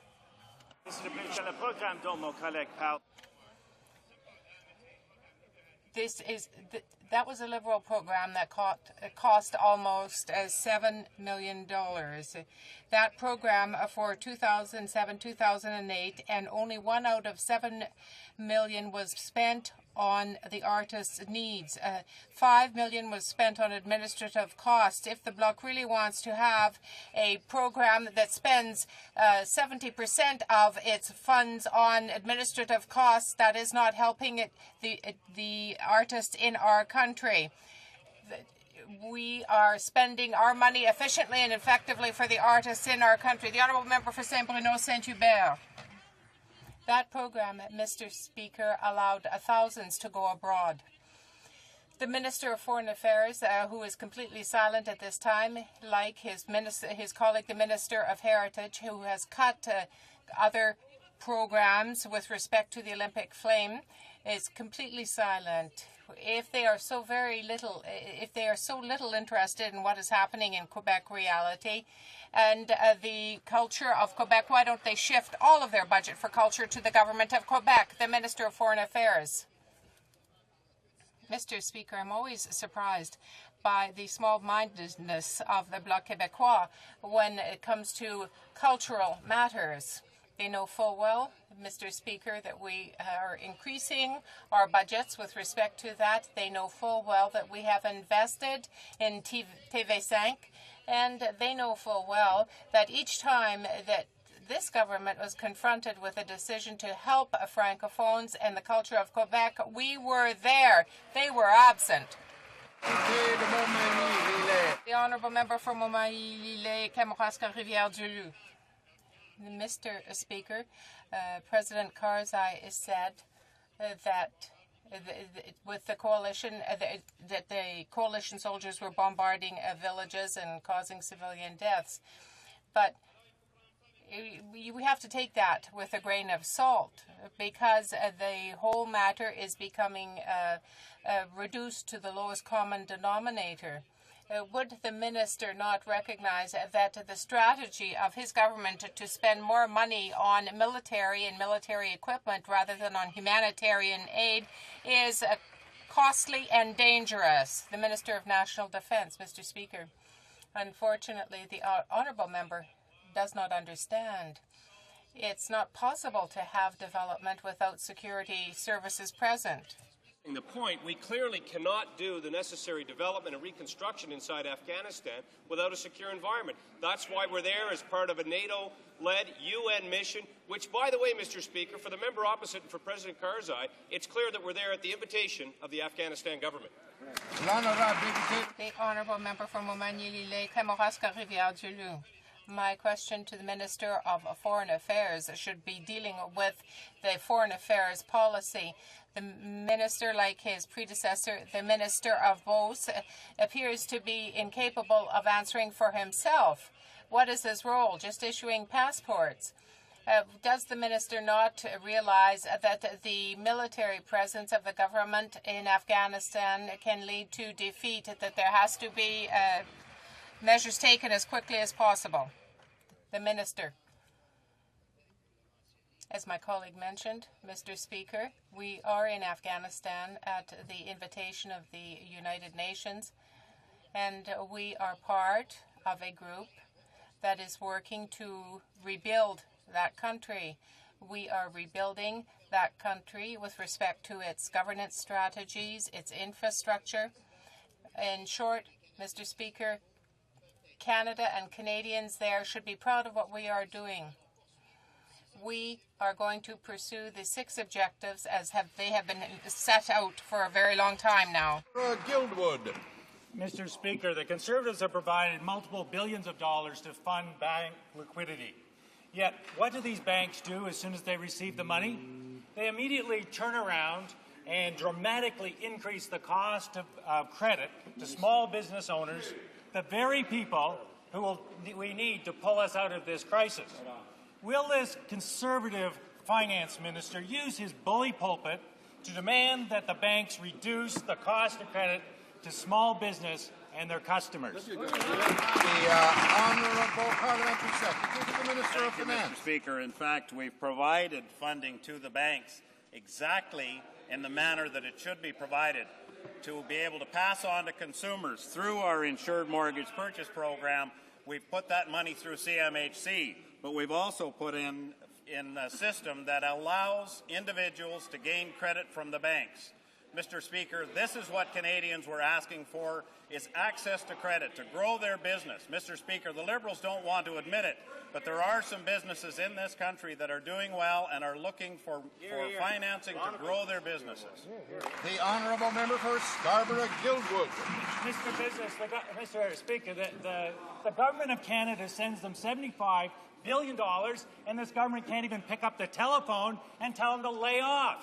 The small businesses are a key component to our economy, and tens of thousands of jobs depend on its capacity to access affordable credit. Like all Canadians, small businesses and their customers are about to pay a very heavy price for this new Conservative deficit. A double whammy, a Conservative deficit and increased credit costs, the last thing they need. Will this Conservative government start helping small business and their customers? The Honourable Parliamentary Secretary to the Minister of Finance. Well, what a novel idea, Mr. Speaker, helping small business. That's exactly what we did in the fall economic statement last year. We cut taxes to small business. Mr. Speaker, we cut taxes to individuals so they could start new businesses. But if I recall, Mr. Speaker, most of the opposition parties in this House voted against that. The member for Dartmouth Cole Harbour. Mr. Speaker, all indications point to huge job losses resulting from the emerging Conservative recession. They're ignoring this reality just like they've ignored everything else. While the world acts, they sit. Employment insurance is an absolutely essential program for Canadians, and the Conservatives have done nothing to ensure it will be there for workers as job losses mount. Given the Conservative government's inability to anticipate or deal with the crisis, what assurance can the minister give that EI will be available to those who need it when they need it? When will somebody over there start standing up for Canadian workers? The Honourable Parliamentary Secretary, the Minister of Human Resources and Skills Development. Mr. Speaker, I want this House to know that we will always stand up for workers and we'll be there for them when they need it. We've taken steps to improve the EI program. The speech from the throne further tells how we're going to improve it. We will put targeted help to those that need help the most. We'll be there for them when they need us. Thank you, Mr. Speaker. The Honourable Member for Dartmouth Cole Harbour. Mr. Speaker, the Conservatives created an EI Crown Corporation this year, saying the economy was just fine and it only needed $2 billion in the fund. We told them that wasn't enough. A whole host of experts told them that. The same thing at the committee when the Liberal-led opposition forced hearings on EI. Now, given that the Conservatives are doing absolutely nothing to protect Canadian jobs, why would anybody believe that they'll do anything to protect Canadian workers when they lose their jobs? Honourable Parliamentary Secretary to the Minister of Human Resources and Skills Development. Thank you, Mr. Speaker. We've ensured that premiums are collected equal to the benefits that are paid out, and we want to be sure they're used exclusively for workers and not for other expenses. Mr. Speaker, we have an independent board that sets the amount for the premiums, and that independent board is backed by money and backed by this government. If more is required for this year, it will be there, and it will be reassessed again in the next year. Well done. Honourable Member for Edmonton St. Albert. Thank you, Mr. Speaker. As I rise in this House for the first time, I would like to thank the good citizens of Edmonton St. Albert for electing me as a Member of Parliament and giving me this great honour of representing them in this House. Mr. Speaker, every day our Canadian forces are making the world a safer place to live. Our largest overseas contingent is currently serving in Afghanistan, with the current rotation being filled by the brave servicemen and women from CFB Petawawa. This Christmas, they will be celebrating the holidays apart from their families and loved ones. Would the Minister responsible for Canada Post please tell this House what programs are in place to help families stay connected with the troops serving overseas during this Christmas season? The Honourable Minister of State. Yes, Mr. Speaker, I want to first of all congratulate the Honourable Member from Edmonton St. Albert on his recent election. I know that he has Canadian Force Barracks in his riding. This is a very important issue for him. Canada Post, I'd love to, I'm very proud to make the announcement that they are again extending a free parcel delivery to our troops overseas this Christmas season. They do a tremendous amount of work for us, and we support them with military efforts. Now we can not only support them, but we can encourage them by a parcel delivery from Christmas, and we encourage their friends and families to exercise that, as I'm proud of Canada Post for what they have done in this. Thank you. Burnaby Douglas. Mr. Speaker, in another attack on democracy, a Conservative member of this House has apparently interfered with the director's election at the Canadian Wheat Board. The Ethics Code says that covers every MP says that MPs may not assist, and I quote, a person becoming a director or officer in a corporation, association, or trade union. End of quote. The member from Cypress Hills Grasslands must face the consequences of violating Sections 3 and 9 of the Ethics Code. How does the government House Leader explain? Is it a lapse in judgment or intentional interference in a democratic election? What consequences will the member face? The Honourable Parliamentary Secretary. When the NDP get up here, they never ask about the real issues concerning the Canadian Wheat Board. For example, Mr. Speaker, last year when the organic buyers were trying to sell their grain, the Canadian Wheat Board said that they wanted to take 9 cents from them for doing nothing. This year, the Canadian Wheat Board said they're going to take 30 cents. No questions from the member opposite. Last year, the contingency fund that the Canadian Wheat Board had to protect for Western Canadian farmers lost $35 million. Absolutely no question. This year, they've apparently lost more money. Again, no questions from the opposition. Mr. Speaker, we're there for Western Canadian farmers. We're going to protect them. We're going to bring marketing choice for them. Honourable member.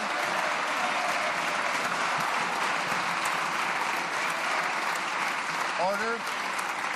The Honourable Member for Burnaby Douglas. Mr. Speaker, this member has intentionally attempted to influence the outcome of an election of the Canadian Wheat Board using his parliamentary letterhead. This is a clear violation of at least 2 sections of the Code. Pending the formal report of the Ethics Commissioner, will the member be suspended from his position as Parliamentary Secretary to the Minister of Natural Resources, and especially as Parliamentary Secretary to the Minister responsible for the Canadian Wheat Board? Here. The Honourable Parliamentary Secretary. Order. I've got to admit that I'm sorry, and I'm sorry that the NDP is so out of touch with Western Canadian farmers. I'm sorry that they only get their advice from extremists in the agriculture community. I'm sorry that they're here today defending the big wheat board against the individual farmers. But I'm here to tell you, Mr. Speaker, that I'm happy that this caucus will stand up for Western Canadian wheat farmers. We will do what is right for them, and we are going to bring marketing choice for Western Canadian grain farmers.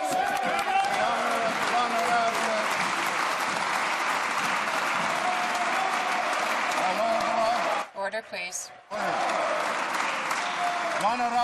The Honourable Member for Saint-Jean. Order, please. Thank you very much, Mr. Speaker. The President of Afghanistan, Mr. Karzai, indicated Monday that he would like to see an end date for the coalition forces in his country, but the Canadian government has decided to increase the military presence. According to the first quarterly report of the government, the security in Afghanistan, though, is deteriorating. Does the minister not understand that the government is on the wrong path in Afghanistan, and what is it going to do to correct this situation while there's still time? The Minister of National Defence. If the honourable member was here, but there was a vote taken in this place. It does involve an end date, Mr. Speaker, and that's 2011. As far as the security situation in Afghanistan, clearly there are still challenges. But it is incumbent upon this government and the Department of National Defence to provide the brave men and women of the Canadian Forces with the necessary protection that they need. That includes such things as helicopters. That includes the protective equipment that is part of the force protection package that will be voted upon in the supplementary estimates. And I know that I can count on that member to support that estimate. The Honourable Member for Saint-Jean. Mr. Speaker, that government is absorbing astronomical sums of money for the military plans, but they refuse to intervene and stand aside idly when there's a crisis in the economy. How can the minister justify this new increase in military presence while the government is refusing to pay a single penny to the victims of the economic crisis? This is a scandal, Mr. Speaker. The Honourable the Minister of National Defence. Mr. Speaker, is that the Bloc and this member seem to be completely out of touch with reality when it comes to the necessity of providing the men and women of the forces with the necessary equipment that they have to do the job in this dangerous and ever-evolving environment. Mr. Speaker, there were estimates tabled in this House. We have appeared before committees. We have followed the recommendations of an independent committee. Mr. Speaker, we are doing what's right for the Canadian Forces. I would expect this member to show a little more solidarity in our efforts to give them the important equipment to do that job. The honourable member for Malpeque. To the Prime Minister, Mr. Speaker, government members in violation of all democratic principles have been attempting to interfere and influence the outcome of the Canadian Wheat Board director elections. Does the Prime Minister deny that those MPs, including the Parliamentary Secretary for the Canadian Wheat Board, have access to confidential voters' lists of names and addresses and are using those to send out letters? Does he deny that the MPs sending letters are not registered as third-party interveners? And will he confirm that the election coordinator is looking into these illegal practices?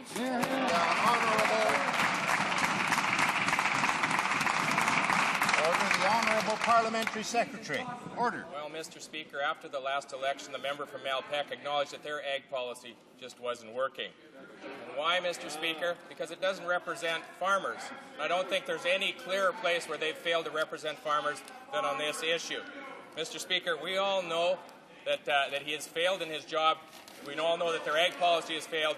We're going to step forward. We're going to protect Western Canadian farmers. We're going to bring them marketing choice, Mr. Speaker. And we're going to do that soon. Honourable member for Malpeque. Is there no laws that party will not break, Mr. Speaker? Obviously, the words of democracy in the throne speech aren't worth the paper they're written on.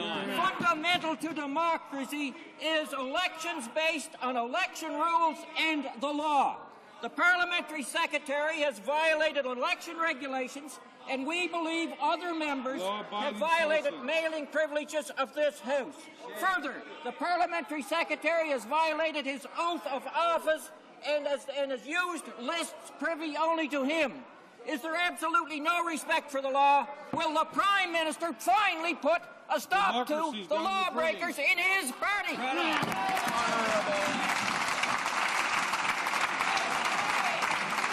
Order. The Honourable Parliamentary Secretary. Order. Sound and fury, Mr. Speaker, signifying nothing. I wonder where the member actually was when one of the pro-Canadian Wheat Board directors was out using the Canadian Wheat Board logo on his election material. I didn't hear anything from him at that point. And, Mr. Speaker, I haven't heard anything from him when the Canadian Wheat Board has been banning reporters that they don't like from their news conferences. So once again, I'm going to reiterate that we will be there, we will be standing up for Western Canadian farmers, and we are going to bring them marketing choice as soon as possible. Order. The Honourable Member for Thunder Bay Superior North. Order. Mr. Speaker, small businesses create a huge percentage of all the job growth in Canada. We should be helping them, not hurting them. The Federation of Ontario Independent Businesses is demanding that this government act before the big banks' next big cash grab. Our small businesses are facing a 10,000% increase in their Visa and MasterCard merchant fees. Is this fair? Does this government believe that it's not their problem or that they just can't do anything about it? Which is it, Mr. Speaker?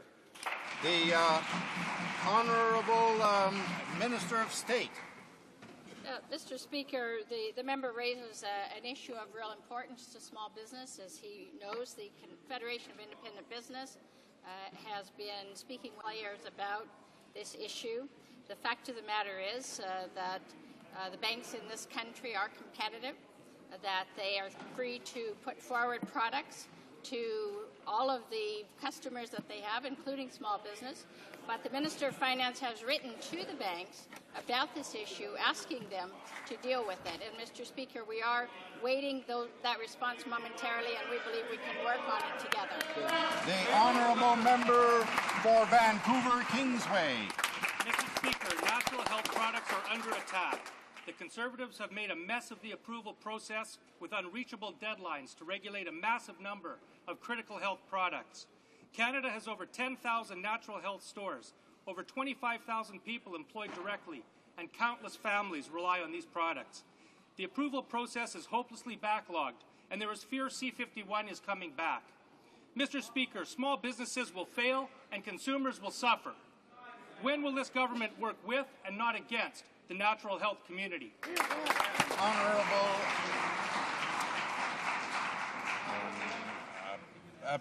Honourable Minister of Health. Thank you, Mr. Speaker. Mr. Speaker, this government is committed to bringing forward a new legislation in that. We hope to introduce that sometime in a new year.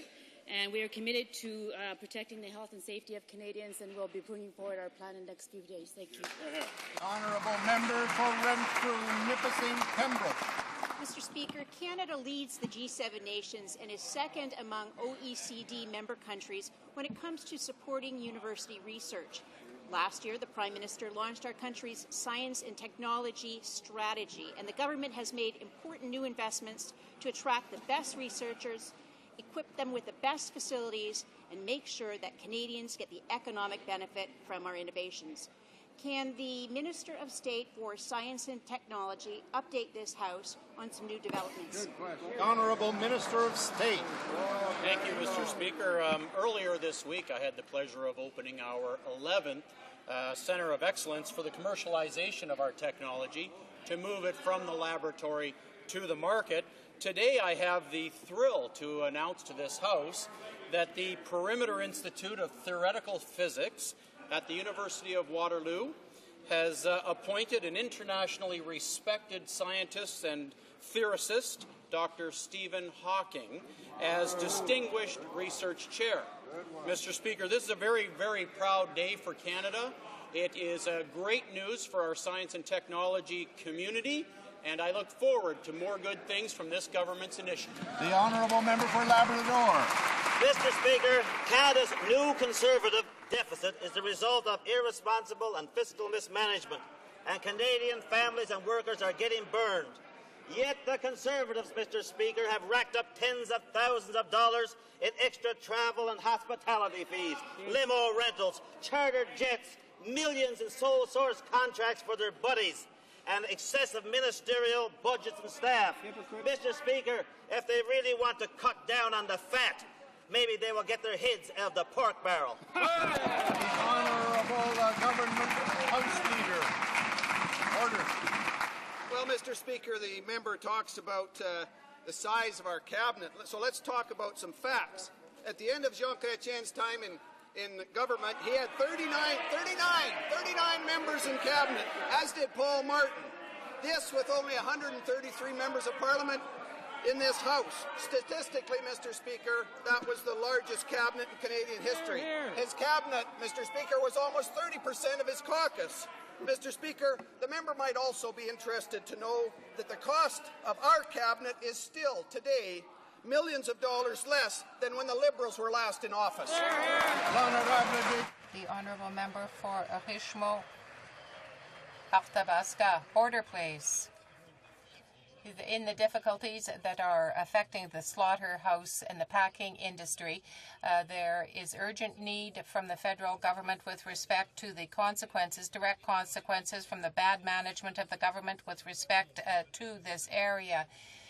This is something that is affecting the whole packing industry. During the election campaign, how much did the minister provide for Vino Colbeck's, and how much money would be set aside to help this area?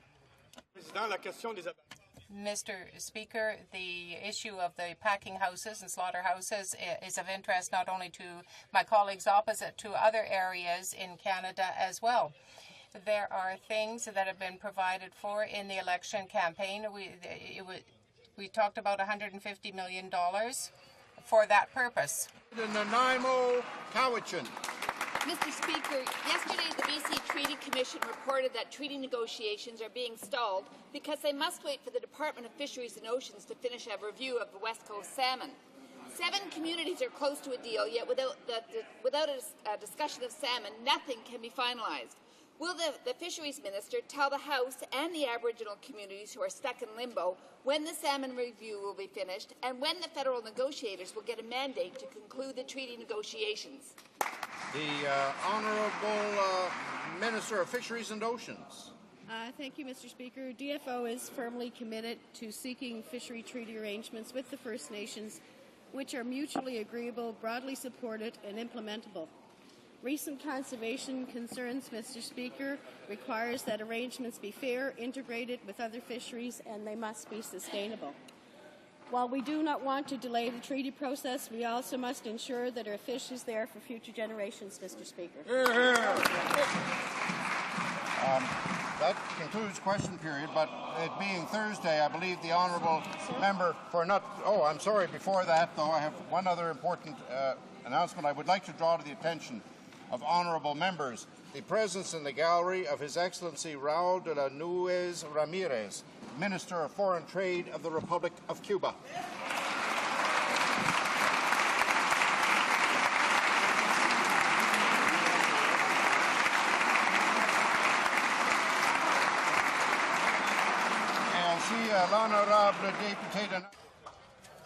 And also the Honourable Member for Notre Grace-la-Chine has a question, it being Thursday. Thank you, Mr. Speaker. Mr. Speaker, I'd like to ask the government about what their plan is for the House until we adjourn on December 12th. When the government intends on introducing its Ways and Means motion. And finally, I'd like to know if the government has not already officially designated the opposition days between now and the adjournment on the 12th of December, when it intends on officially designating those opposition days. Thank you. The Honourable Government House Leader. Well, Mr. Speaker, I thank the Honourable Deputy House Leader for the official opposition for her question.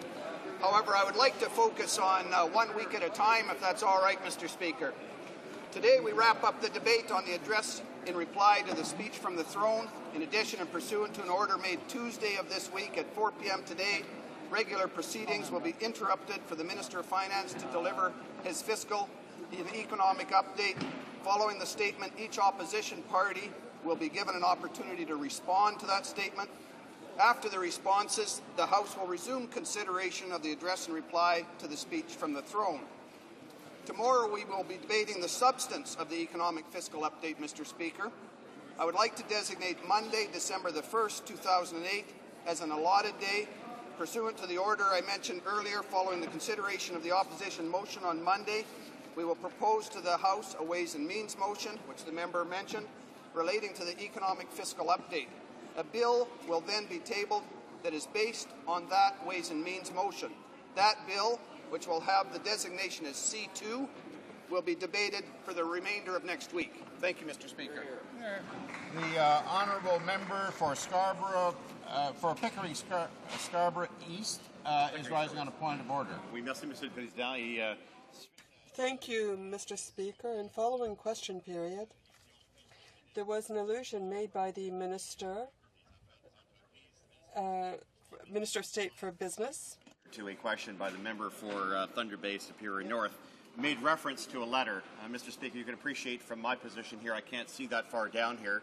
I do probably need an adjustment on my glasses. However, Mr. Speaker, the Minister made reference to a letter that was apparently given by the Minister of Finance to the various banking institutions and credit card companies. I'm wondering, Mr. Speaker, through you, if that Minister will now table the letter which she made reference to.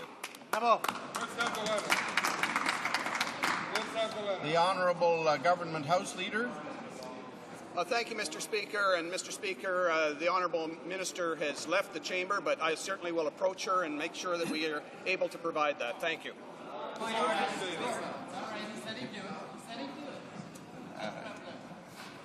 Yes, and there was no suggestion the minister read from the letter, and so it doesn't. Tabling is not required unless the letter is read to reference to some document is debate, as the honourable member for Mississauga South is pointing out so ably. So we'll now move on to orders. A point of order, the honourable member for Malpeque. In earlier answers to questions from both the NDP and Liberals, the parliamentary secretary denied, as his office officials admitted, that he used the voters' list as the source of mailings, and will he deny that his office confirmed that he used that information and did so illegally? Well, I'm afraid that the honourable member from Malpeque knows that supplementary questions can't be asked on points of order after a question period. I'd suggest he restrain himself until tomorrow, and he can ask questions in question period again tomorrow. Orders of the day. Order du jour. Resuming debate on an address in reply to the speech from the throne as amended. All right, that's...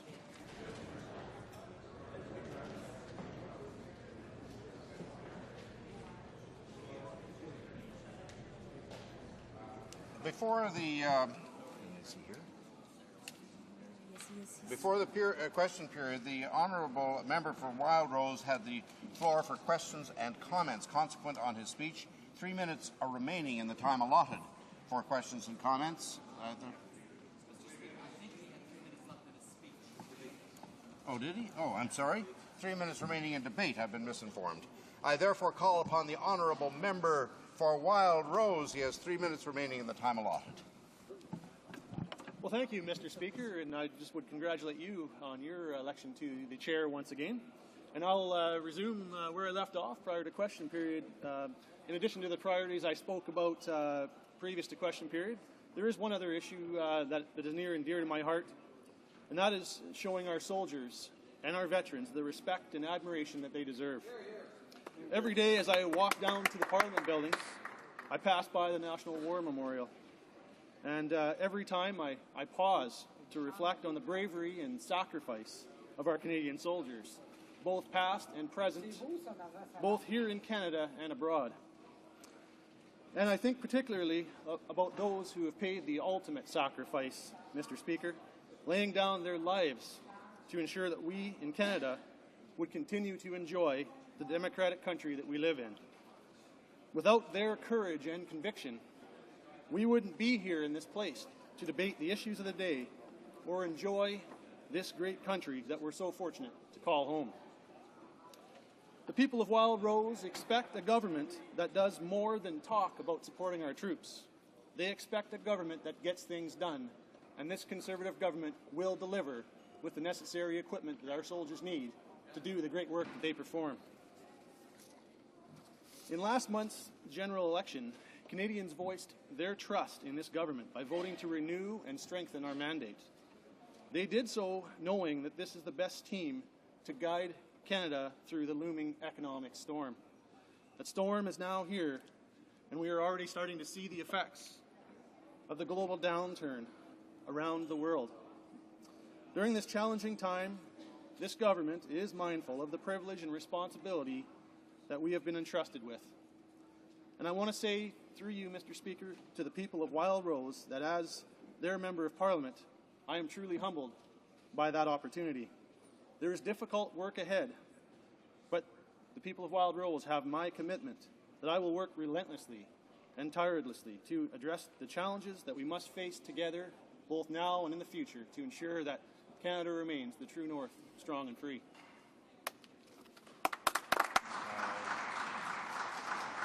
Questions and comments, questions and commentary. The honourable member for Charlottetown.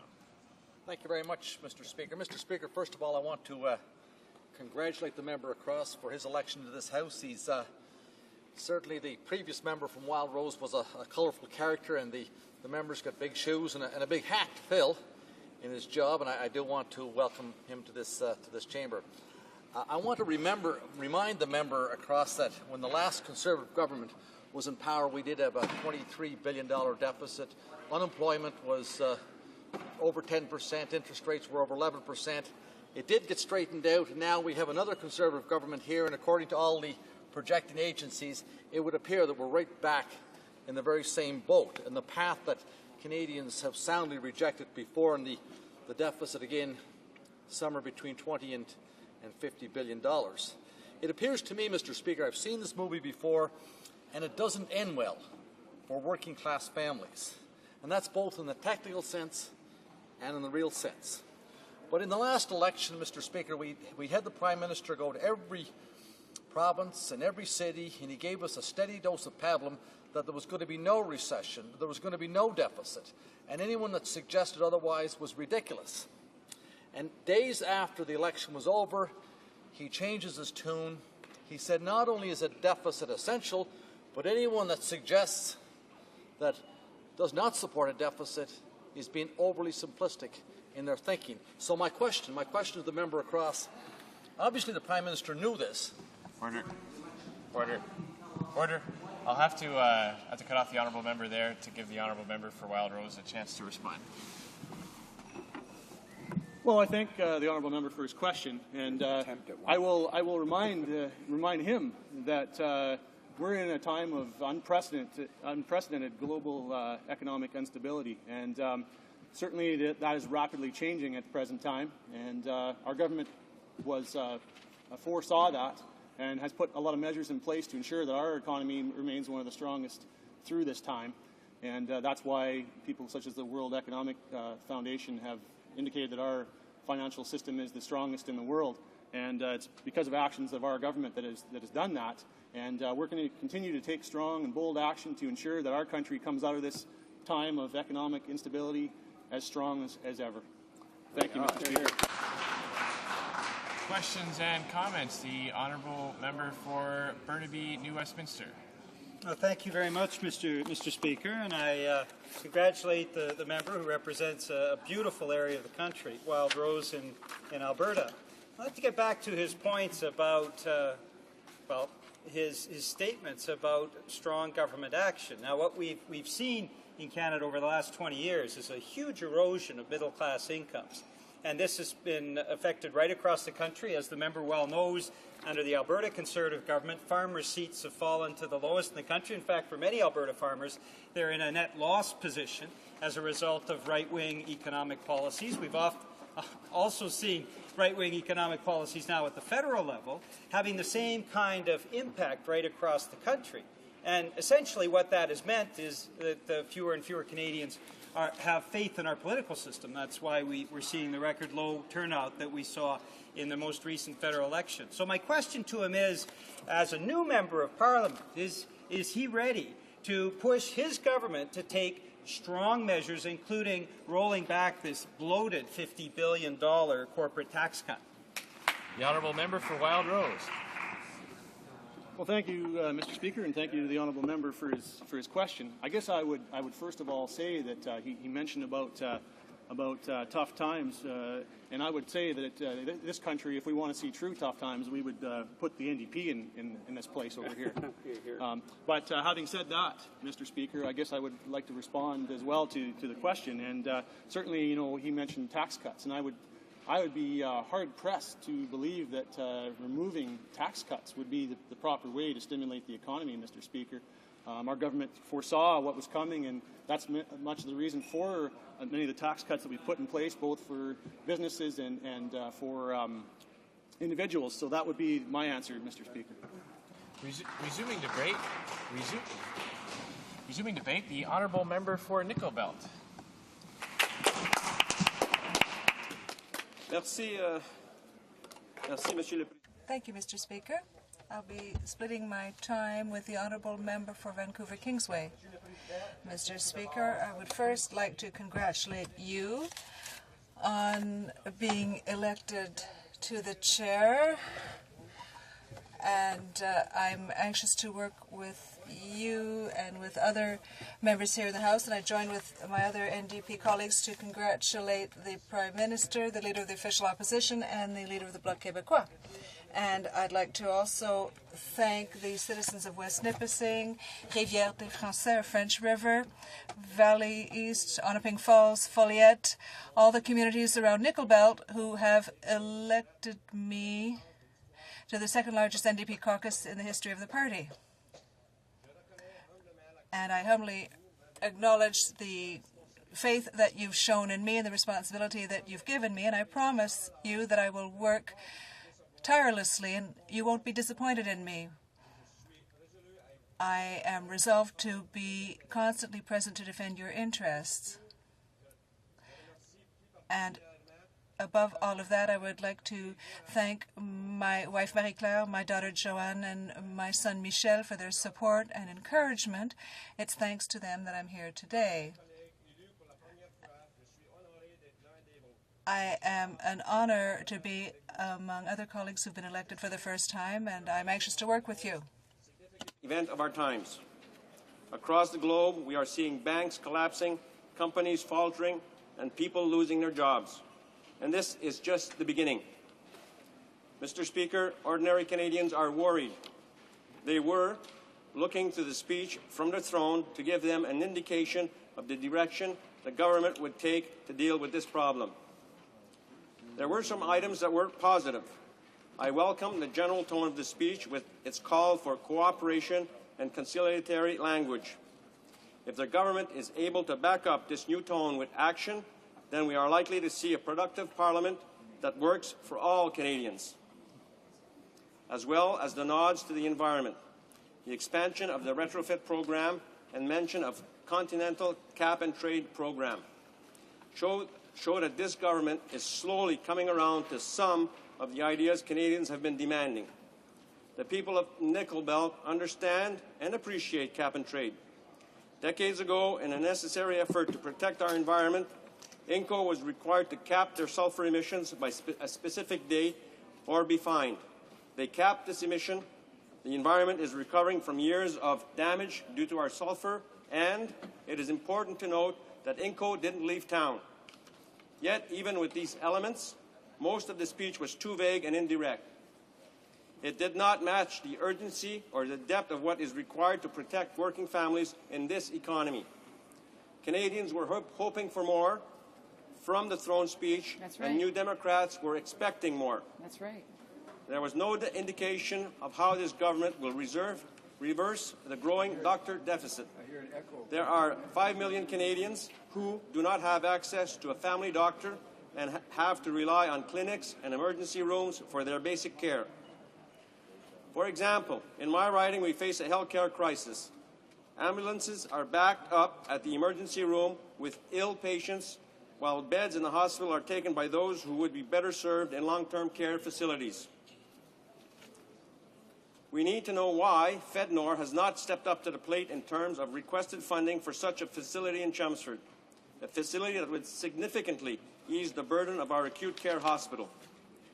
With consumer bankruptcies in September 20% higher than August and unemployment projected to raise next year to 7%, there was no mention of how this government is going to fix the EI system. That's a shame. Recent rule changes to employment insurance mean that an unemployed person must exhaust savings before EI is even available. We need to make sure that money will go right back into the local economy to create jobs, keep small businesses afloat, and put food on the table. Mr. Speaker, in Northern Ontario, we're already seeing the effects of the slowdown. Xstrata has made changes to its plans for the lifespan of 2 major mines due to the low price of nickel. First Nickel has suspended operations at its Lockerbie mine in Nickel Belt, resulting in layoffs of 140 of its 160 workers. Mr. Speaker, we need bold and strategic measures for our economy. The 21st century is new and different, and tired old 20th century solutions won't work anymore. That's right. We need a government that cares. First, let's introduce financial regulations that protect consumers in this economy. Even though strong regulations have kept our banking sector more stable than others, effects from global market turmoil are unavoidable. Stronger oversight is needed to track the $75 billion already given to secure banks. And if there's assistance to any ailing sectors, taxpayers need a full account and, where appropriate, an equity stake in return. The federal government can protect consumers by ensuring credit card companies stop hiking interest rates on cash-strapped families that miss a payment. Second, let's invest in the new energy economy for the 21st century prosperity.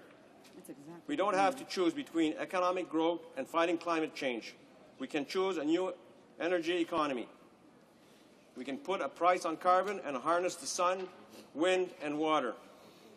Canadian innovation can make us leaders in renewable technology and create green-collar jobs. And we can begin by creating thousands of jobs right now, energy retrofitting our homes and buildings. We can support our local businesses and agriculture. In my riding, Don Poulain Farms, who recently could sell their potatoes to local stores, is now forced to shift their product to Toronto corporate change. These change then ship the product right back to be sold in local stores. Local farmers are forced into hardship and using unnecessary resources to transport food over greater distances. Not only is it environmentally damaging, it is additional cost and could result in unnecessary job losses in Nickel Belt. Third, let's invest in the enterprise and innovation in the private sector in our research institution. Our universities and colleges should lead the world in practical innovation. They've proven that they're up to it. We must do more with incentives for job creation, better support for research and development, and innovation funding. A good first start would be to allocate funding for the Centre of Excellence in Mining Innovation in northeastern Ontario. Fourth, let's make strategic investment in infrastructure and in the real economy. Let's commit to an ambitious plan, partner with our communities to repair our crumbling cities, invest in public transit, and build affordable housing. We can secure that our publicly owned transit system are efficient and effective. In my riding, it is nearly impossible to find an available, affordable apartment. The roads are among the worst in the continent. And, Mr. Speaker, we've relied on raw resources exports for too long. We need credit guarantees for viable companies in forestry and mining, and we need them now. Fifth, but certainly not least, let's invest in our social infrastructure. Without a national skills training strategy to address our skills shortage, we'll only compound the length and depth of the economic downturn. That's right. We should look at Aboriginal. Mr. Speaker, I will be sharing my time with the honourable member from Vancouver-Kingsway. Aux États-Unis, les pensions sont... In the United States, pensions are guaranteed up to a maximum of $50,000. We need pension plans that will protect seniors today and for future generations, and we can create more jobs in childcare and health care for the elderly, increase the number of doctors and nurses, provide more possibilities for members of the First Nations. Mr. Speaker, the government must respect the 62% of Canadians who voted for change. We've asked this Parliament to set aside its differences and overcome traditional partisan battles. But, Mr. Speaker, this doesn't mean that we will be giving free rein to the government, something that Canadians refuse to give them. The government must know how to compromise, and the opposition must be constructive. And if we have these conditions, I'm convinced that this Parliament will be able to meet our expectations and that of all Canadians. Thank you. Questions and comments, questions et commentaires. The honourable member for Burnaby, New Westminster. Je remercie. I'd like to thank the honourable member for Nickel Belt for his excellent speech, which is full of good sense. This is something that unfortunately we don't hear as often as we would like to. After being here for a few weeks, he has seen the economic impact and the lack of action by this government, and he has seen the impact of the softwood lumber agreement in Northern Ontario, the impact of other policies that were supported by the Liberals and the Conservatives, and I'd like him to explain how this impact has hit his fellow citizens in Nickel Belt and the effects of the lack of action by the government. The member for Nickel Belt, Mr. Speaker. If the government doesn't change the employment insurance system, there will be many people suffering in Northern Ontario. A company in Coniston called Heat Treating Company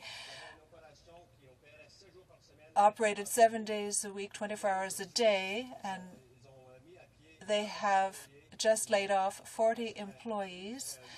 They're only open 8 hours a day, 5 days a week, and we need EI changes to help those people. Comments, the Honourable Member for Nanaimo Cowichan. Thank you, Mr. Speaker, and I too want to welcome the member from Nickel Belt to the House. And although we are in quite different parts of the country, Northern Ontario versus the west coast of British Columbia, I'd like to ask the member to say a little bit more about forestry. I know in my riding what's happening is that we've got forestry companies who are facing going out of business because of the fact that they simply don't have access to lines of credit or to loan guarantees. Now, these are viable businesses, and British Columbia has a long and proud history of being a forestry producer.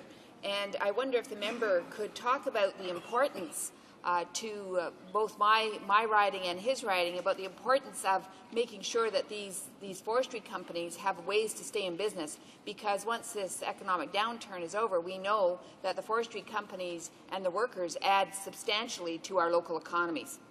The Honourable Member for Nickel Belt. I thank the Honourable Member for her question or comment.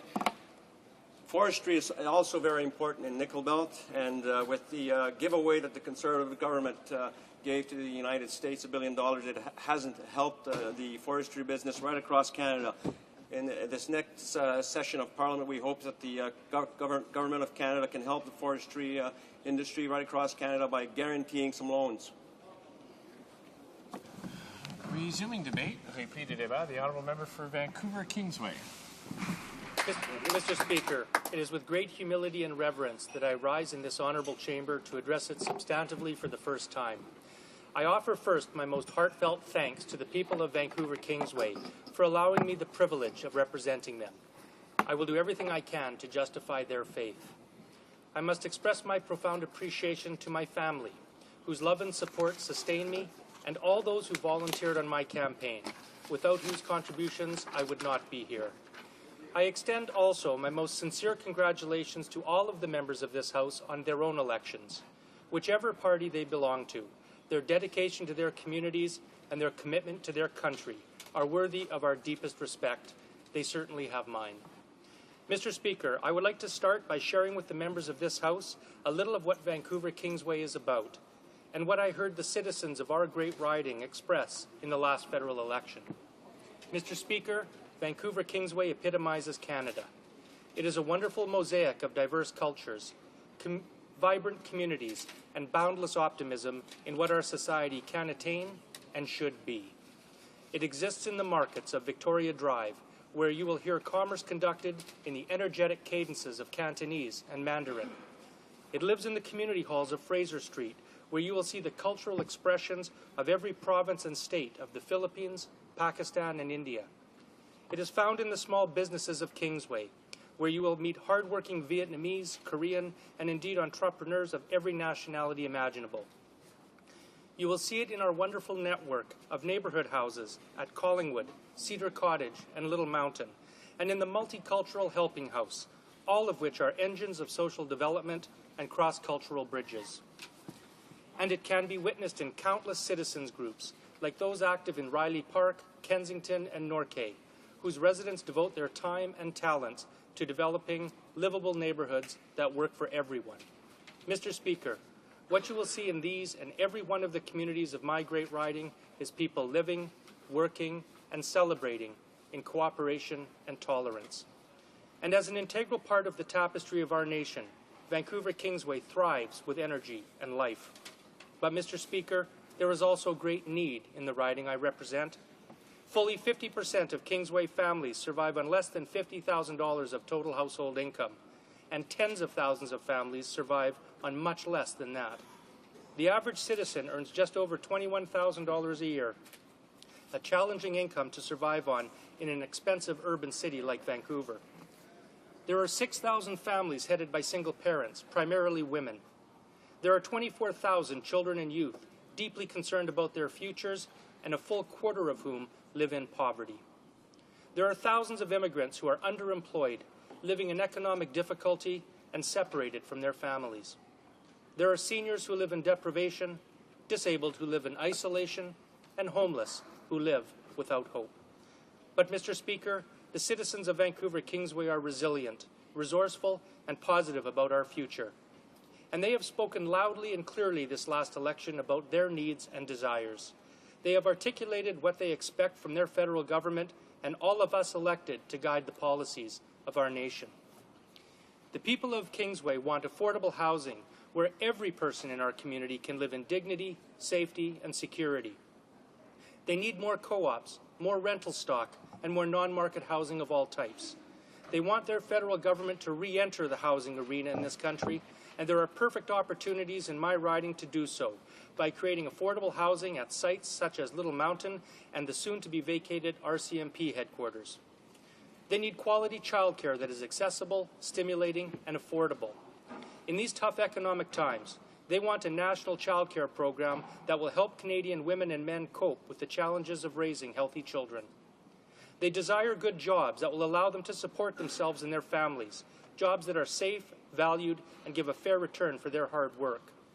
They want to protect our environment, address climate change, and build an economy that is sustainable for our children and future generations. They hope that the federal government will lead and partner with them to help retrofit their homes and buildings and develop clean sources of energy like solar, wind, and geothermal. They require a strong education and skills training system that is available to everyone regardless of income. They know that a well-educated society is critical to their own, their children's, and our society's future.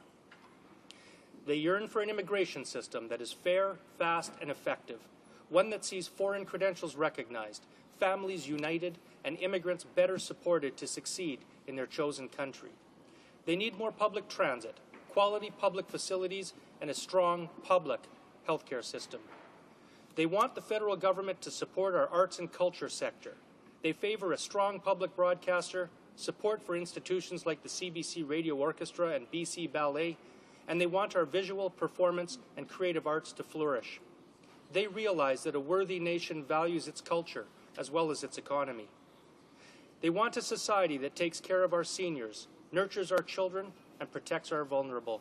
And, Mr. Speaker, they believe in a Canada that is peaceful, just, and a model of mature behavior on the world stage. While they support our men and women in the military, they want us out of Afghanistan, out of combat, and back into peacekeeping. Mr. Speaker, the good people of Vancouver Kingsway sent me here to bring these goals to the attention of the Government of Canada and to work immediately, tirelessly, and forcefully to try to achieve them. And I am both honoured and committed to do so. Now, there is one issue that is of special interest to the citizens of Vancouver Kingsway that must be drawn to the attention of this House, and that is the issue of democracy. In short, they want to send the clearest message possible that the votes of our citizens must be respected at all times and in every way. They stand firmly against those who subvert democracy by crossing the floor, and strongly against those parties who would put their political interests ahead of the democratic expression of our citizens. All citizens of this country owe a debt of gratitude to the thousands of Kingsway residents who stood valiantly and unceasingly for the integrity of our political system and for democracy in our country. Beyond that, the citizens of Vancouver Kingsway also want real democratic reform in our nation. They want our government to respect the fact that Canadians have chosen a minority parliament and to recognize that compromise and cooperation are expected for the betterment of our country. And they want proportional representation so that our parliament will finally and accurately reflect the votes that we cast.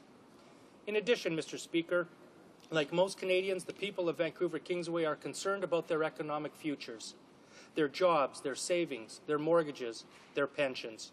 They want us to ensure that the interests of our middle class, our working families, and our small business sectors are protected and supported. Now, Mr. Speaker, although there are some measures in the speech from the throne that are positive and for which I give the government credit, unfortunately, the real concerns facing the people of Vancouver Kingsway have not been adequately addressed.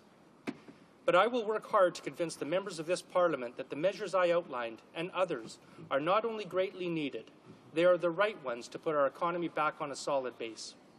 The citizens of Vancouver Kingsway work hard, and they believe in a country that rewards effort and initiative, but they also believe in a nation that is compassionate, fair, and committed to social and economic justice.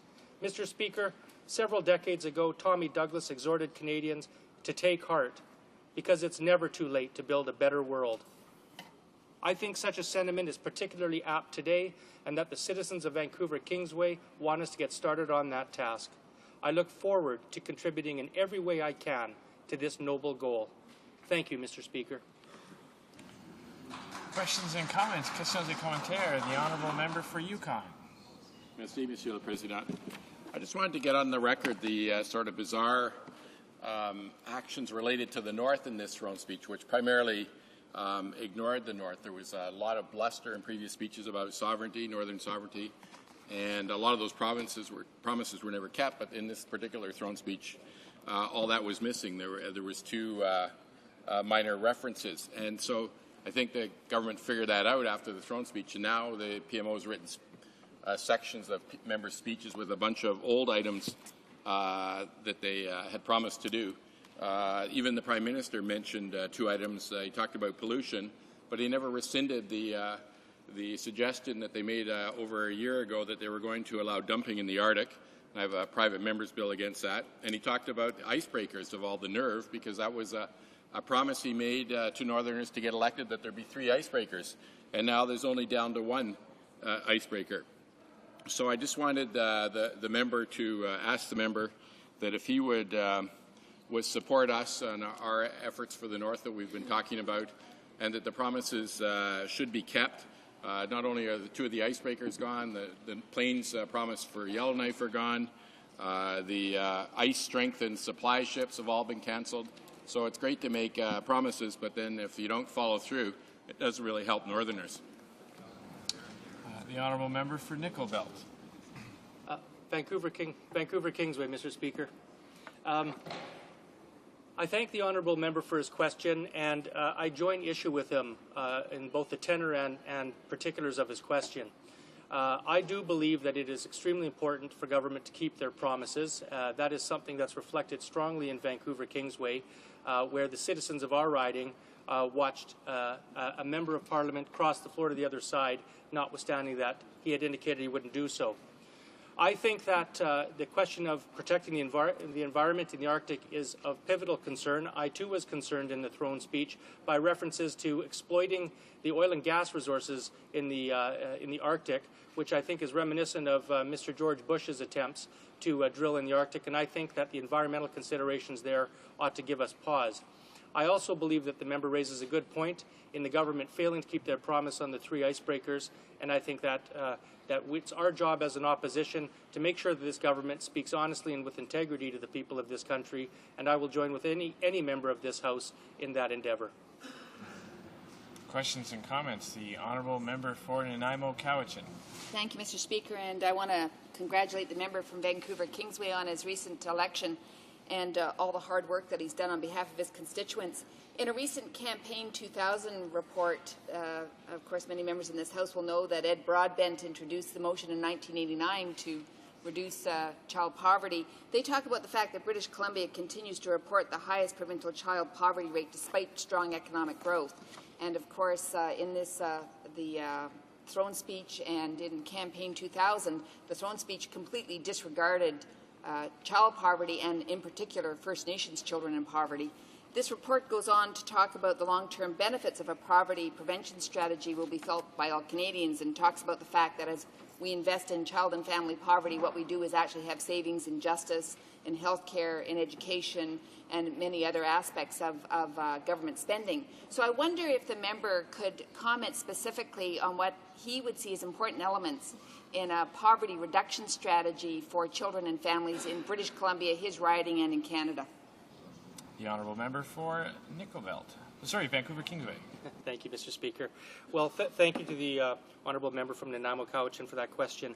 Poverty is an extremely critical issue in my riding. As I mentioned in my inaugural speech, 1 out of every 4 children in my riding live statistically below the poverty line. And of course, children don't live in poverty by themselves. They live in families. And so that means that there are thousands of families in our riding that are poor. This House, I believe in 1989, made a commitment, an all-party commitment, to try to eliminate child poverty, but I think it was the year 2000. Well, Mr. Speaker, we didn't meet that goal. And I think it's very important that this House recommit ourselves to that process. I listened to the government in the throne speech and, in fact, in the answers to question period, talk about how the economy is in decent shape and how there's steps that the government has taken. They are taking credit for making things better for Canadians. Well, that's not the experience for many of the children and people in Vancouver, Kingsway, in Vancouver, British Columbia, across the country. We need a strong employment insurance program. We need better transfers to the provinces so that social supports are present for all families. We need to protect Canadian jobs. Resuming debate, j'ai pris du débat. The honourable member for Avalon. Thank you very much, Mr. Speaker. First of all, I'd like to thank the voters of Avalon for giving me this opportunity to represent them. They've given me their overwhelming support. For that, I'll be forever grateful. I'd also like to thank my workers, my family, who helped my campaign. In particular, my wife, Susan, who was my dedicated soulmate, my friend, and my CFO in my campaign. She kept everyone on their toes. I'll also thank my mom, Irma, and my family and friends for their opportunity and for helping me achieve this goal of mine. Without their hard work and dedication, this would not be possible. As I went bay to bay, shore to shore, and door to door during this campaign, I met many friends, old and new. I renewed acquaintances, and I made some really good new friends for the first time. And those friends were former Conservatives who came over to work on my campaign. This is a very humbling experience speaking in this chamber today, and I'm pleased to be sharing my time with the member for Don Valley West today. We're all here for the same reason. Make our communities a little better place to live, our province, and our country. The people of Avalon sent a message in this election, and that message was on the Atlantic Accord. The people were very upset that a promise had been broken to our province. And that message was simple. And on this important issue, the member for Cumberland, Colchester, Muscovy Valley did exactly the same thing. He stood up for the people who he represented, and they recognized that. But now we must put that behind us, and we must move on. And in the new spirit of cooperation with the province, with municipalities, we must work together. In the throne speech, the government mentioned this. I'd like to just quote from it. Our government will take steps to strengthen the Canadian Confederation. It will respect the jurisdiction of provinces and territories, and will shine its principles of federalism in the Charter of Open Federalism. Hopefully that federalism that they're proposing is to work with provinces, not work and be confrontational. That'd be quite a change. It would be a change. In the riding of in my riding of Avalon, we're seeing great growth. In the regional economy, things are going well.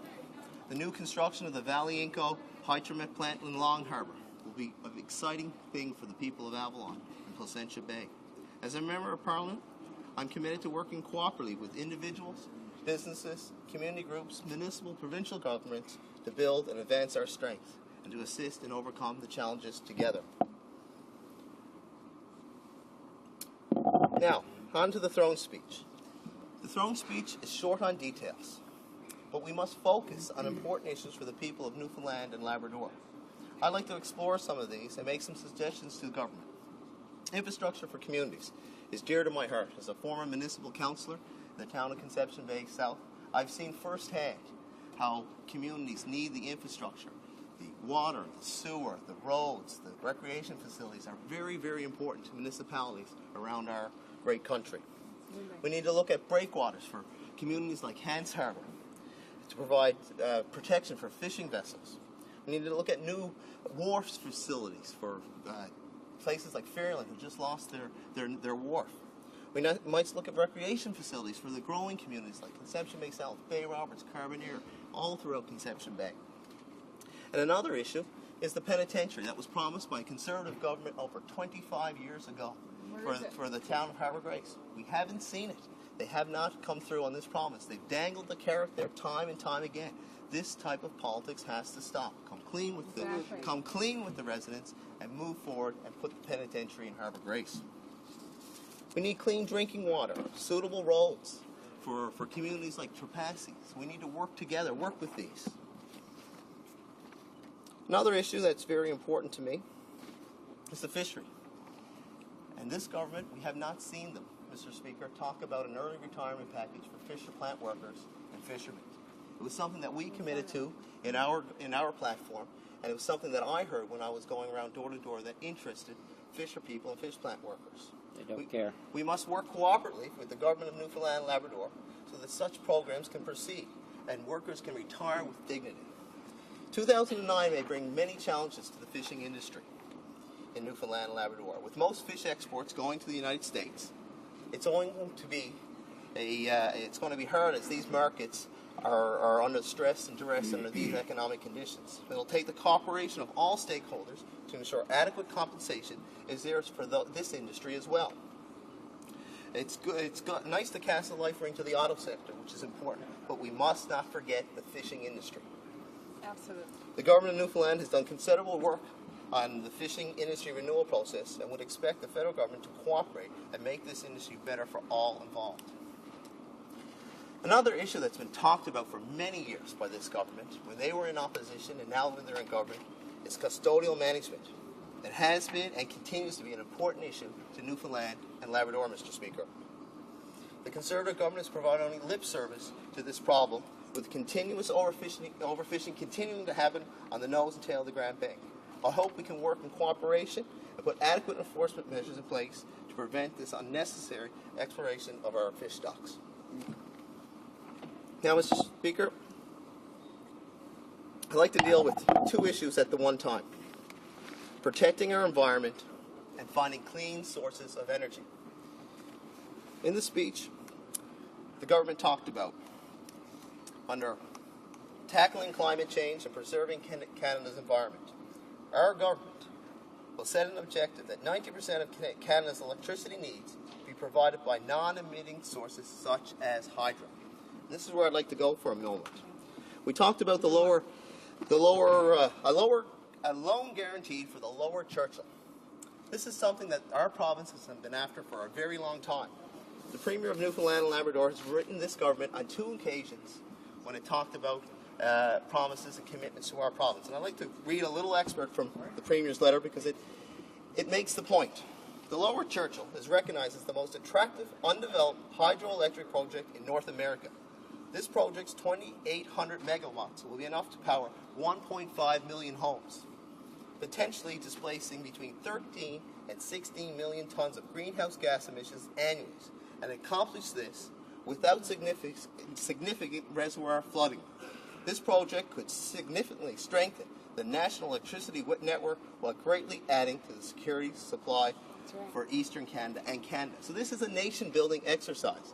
When you look at the Lower Churchill and getting a loan guarantee, in these economic times, a loan guarantee would be the best thing to stimulate jobs and building of this particular project. So we need to work on that.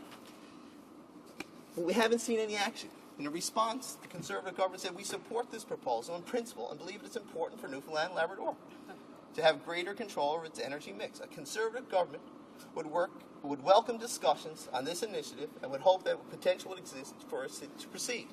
That was 3 years ago, in 2006, 2 years ago. And what have we seen? No action on this particular issue. So this is something I want to encourage the government to do, is to start to move forward and get this project started. Because, you know, it's also important for the economy. But as I mentioned a little bit earlier, it's also important from the environment, in my riding in particular. I mentioned the new hydromet plant that's coming to my district from Long Harbour to Central Bay. Good news story. Great news story. But this project is going to require huge amounts of energy to make it happen. And the need for that power and the Lower Churchill to get into the grid and get a line into the province of Newfoundland is important for one important reason: the Holyrood Generating Station. This is a thermal generating station that burns fuel, it boils, converted to water, and into steam. And they've been using bunker C fuel for many years now, and now the plant burns number 6 heavy fuel oil at a rate of 6,000 barrels per day. And the problem is with this is creating a lot of emissions into the atmosphere, and it's polluted. It's the number 7 polluter in Canada. So we have an opportunity here to guarantee that we get the clean hydropower from Labrador into the grid and into the province of Newfoundland and Labrador to take this Holy Regenerating offline. They've done a lot of great work at Newfoundland Hydro in trying to reduce emissions, but we need to do better. In closing, I'd like to just talk about children, students, and seniors. During this time of economic downturn and times of restraint, we must not forget about the most vulnerable in society, those who cannot look after themselves. Children must have adequate compensation for their daily essentials, for their families to acquire adequate childcare. Students must avail of adequate financing for education and be ready to accept the responsibility of our future leaders. We must not forget about those. And as Liberals, we care about the less fortunate in society. And I thank you, Mr. Speaker, for your opportunity to speak here today. Questions and comments. Questions and commentary. The Honourable Member for York West. Thank you very much, Mr. Speaker, and I congratulate my colleague for his first response to the speech from the throne. And clearly he knows his community very well, and as he read the speech from the throne, he was looking to say where his particular community was. Where was it reflected in that speech from the throne document? And clearly he isn't seeing a lot in there. I'd like to ask my colleague, when it comes to issues to do with the social infrastructure needs of this country, some of them that he alluded to, where does he see the needs in his particular community for more investments over and above the environmental issues that he recommended, but on the social infrastructure and the needs in particular in his community? The Honourable Member for Avalon. Thank you, Mr. Speaker. Infrastructure is very important and vital to many communities. And when you look at social infrastructure, in my mind, that talks about recreation facilities and allowing young people a place to go and spend time with their peers and their friends and their families. So it's important to look at social infrastructure being recreation facilities, new rinks, new curling facilities, and fields for children to go play in. Many of the old recreation fields in my riding have been overgrown because they haven't been looked after. So we need to look at the social side of things, and we need to look at the infrastructure that we provide the communities in my riding and across the country, because we're not alone. Many of the areas in my riding are going to the bigger centres, but we need to look out for the smaller centres and connect with rural Newfoundland and Labrador and rural Canada. So it's very important that we look at the infrastructure needs of the communities. And again, we haven't seen it in the throne speech, so we need to look at what's going to come now. At times of economic downturn, we need to look directly at what this government is going to provide in infrastructure for communities to get things moving. Thank you. Questions and comments. The Honourable Member for Peterborough. Order, please. Thank you very much, Mr. Speaker. Mr. Speaker, I listened to the Honourable Member's speech, and I noted that he talked about the Lower Churchill, the potential of the Lower Churchill generating facility. And of course, the member may be aware that the Upper Churchill generating station, the generators for that were built in Peterborough in my riding. Happen to have a lot of expertise in my riding about hydroelectric power. Of course, we've built the generators for massive hydroelectric programs all over the world. I'm just wondering, now the member spoke about infrastructure. Obviously, our government has established a massive infrastructure fund. I'm sure he's well aware of that, or in time he will become aware of it as he gets more accustomed to this place. But I'm just wondering, of course, the problem with the Lower Churchill is with transmission licensing to get that power through to markets. I'm wondering if he is aware if the province of Newfoundland or Newfoundland Hydro has an agreement on transmission with Hydro-Quebec, as he knows that's what would hold this project up. Order. Before I give the floor back to the Honourable Member for Avalon, it is my duty pursuant to Standing Order 38 to inform the House that the question to be raised tonight at the time of adjournment is as follows. The Honourable Member for Burnaby, New Westminster, International Trade. Apologize to the Member for Avalon. He has a floor. Pick that up after. Question posed by the Member for Peterborough. Well, I thank the Honourable Member for his question. When we look at their infrastructure program that they've put in place, monies have not flown to the community. So I am familiar with that infrastructure program. When you talk about the Lower Churchill and transmission, absolutely. It's very important that we look at a national transmission grid, an east-west national transmission grid, to get that power to market. And that's something we really need to look at. We need to look at an east-west transmission grid to get the power to market. Because, you know, it's not only Canada, but we can look at providing this electricity to all North America. And it's very important that we focus on that. But it cannot happen unless this government moves forward with a loan guarantee. So I would encourage the member to go back to his colleagues, move forward so people in my riding can get employment, for members in his riding to get employment, get this project moving sooner rather than later. Thank you very much.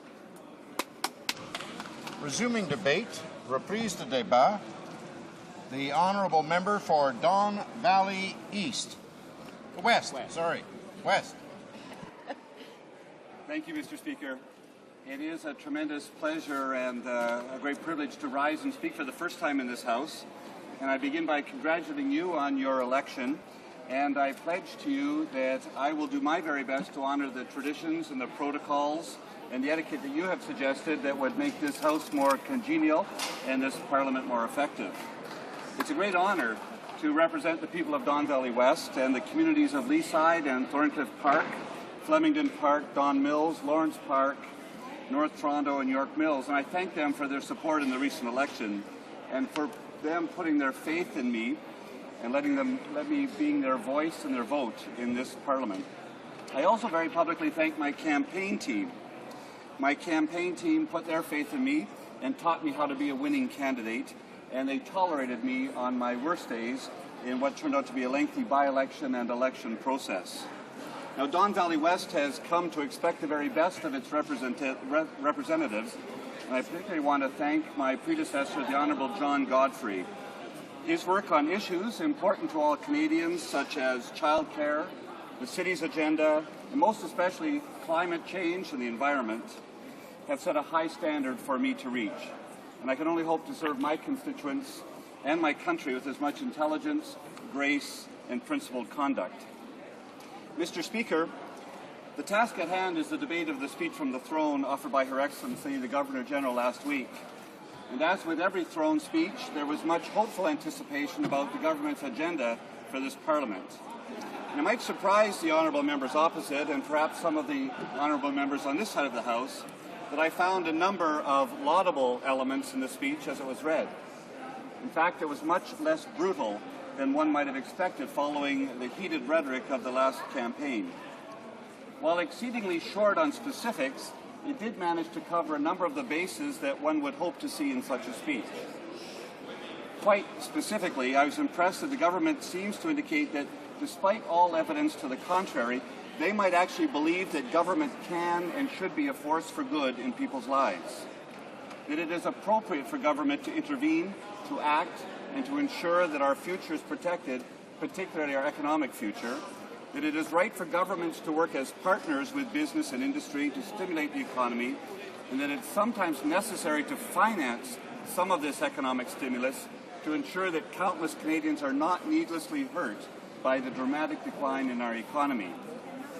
But, Mr. Speaker, what surprises me about this recognition is that it is simply not even close to what the honourable members on the other side of the House were telling voters during the election, week after week in the recent campaign.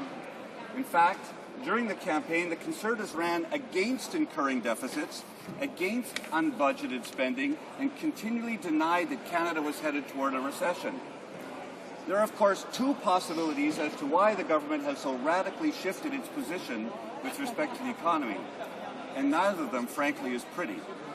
The first possibility is that they completely misread the international economic indicators that were visible to most of the rest of us, and they failed to see that the domestic economic policies followed in their first mandate, policies of irresponsible tax cuts and bloated government spending, have left the government completely incapable of responding quickly or well to this situation. Mr. Speaker, I'm talking about incompetence of the highest order. The Prime Minister himself declared, and I quote, "This country will not go into recession next year and will lead the G7 countries." He said that just days before the recent election. And again, he spoke boldly declaring that we're not going into deficit. Mr. Speaker, those statements were made only 6 weeks ago and were made in the face of reams and reams of evidence to the contrary. All this from one who claims to be or have been an economist. If this was done truthfully but naively, it smacks of utter and complete incompetence. But, Mr. Speaker, if it is not incompetence, ineptitude, or mismanagement, I fear it might be a far more serious problem for this government. If it's not incompetence or deception, it's deception or misrepresentation. The campaign run by the Conservatives was disingenuous at best and dishonest at worst.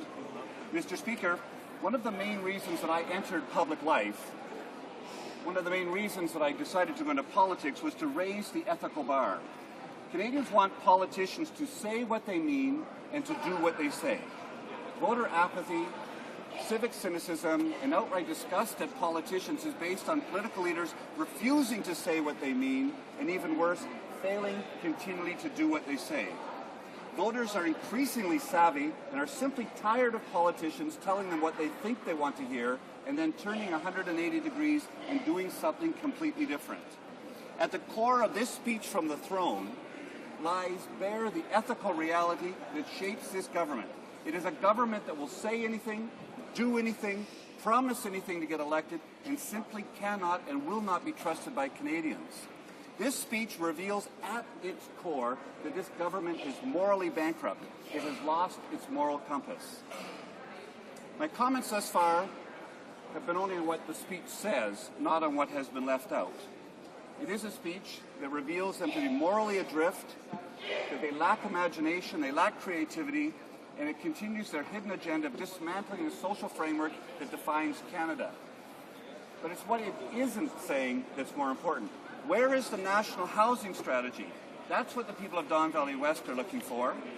Where is the will to tackle family poverty and child poverty, the poverty of too many of our seniors? That's what the people of Don Valley West are asking for.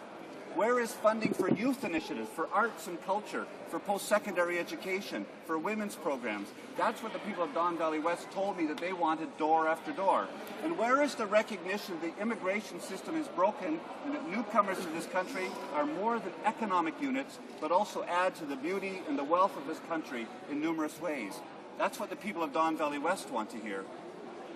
Where is the commitment to shouldering our share of international aid and restoring Canada's position on the international stage as peacekeepers? Where is our care for our veterans, old and young? That's what the residents of the Veterans Wing at Sunnybrook Hospital are asking me about.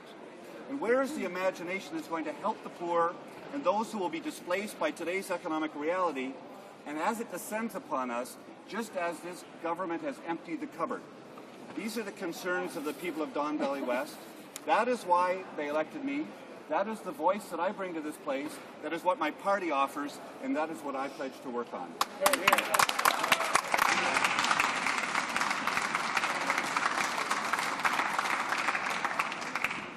Order. Questions and comments? The honourable member for Mississauga South. Thank you, Mr. Speaker, and I want to congratulate the honourable member for his maiden speech and to addressing the House on a very important issue, and it really is a matter of respect for Parliament and respect for Canadians and how this political environment has evolved. And I know that the member mentioned in his speech, and he may want to just amplify a little bit about credibility and the responsibility of a government to provide peace, order, and good government. And Mr. Speaker, so if he could please comment on that, it would be helpful.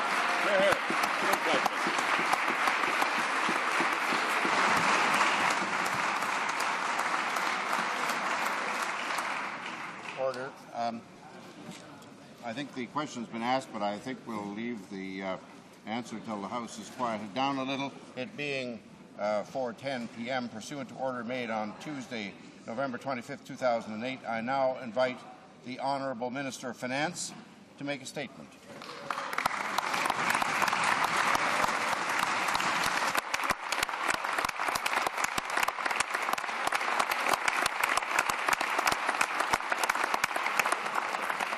Mr. Speaker, pursuant to Standing Order 32, Sub 2, I wish to table the government's Economic and Fiscal Statement 2008.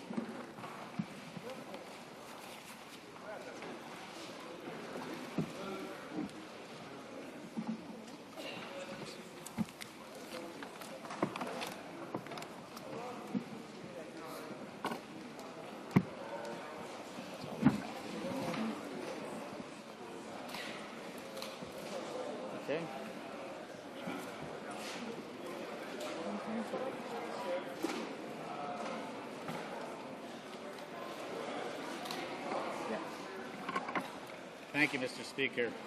I am pleased today to present the government's economic and fiscal statement and to set out our key short-term and long-term objectives as we prepare for the next federal budget.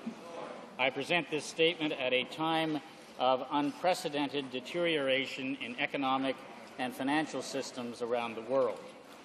Without a doubt, here in Canada and around the world, these are difficult times that require difficult choices. Monsieur le Président, il est important. Mr. Speaker, it is important to recognize just how quickly things have changed and how dramatically. The cascading effects of the international credit crisis were sudden and devastating.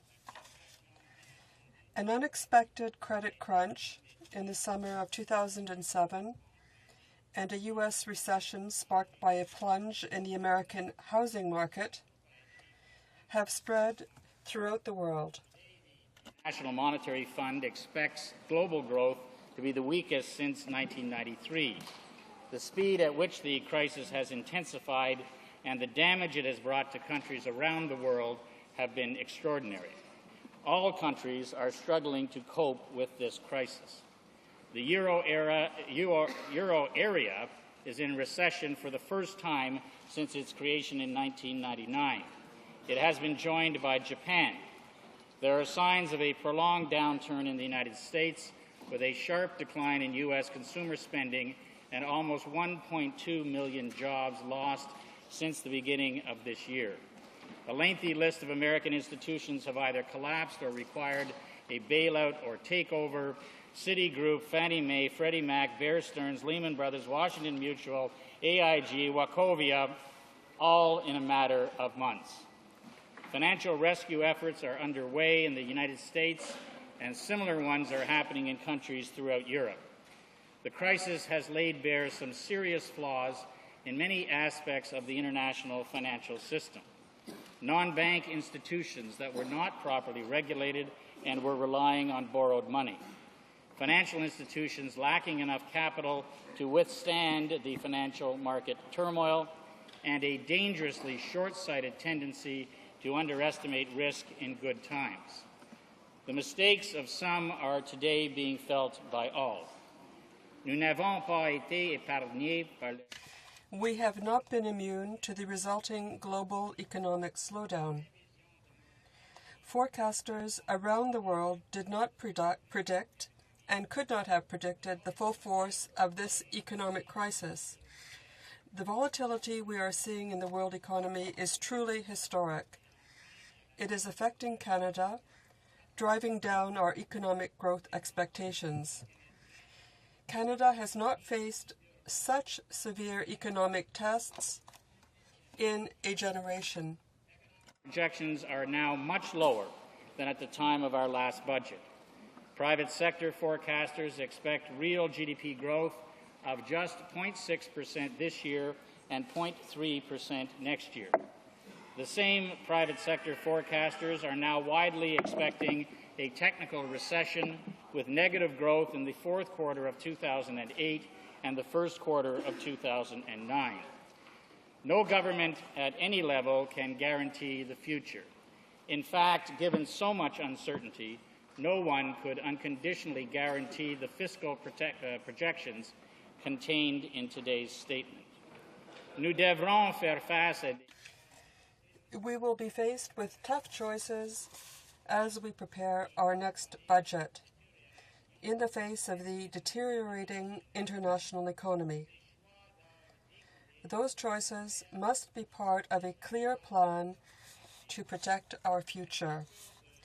Last week's speech from the throne laid out a 5-pronged plan to protect Canada's economic security. A plan that will define the choices we make. Along with our international partners, we will reform global finance. Here at home, we will ensure sound budgeting.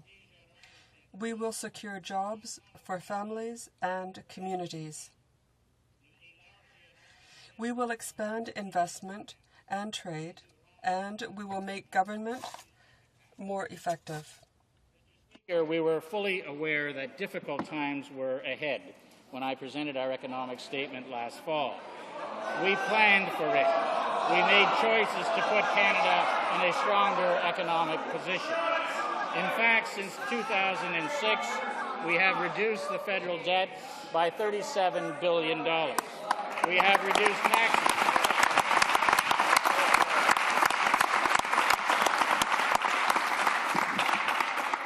We have reduced taxes by almost $200 billion over 2007-2008 and the following 5 years. We have reduced the tax rate on new business investment, leading to the lowest level in the G7 by 2010. We have made historic investments in job-creating infrastructure, and we have invested in science and technology, education, and training. Our government, from last year to next, will have doubled the level of federal funding for provincial, territorial, and municipal infrastructure projects.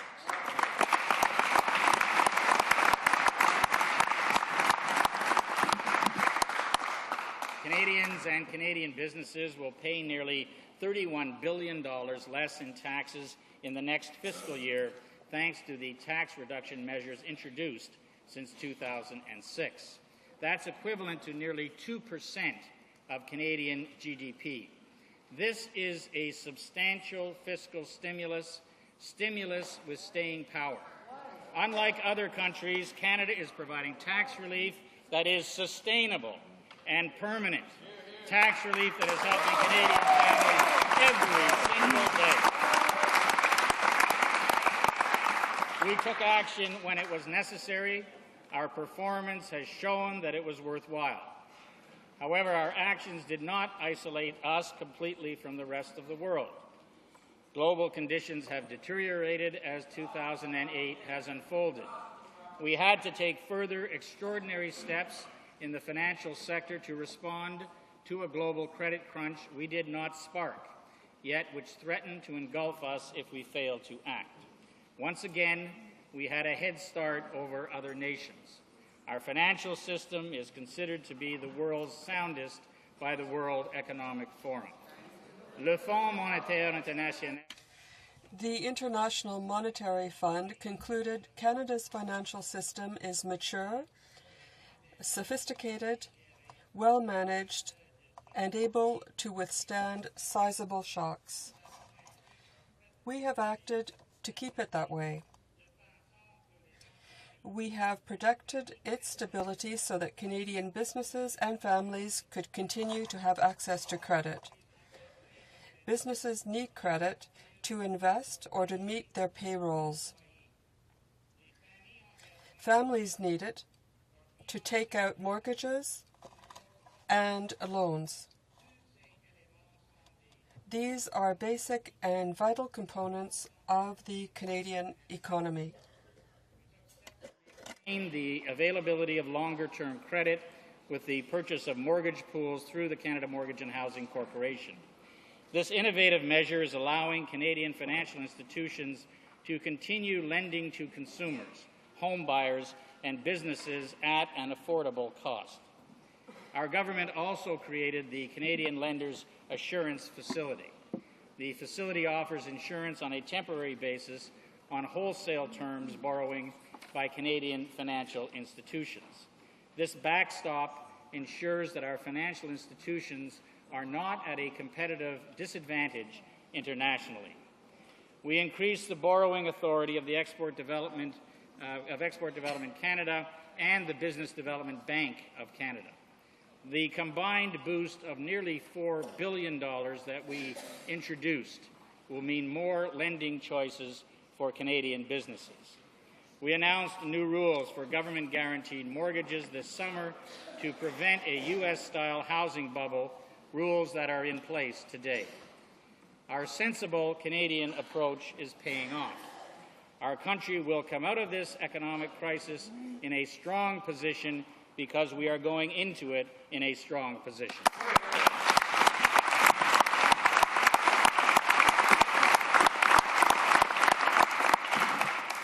Faced with threats from outside our borders, we answered with leadership from within. The result is a fiscal position that is the best of all G7 countries.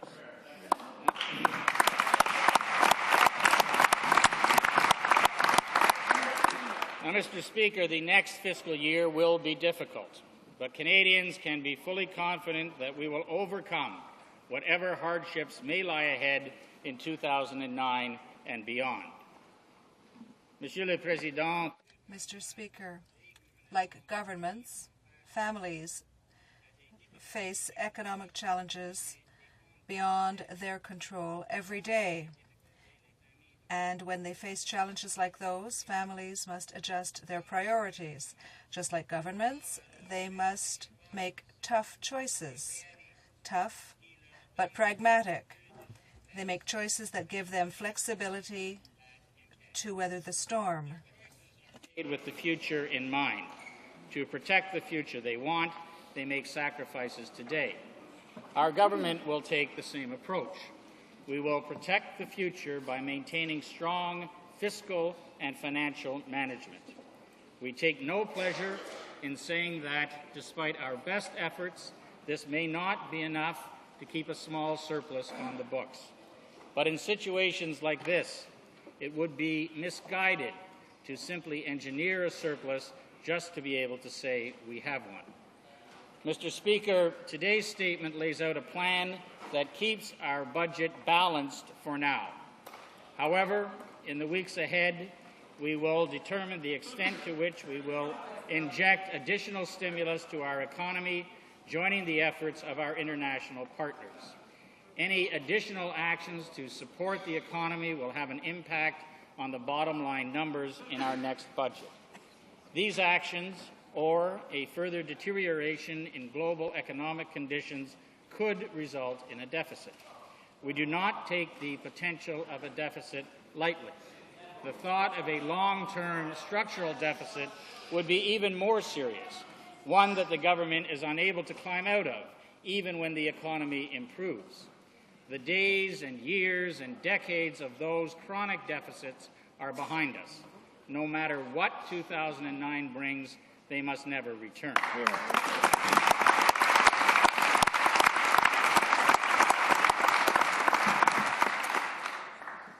Nous devons assurer la Our goal must be to ensure the strength of the economy, to protect jobs, to encourage investment, and to help business grow.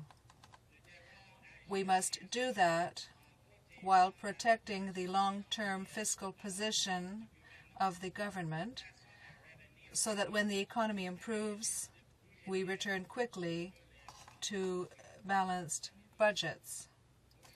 Today, our government is announcing a series of measures designed to strengthen Canada's fiscal position in an uncertain time.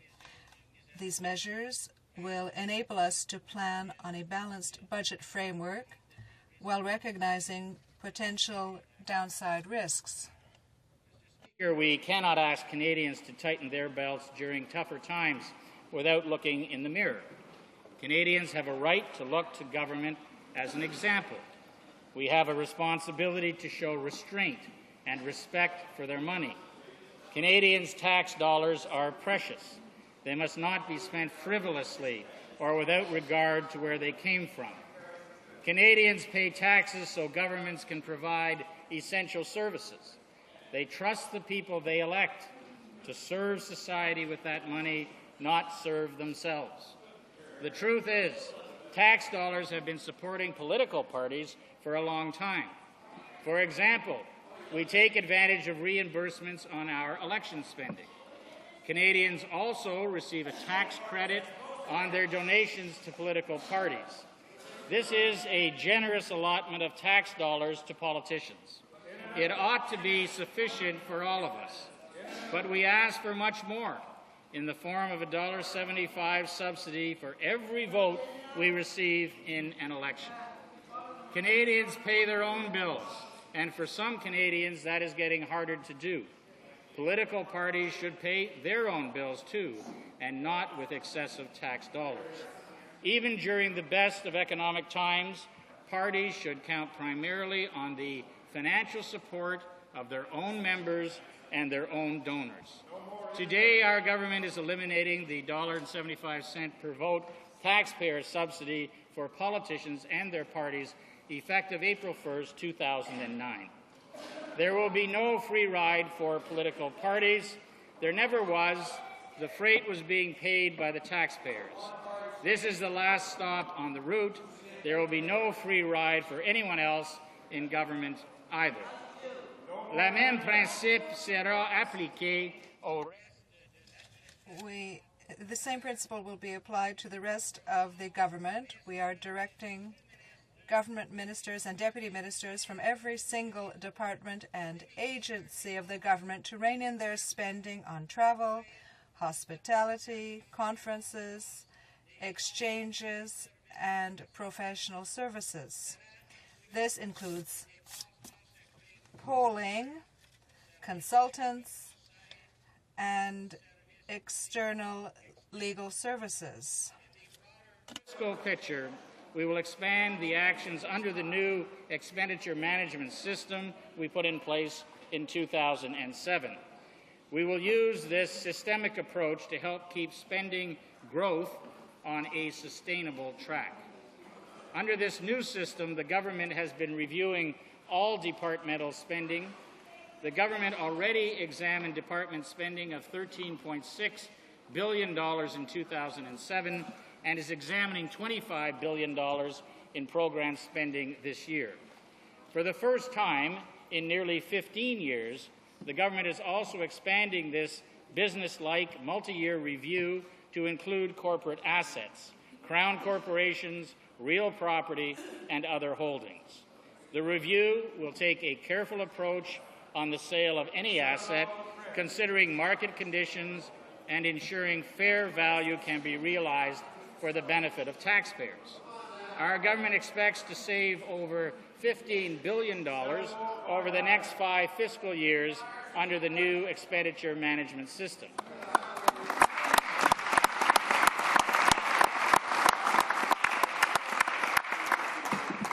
This system will be an invaluable tool to help us maintain balanced budgets, along with the other steps announced today. As indicated in last week's speech from the throne, the government is also introducing legislation to ensure predictability in the federal public sector compensation. Our government values the contribution and hard work of our public servants. They must be fairly compensated for their work on behalf of Canadians. We must bear in mind that their work is also paid for by Canadians. Legislation to ensure that the pay for the public sector grows only in line with what taxpayers can afford as the economy slows. This legislation will put in place annual public service wage restraints of 2.3% for 2007-2008 and 1.5% for each of the following 3 years. This restraint will also apply to members of Parliament, senators, cabinet ministers, and senior public servants.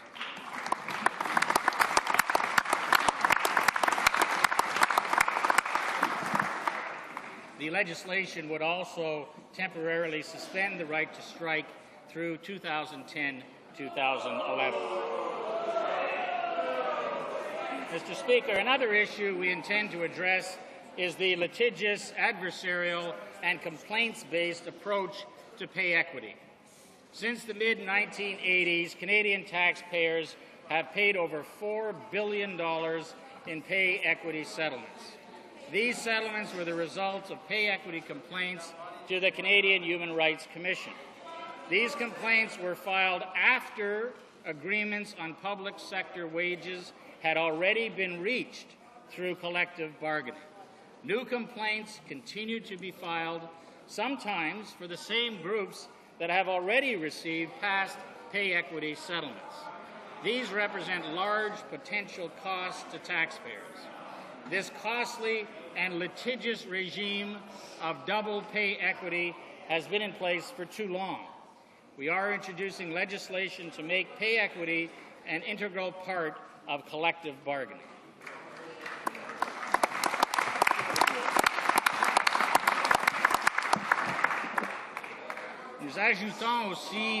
We are also bringing certainty to the growth of equalization. We have put its growth on a sustainable path, a new 3-year moving average that puts growth in equalization in line with nominal GDP growth will bring fairness and stability to both the provinces and the federal government while reflecting changes in the Canadian economy. We are ensuring that equalization will continue to grow because it is a key federal program for providing support to provinces. The Canada Health Transfer and the Canada Social Transfer. Provinces must be able to plan accurately, especially when it comes to some of the largest expenditure items in their budgets, health care and social services.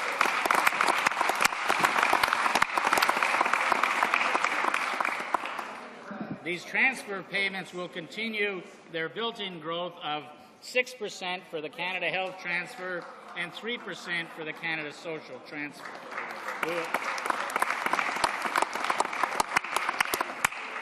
We will ensure any new measures to support the economy are carefully chosen and targeted for maximum benefit.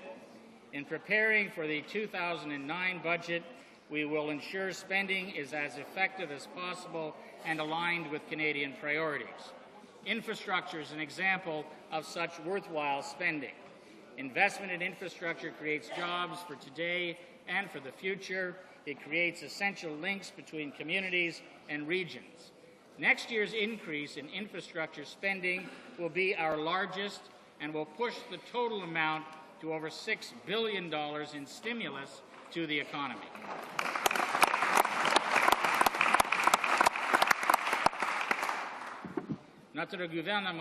Our government is committed to expediting our historic $33 billion Building Canada plan to get projects moving as quickly as possible, in particular for the upcoming construction season.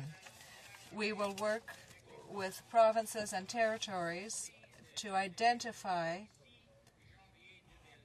by January 2009 a limited number of key infrastructure projects across Canada.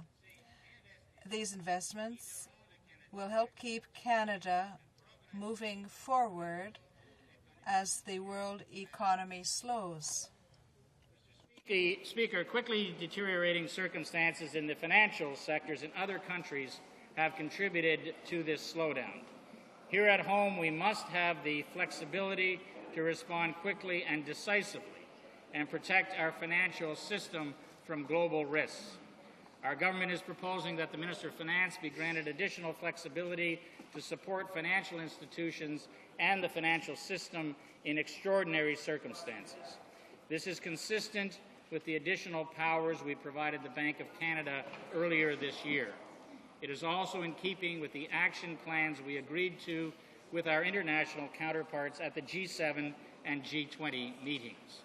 These proposed measures include authority for funding in the unlikely event there is a draw on the Canadian Lenders Assurance Facility, Canada Deposit Insurance Corporation establishing a bridge bank to help preserve critical banking functions, an increase in the borrowing limit of CDIC to $15 billion to reflect the growth of insured deposits, the first increase since 1992, the power to direct CDIC to undertake key resolution measures to ensure financial stability when necessary, and the legal ability to inject capital into a federally regulated financial institution to support financial stability on terms that would protect taxpayers.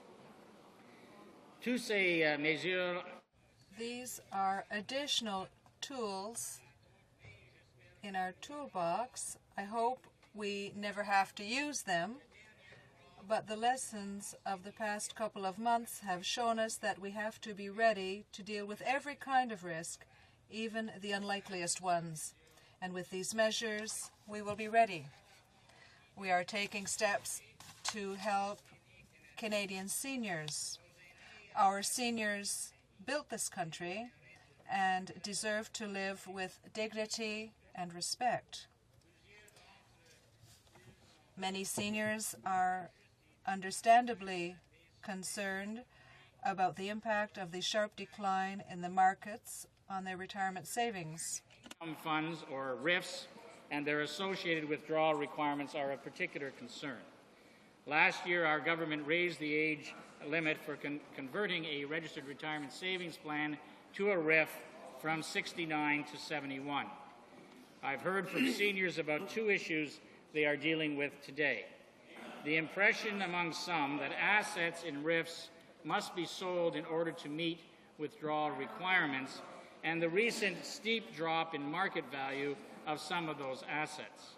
There is no requirement under the tax rules to sell these assets to meet the RIF minimum withdrawal requirements, and seniors should not be left with the impression that there is. Assets may be kept intact so that they can grow in the future. To help deal with this issue, last week I wrote to all federally regulated financial institutions. I asked these institutions to ensure that in-kind distributions are accommodated at no cost to clients, or that clients are offered another solution that achieves the same result.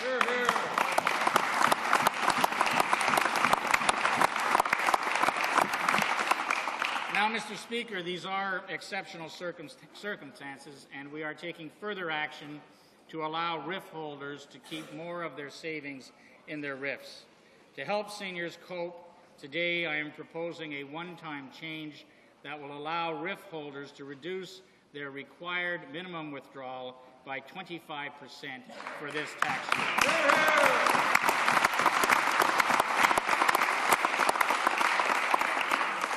So, Mr. Speaker, for example, an individual otherwise required to withdraw $10,000 from their RIF in 2008, the required withdrawal will be reduced to $7,500. If the individual has already withdrawn more than $7,500, they will be permitted to recontribute the excess up to $2,500 and claim an offsetting deduction for the 2008 taxation year. We are also addressing the immediate consequences this financial distress has dealt to Canadian workers who contribute to federally regulated pension plans.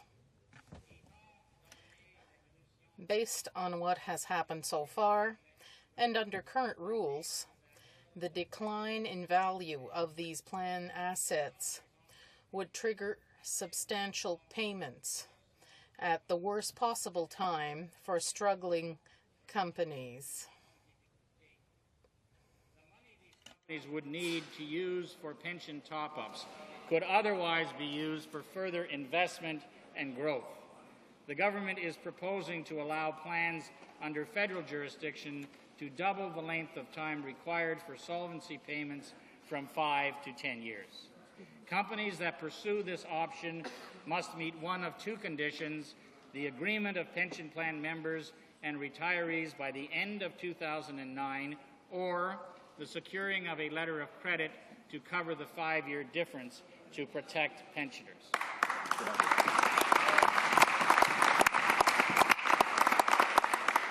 Today's announcement will give these companies one more option they can use to cope with these extraordinary circumstances. To deal with longer-term pension concerns, we will soon be launching consultations on issues facing defined benefit and defined contribution pension plans with a view to making permanent changes next year. Comme les régimes de pension. As pension plans that come under federally or provincial regulations, our government will coordinate our efforts with our provincial and territorial counterparts to create a pension system able to withstand whatever future challenges come its way. This subject will be high on the agenda when I meet with my provincial and territorial colleagues next month. Canadian workers save, we will also help the businesses that employ them, in particular with their ability to borrow. We will increase the supply of credit available to export-oriented manufacturers, including the auto sector, as well as small and medium-sized businesses. On top of a recent $2 billion increase to the Borrowing Authority of Export Development Canada, today I am announcing a $350 million equity injection that will support up to approximately $1.5 billion in increased credit for Canada's export businesses.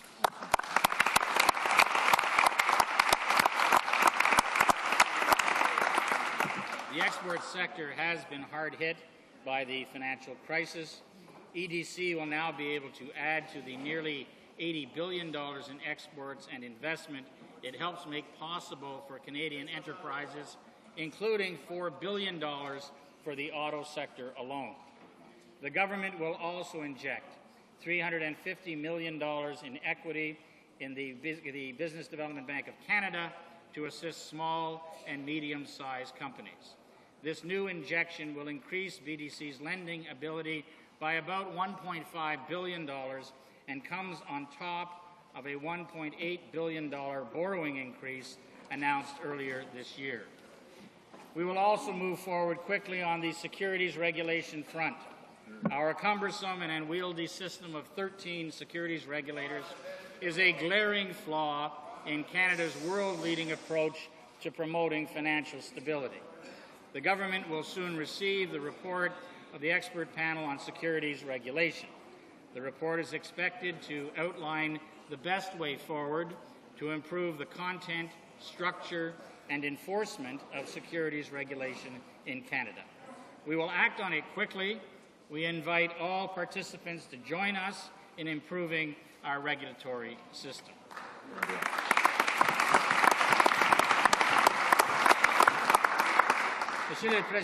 Mr. Speaker, this government came to office looking years down the road.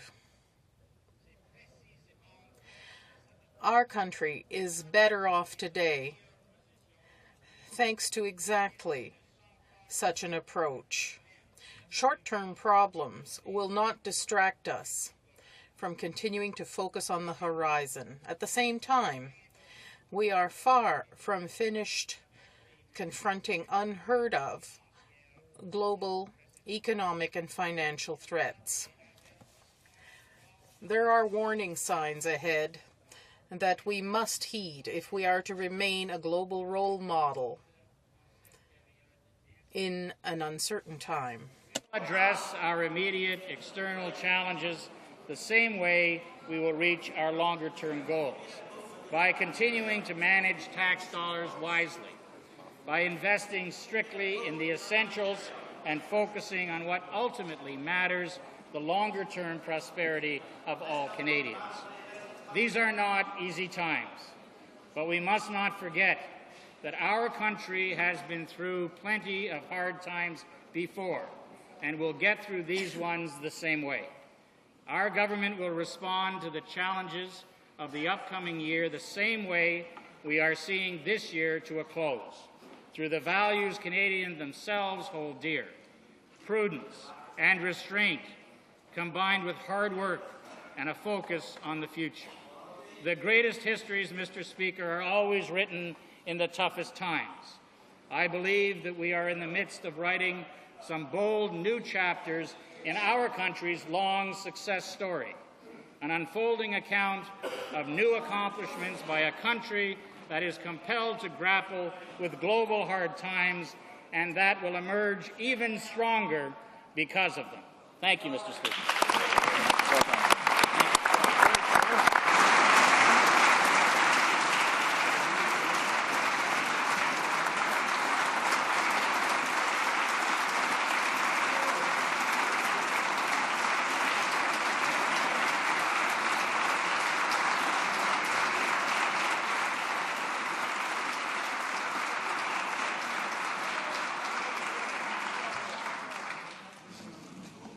Order. The honourable member for King's Hands.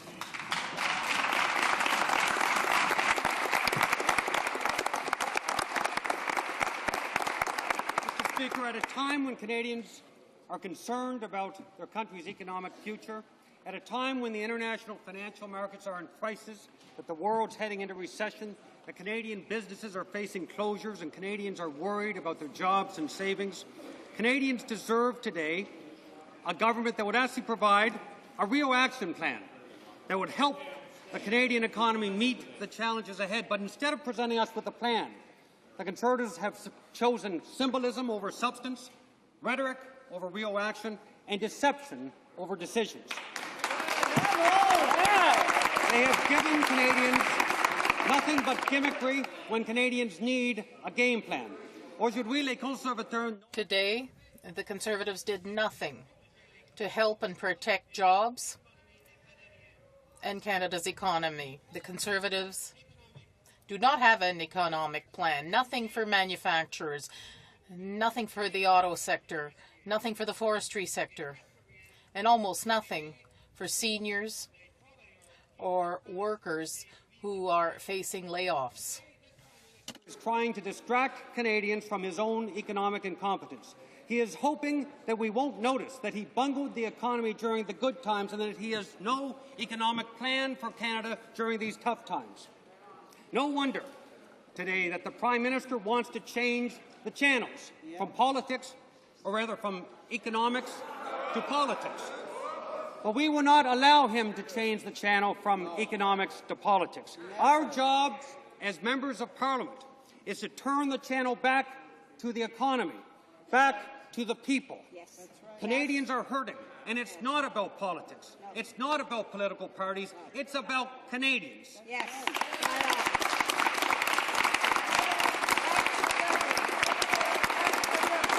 It's about the young Nova Scotian man who I chatted with last week on the way to Halifax on the plane. And as we chatted, the discussion soon went from small talk to big concerns. He told me that in recent months he had lost a lot of his investments and savings in the markets. But he turned to me and he said, "For you and I, we have time to recover from this.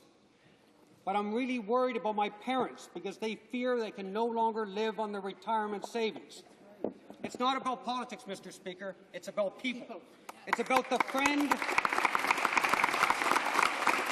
I went to school with, who I saw the other day when I stopped for gas at Sanford's Corner Store in Burlington, Nova Scotia. And Jamie told me that after 20 years of working at the local gypsum company, he was being laid off, along with 49 other rural Nova Scotians, most of whom had spent their working lives working there.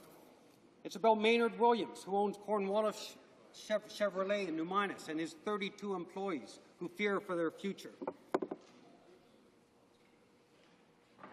Mr. Speaker, these ordinary Canadians did not talk to me about political party financing. What they talked to me about is what is important to them. They talked about the economy, they talked about their jobs, and they talked about their savings. Yes. And, Mr. Speaker, that is what I will be doing today, and that is what the Liberal Party will be doing, is standing up for Canadians and protecting their savings and their jobs, not playing petty politics.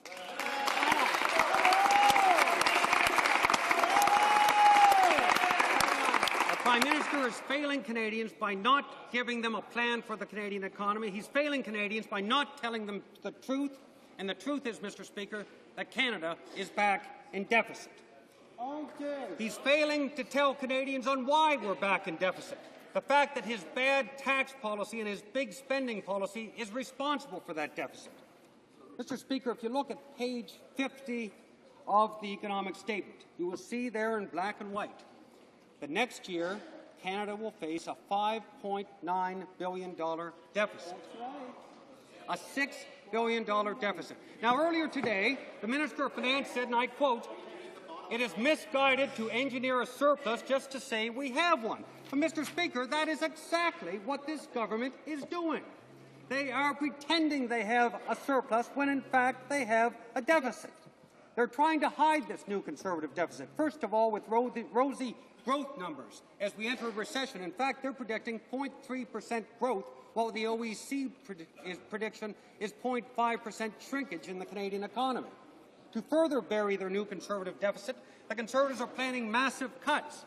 Now, it should not surprise anybody that one of the massive cuts they're planning, that they actually are proud enough of to list in this document, is their cuts to pay equity for women. Shameful. Shameful. We should not be surprised that as they start to cut during tough times, that they choose ideological cuts, because during the good times, what did they cut? Literacy. They cut literacy, they cut women's equality, and they cut the Court Challenges program.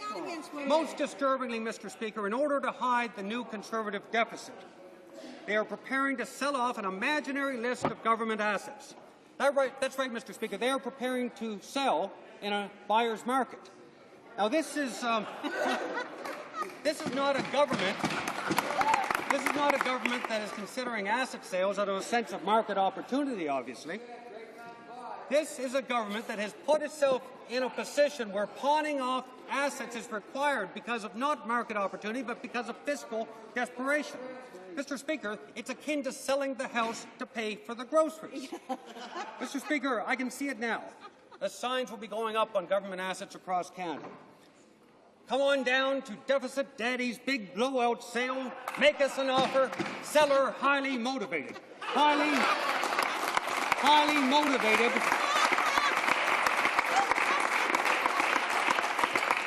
This finance minister is highly motivated to bury the deficit he fathered. Now, the previous Liberal government did not book revenue until an asset was actually sold. Makes sense to me, Mr. Speaker. Yeah. But the Conservatives are actually booking revenue before they even know what assets they're going to sell. We asked financial officials today for a list of the assets that they intended to sell. The fact is, there's no such list. And the $10 billion figure for the assets, that comes out of the air, because it matches exactly the amount of money they required to pay off the deficit they created. Mr. Speaker, there is no list of assets that the Conservatives intend to sell. They haven't gotten that far along the process. There is no price yet set for those assets, but they've already booked the revenue in their books, Mr. Speaker.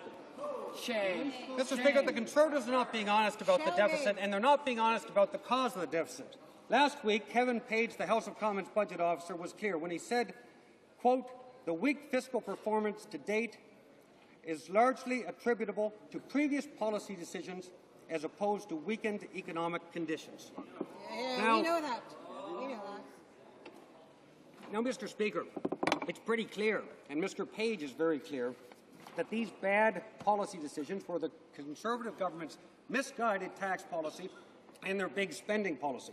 In fact, under the previous Liberal government, spending increased over a period of 13 years on average of 2.5% per year, consistent with inflation. Under the Conservatives, government spending has ballooned by 25% in 3 years. Whoa. In fact, an annual growth rate of 6%, or of 8%, Mr. Speaker. This is a big spending, bad tax policy government that has created a made-in-Canada new Conservative deficit. 3 years ago, Mr. Speaker, the Conservative government inherited the best fiscal and economic environment in the history of any incoming government in Canada.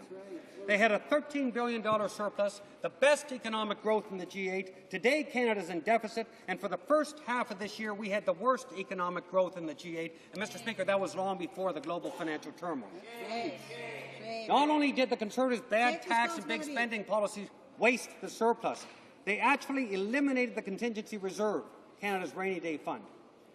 The Conservatives spent the cupboard bare during the good times, and they gutted Canada's fiscal capacity to help vulnerable Canadians today during the tough times. Mr. Speaker, today, during these tough times, when Canadians are looking for some level of economic leadership, some sense of hope for the future, and ideas to build a better future and a more secure economic future, they are getting no plan from this government. In fact, the differences between this government's approach in Canada and the approach taken by our largest trading partner, the U.S., could not be more clear. The headline said it all yesterday, Mr. Speaker. Canada bides time, U.S. sets course. Canadian Prime Minister waits President-elect Obama acts. And while we watch the U.S. take bold steps, here in Canada, all we see are political schemes.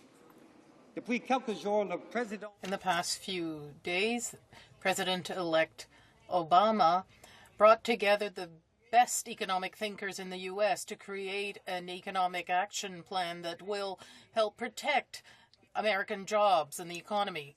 Who calls himself an economist who's been in office for 3 years and who's promised Canadians in the last election that there would be a new economic plan within weeks of him taking office, in fact, this fall, and we still don't have a plan. Instead of showing leadership, this Prime Minister is playing politics. And nowhere is that more evident than on the auto sector. As the American Congress and Senate are working with the U.S. auto sector to develop a plan, our government is waiting and hoping that we somehow will be able to join a deal at the last minute. What the Conservatives don't seem to realize is those American congressmen and senators are exacting commitments from the auto sector to put jobs in their districts. And yesterday, in the House, when the member from Guelph asked the industry minister to tell this House, and I'll quote, with whom exactly in the Bush administration and in the new Obama economic team he has met to ensure the Canadian jobs are protected, the minister dodged the question. He was afraid to admit that he failed to get any meetings of significance in the U.S. The fact is that, more than ever, Canadian auto workers need a Canadian government that is a voice at the table in the U.S. on this issue. But when the industry minister recently went to Detroit for meetings, he forgot that on that day the Detroit auto leaders were all in Washington. Mr. Speaker, it's bad enough. It's bad enough to have a Conservative industry minister who's not at the table, but Mr. Speaker, he doesn't even know where the table is.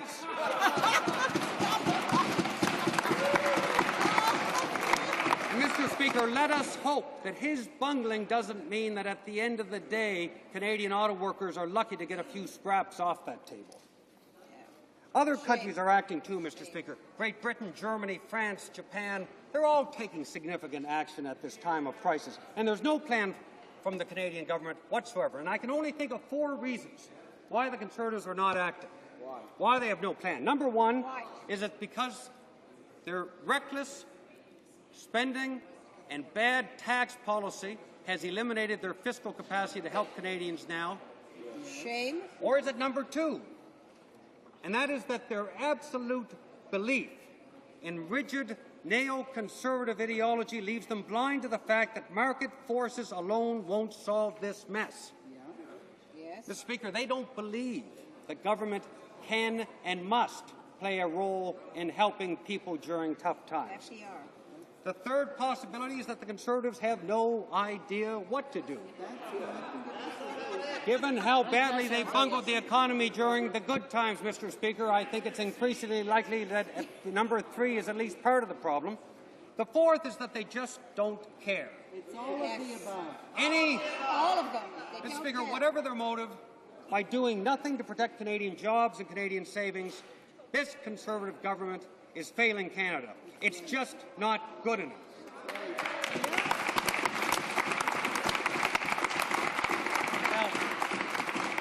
It shouldn't really surprise us that they have no plan or vision today during the tough times, because over the last 3 years, in fact, they have failed to produce any form of plan or vision for Canada. Mr. Speaker, in the last 3 years, this government was more interested in buying votes than building prosperity. And they're failing once again. It was the economists who told them that their tax policy was wrong, that they were the only country in the world that was increasing income taxes while cutting consumption taxes. They didn't take that advice then. It is the economists who are telling them that we need a real plan for infrastructure today, to invest in people, to create new jobs, new green jobs, to help Canadians with their post-secondary education, to help Canadians train and retrain in lifelong learning, to develop the skills they need to survive and thrive in the new economy. But, Mr. Speaker, the Prime Minister has been calling himself an economist for so long that he forgets that he's not a real economist, and he won't listen to the real economists, not in the good times and not in the bad times. And when Canada needs strong economic leadership, All they're getting from the Conservatives are cheap political schemes. We need leadership today, Mr. Speaker. We need a new deal, but the Prime Minister is telling Canadians no deal. Now, Mr. Speaker, this is not about politics. This is about people. The Liberal Party, as responsible members of Parliament, we will be defending the people of Canada. We will be standing up for Canadians, and we will...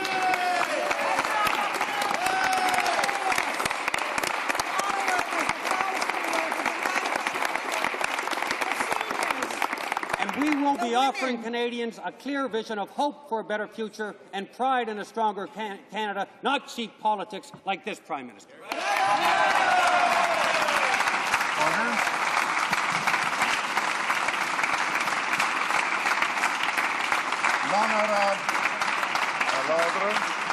Order. The Honourable Member for Laurier-Sainte-Marie. Mr. Speaker, last week, in the reply to the address from the throne, I said we've been living through a time of crisis and people are counting on us. There are times in political life, especially in a minority government, where openness is absolutely necessary. And we had hoped last week that the government would have understood its responsibilities, but the opposite happened. What the Conservative government has presented us with today is not an economic statement, it's an ideological statement.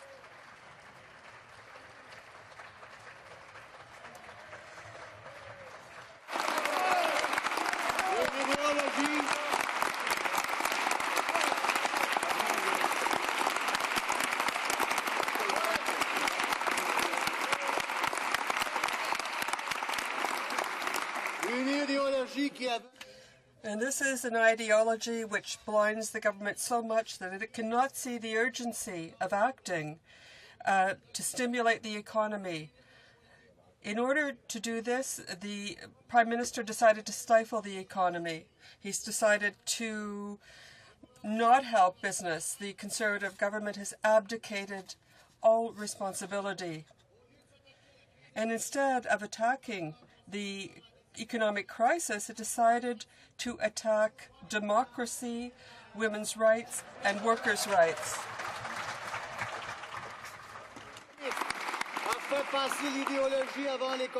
By putting ideology before economy and by putting partisanship before democracy, they decided to attack Quebec. Mr. Speaker, the government has begun a democratic crisis. It sparked a democratic crisis.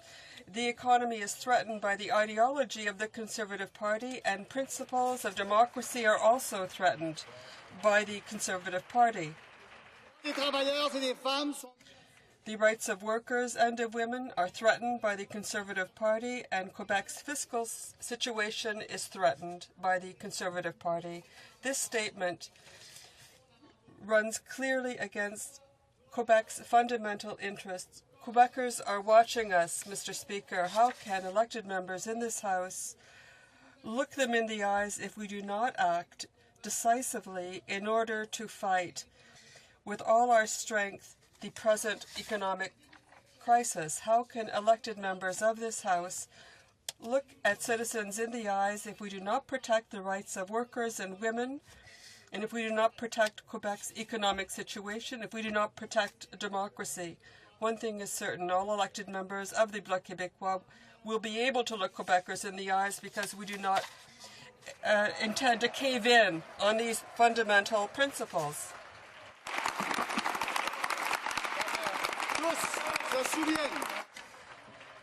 All will remember that the Prime Minister decided to trigger an election for purely partisan reasons. He decided to spend more than $300 million this way.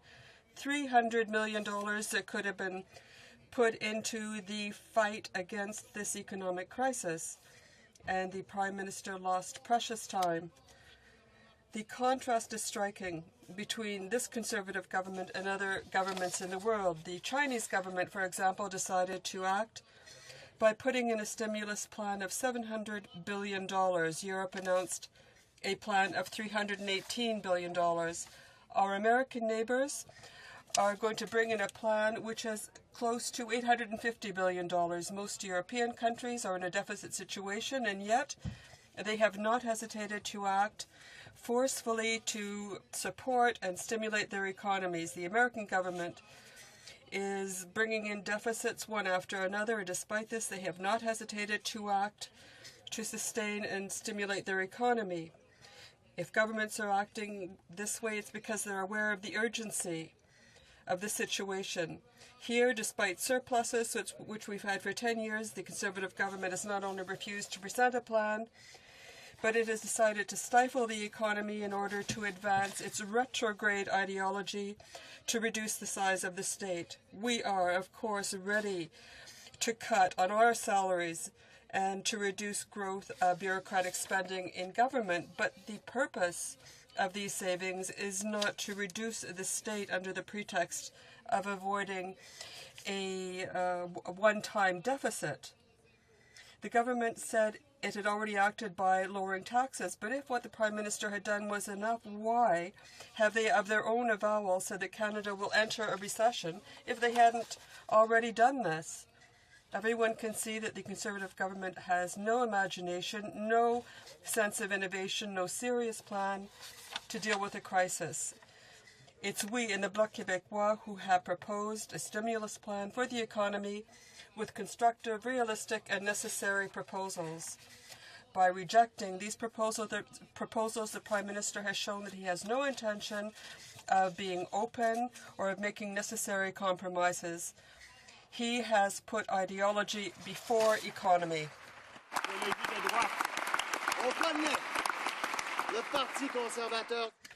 We know the Prime Minister's Conservative Party. We know it's only the Reform Party with another mask on. And this statement is proof of this. The government decided to take advantage of the crisis to attack women's rights and workers' rights. And what is more stupefying, this government has, in fact, proposed to suspend the right of public servants to strike. It's decided to attack women's rights by putting their right to wage parity under negotiation. Mr. Speaker, since when have rights been up for negotiation?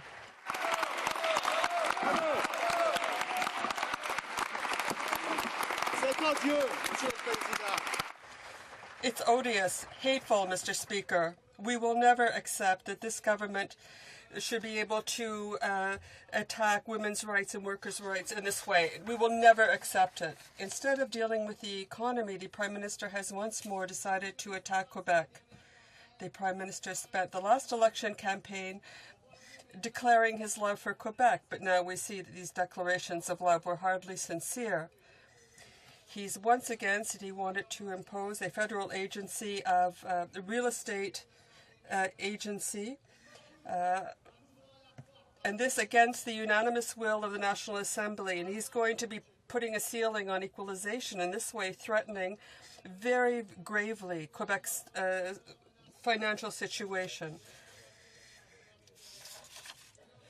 According to a study of Toronto Dominion Bank, this decision may cost $450 million a year to the Quebec government. What we say that this is they're not undertaking their responsibility. And this is besides the abandon of the forestry industry and manufacturing industry of various regions of Quebec, cuts to culture. And the Bloc Québécois would never and will never let this kind of thing go by. They're putting ideology before economy. They're attacking workers, women, and Quebec. The Prime Minister is adding insult to injury by showing extreme partisanship, something which typified him and which seems more important to him than democracy. I will quote what the Prime Minister said in December 2005 about political party funding. These measures are inspired by the reforms brought forward by René Lévesque 30 years ago, reforms of which all Quebecers can be proud. Quebec has been a pioneer in election reform, end quote. By announcing his intention to eliminate public funding of political parties, the Prime Minister has betrayed the memory of René Lévesque.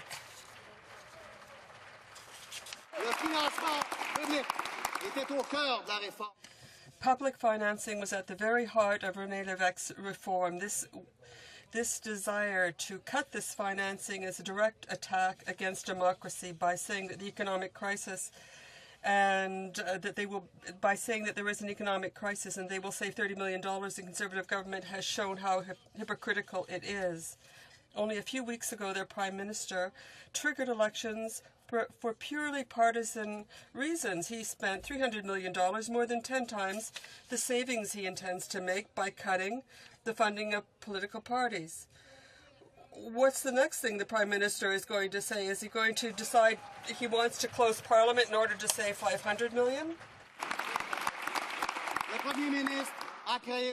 The Prime Minister has created a democratic crisis, and this for partisan advantage, because this government wants to shut up anyone in opposition and wants to keep artists quiet, keep women quiet, keep unions quiet, keep the opposition quiet. This is deplorable. It is unworthy of a head of state.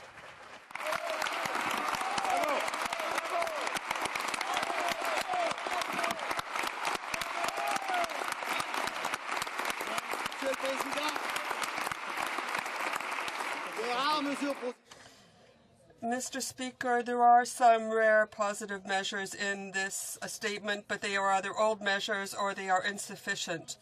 The decision to look at mortgages, the way they're going to deal with mortgages seems to make sense, but by helping banks, why don't they impose their own conditions if they're going to do that? Why not set up a team to make sure that small business really does get access to credit?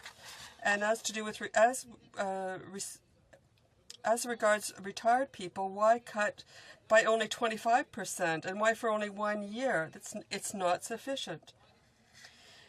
Mr. Speaker, the Conservative government has put ideology before the economy and before people. It has attacked women's rights, workers' rights, and it has attacked Quebec.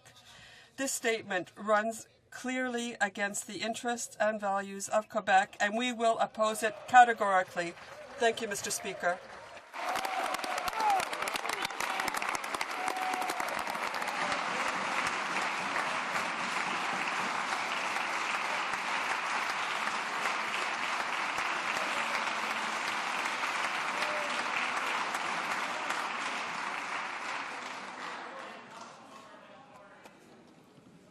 Order. The l'honorable député. The honourable member for Outremont. Member for Toronto Danforth.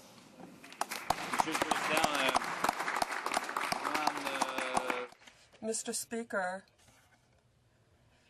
I think I would like the unanimous consent of the House to share my time with the Minister for Outremont. Does the member have unanimous consent to share his time? Agreed? A member then for Toronto Danforth has the floor. Merci, chers collègues. Thank you, dear colleagues. Moment in this chamber, Mr. Speaker. The Canadian people were waiting for bold and dramatic action around an economic crisis that is affecting their families. Everybody we talked to back in our ridings is concerned. They had hopes and aspirations regarding what might happen here this evening. They believed that parties should work together around an economic crisis. That has not happened. That's not what we've seen.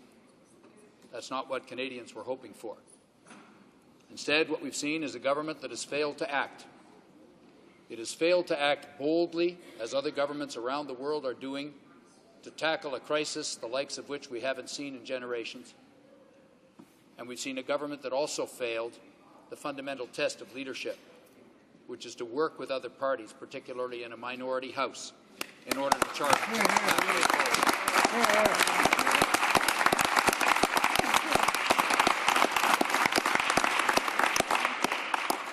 citoyens, nos citoyennes. Our citizens were hoping that something would change. They hoped that perhaps political parties and the government included would work together, given that we are in a minority government situation, in order to find a way to help families that are suffering through this crisis. But the government this evening has rejected out of hand the idea of working together for families and rather wants to pursue its own partisan purposes. But we reject this, Mr. Speaker. A stimulus to our economy. We needed it desperately. In fact, the people who were being laid off day in and day out were counting on the government to step forward with the kind of economic strategy that at least put some light at the end of the tunnel. And they were counting on a government that might understand what they're facing when they go home with a pink slip. And might say, we're going to take a look at the supports that are there, like employment insurance, and we're going to fix them so that your family can feed your kids when you go home. Instead, we get partisan games.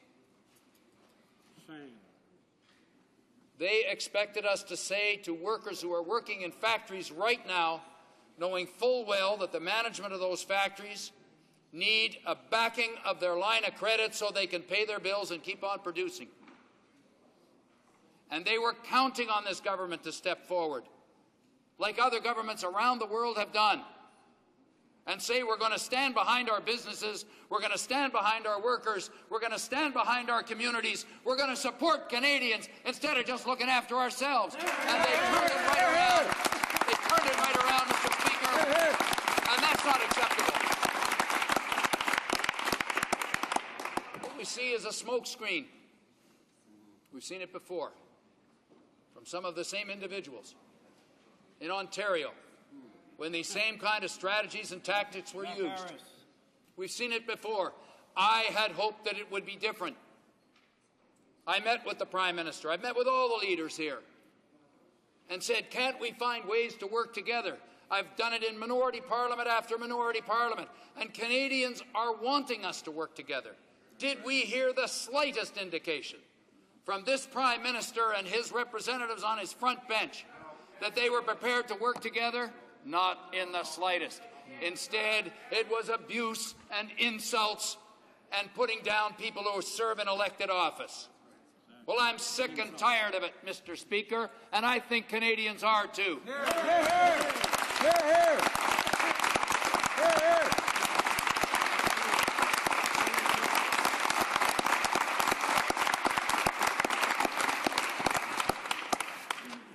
People were hoping they'd see some real action to protect their pensions.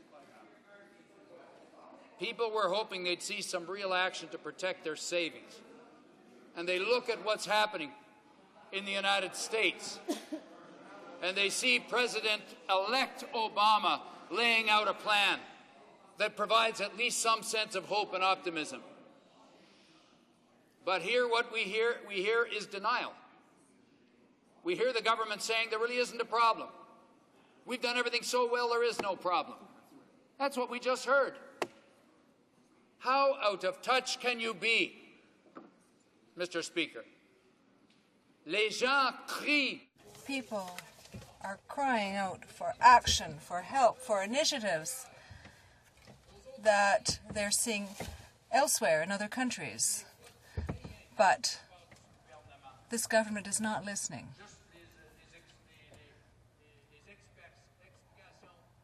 We merely have explanations that make absolutely no sense whatsoever.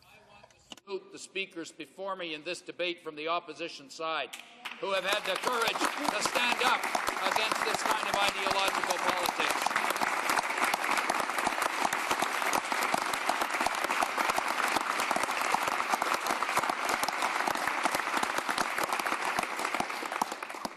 No, Canadians have ideas, Mr. Mr. Speaker, about how we could move forward. We've been consulting with them. We've brought those ideas forward here. We've said there has to be action to protect consumers who are being gouged by the very companies that are receiving some help from this government, and there's no sense of responsibility or aid or assistance. We wanted to see investment in innovation so we could become more productive. We wanted to see investment in infrastructure, thousands of projects across our country that are ready to be built, Mr. Speaker, and workers ready to build them. Nous devons investir. We must invest at this key time to create jobs and to help our communities and their families. These are our priorities, Mr. Speaker, and I hope that we will act and have a plan that will be effective. That we are not about to play the partisan games and watch the attack on democracy unfold while leaving thousands and thousands of Canadians being thrown into the streets because of the recession and the loss of jobs. We are not prepared to support an economic statement that leaves Canadians behind. We'll be voting against it, Mr. Speaker, and proudly so on behalf of the Canadians we represent.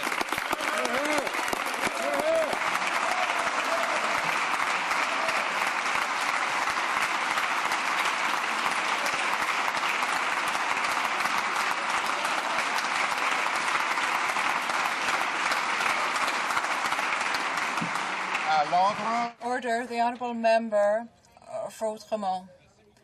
Thank you very much, Mr. Speaker.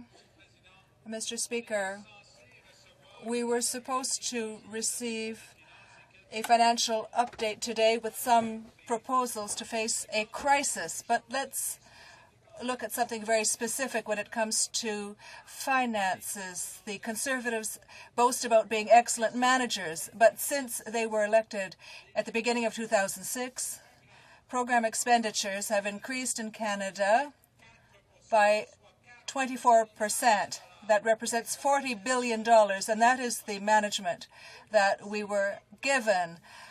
A part of this ideological maneuver today consists in blaming elected members, making the political class something that is to be denigrated, as Karl Rove taught George Bush to do in the United States. Attack, divide. We only have 59% of the population coming out to vote. To them, it's too much. They want to muzzle the opposition, take away their livelihood, and act during the worst economic crisis that Canada has seen in generations, and it's shameful.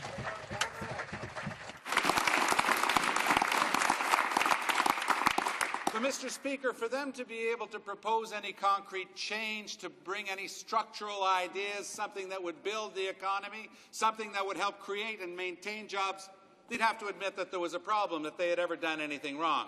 Of course, that would require a modicum of modesty. And, of course, now that they're back in here with a minority situation, they won't even recognize that they've done anything wrong, and the public doesn't trust them enough to give them a majority. Let's look at the facts, Mr. Speaker. Right now, in Canada, 350,000 families that correspond to the 350,000 manufacturing jobs have been lost because of the Conservatives. They don't believe that the state or the government has a role in the economy. Therefore, they've held back. They give across-the-board tax cuts, but of course, if your company didn't make a profit last year, you didn't pay any taxes, and you didn't get anything back on a tax cut. Who got the money? Companies in the oil sector, the banks, the ones that didn't need it got the money. The companies in the forestry sector, the manufacturing sector in BC, Ontario, Quebec in particular, those are families that have lost their jobs. Those are communities that are without work. That's the desperate situation that we're already in, and they refuse to recognize it, and they won't act on it.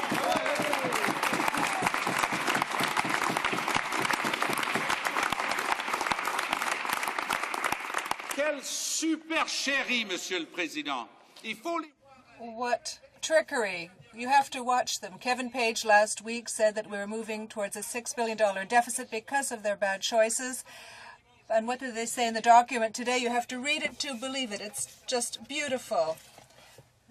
look at what it says here. The government believes that there will be a balanced budget for the current year and for the next 5 months, but it can't guarantee the balanced budget because of certain trends. So they're saying the opposite in the same sentence. And these are good money managers. It's pitiful. And this is what we have had for 2.5 years. And this is why the NDP, on behalf of Canadians, takes a look at the figures, takes a look at what's being put forward, takes a look at the projected sale of public assets that we've had for years, and they want to sell them off to balance the budget.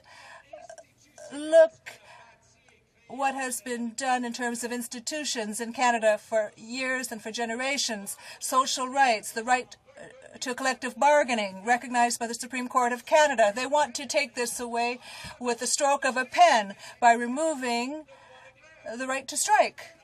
They want to remove the right for women to have equal pay for work of equal value. I would urge you to look at this. Look at the difference in the speech made by the minister who is reform in its purest state, and then the document itself, which is written in broader terms, talks about another system. They are playing to their reform base, their reform grassroots. They've learned nothing since the last election, and in our constitutional system, there's a remedy for that. Part of the remedy is the NDP that will be giving it, and I hope that everyone will stand up against this ideology on this side of the House, because this ideology has no place in an open, modern country with social, economic institutions that respect everyone. Families and future generations are entitled to more, and we're going to do our best to restore equality and freedom here in Canada, Mr. Speaker.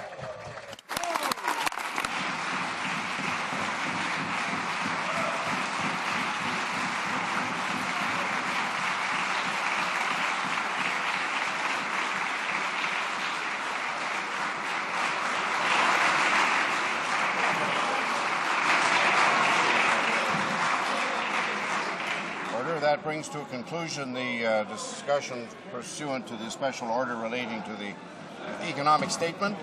Orders of the day, ordre du jour. Orders of the day, resuming debate on the address and reply to the speech from the throne as amended. Order. Order resuming debate.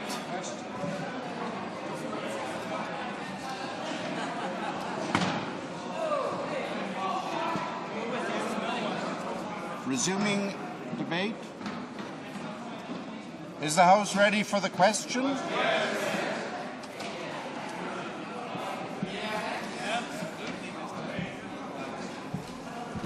Is the House ready for the question? Chambre est prête à décider maintenant. Is the House ready for the question? Okay. Okay, agreed. The question is as follows. Ms. Hepner, seconded by Mr. Deckert, moved that the following address be presented to Her Excellency the Governor-General of Canada. May I dispense? Agreed?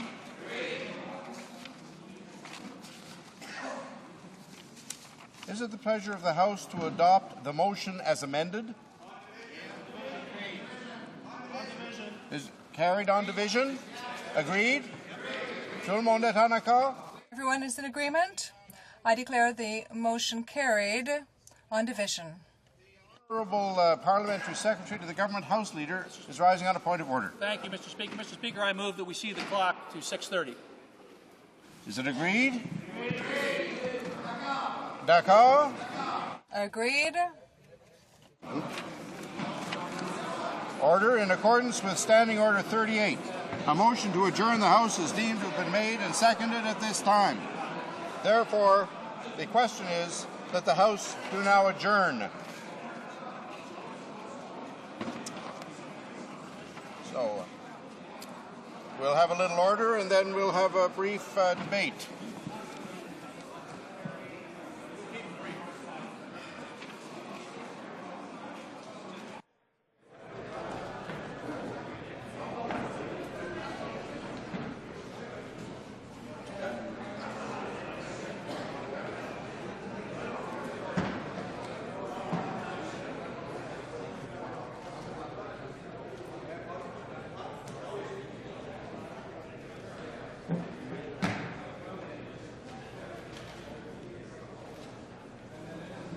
Order. Do you want me?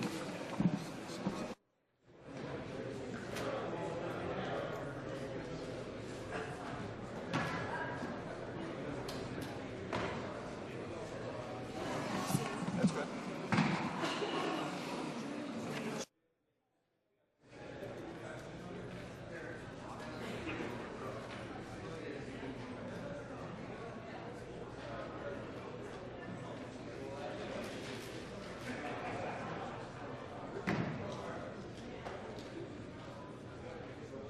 Order. The honourable member for Burnaby, New Westminster. Thank you very much, Mr. Speaker. I am arising to speak on the issue of international trade, but I think it's fair to say, Mr. Speaker, with the events that have transpired today and the hard ideological thrust of the government that we have seen just a few short minutes ago, that events may have gone much further than the government foresaw when they rose and when the finance minister rose to impose that ideological closure on the government. I am rising to speak on another aspect of the government's ideological plan that came to light just a few days ago when the government pushed through a signature with the Colombian government of a Canada-Colombia trade deal. Now, Mr. Speaker, as you well know, this agreement has been widely derided because of the lamentable human rights situation in Colombia.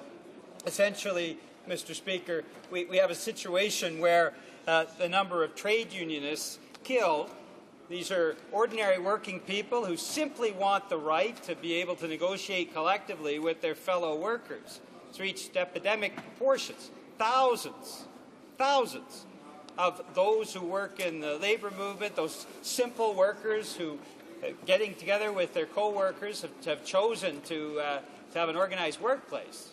Thousands have been massacred by paramilitaries that have close ties with the Colombian government and with virtually no protection from the Colombian government at all, Mr. Speaker. So what did the government choose to do? Well, it chose to sign an agreement, and this is the protection, Mr. Speaker, that is offered to Colombian workers who are being massacred. And I should mention, Mr. Speaker, that the number of ordinary workers killed, massacred by these paramilitaries with the tacit approval of the government has increased this year.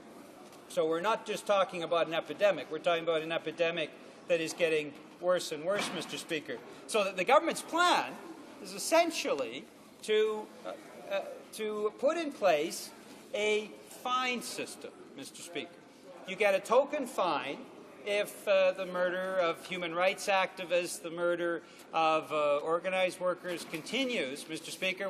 Well, the Canadian government, in its wisdom, this ideologically bent government, has put in place a token fine system. So those people can continue to be massacred and killed indiscriminately, but this government will then ask the Colombian government politely to pay a small fine to itself.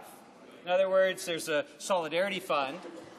The Colombian government has to cough up a small token amount. I don't know if it's a volume discount. They can pay $100,000 if 5 or 6 labor unionists or human rights activists are killed. But they pay that fine, and then the Colombian government decides how to use it, Mr. Speaker. It's laughable. It's irresponsible. And so my question to the parliamentary secretary is simply this. Is this the conservative tough-on-crime agenda that a government that has egregious and consistent human rights violations and egregious and consistent violations of fundamental rights of organization in the workplace, that they simply can get away with a little fine to themselves? Is that what they'd propose for Canadian criminals, Mr. Speaker? The Honourable Parliamentary Secretary to the Minister of International Trade. Thank you, Mr. Speaker. Welcome to the chair, and welcome my colleague from Burnaby, New Westminster, back to the House of Commons. Mr.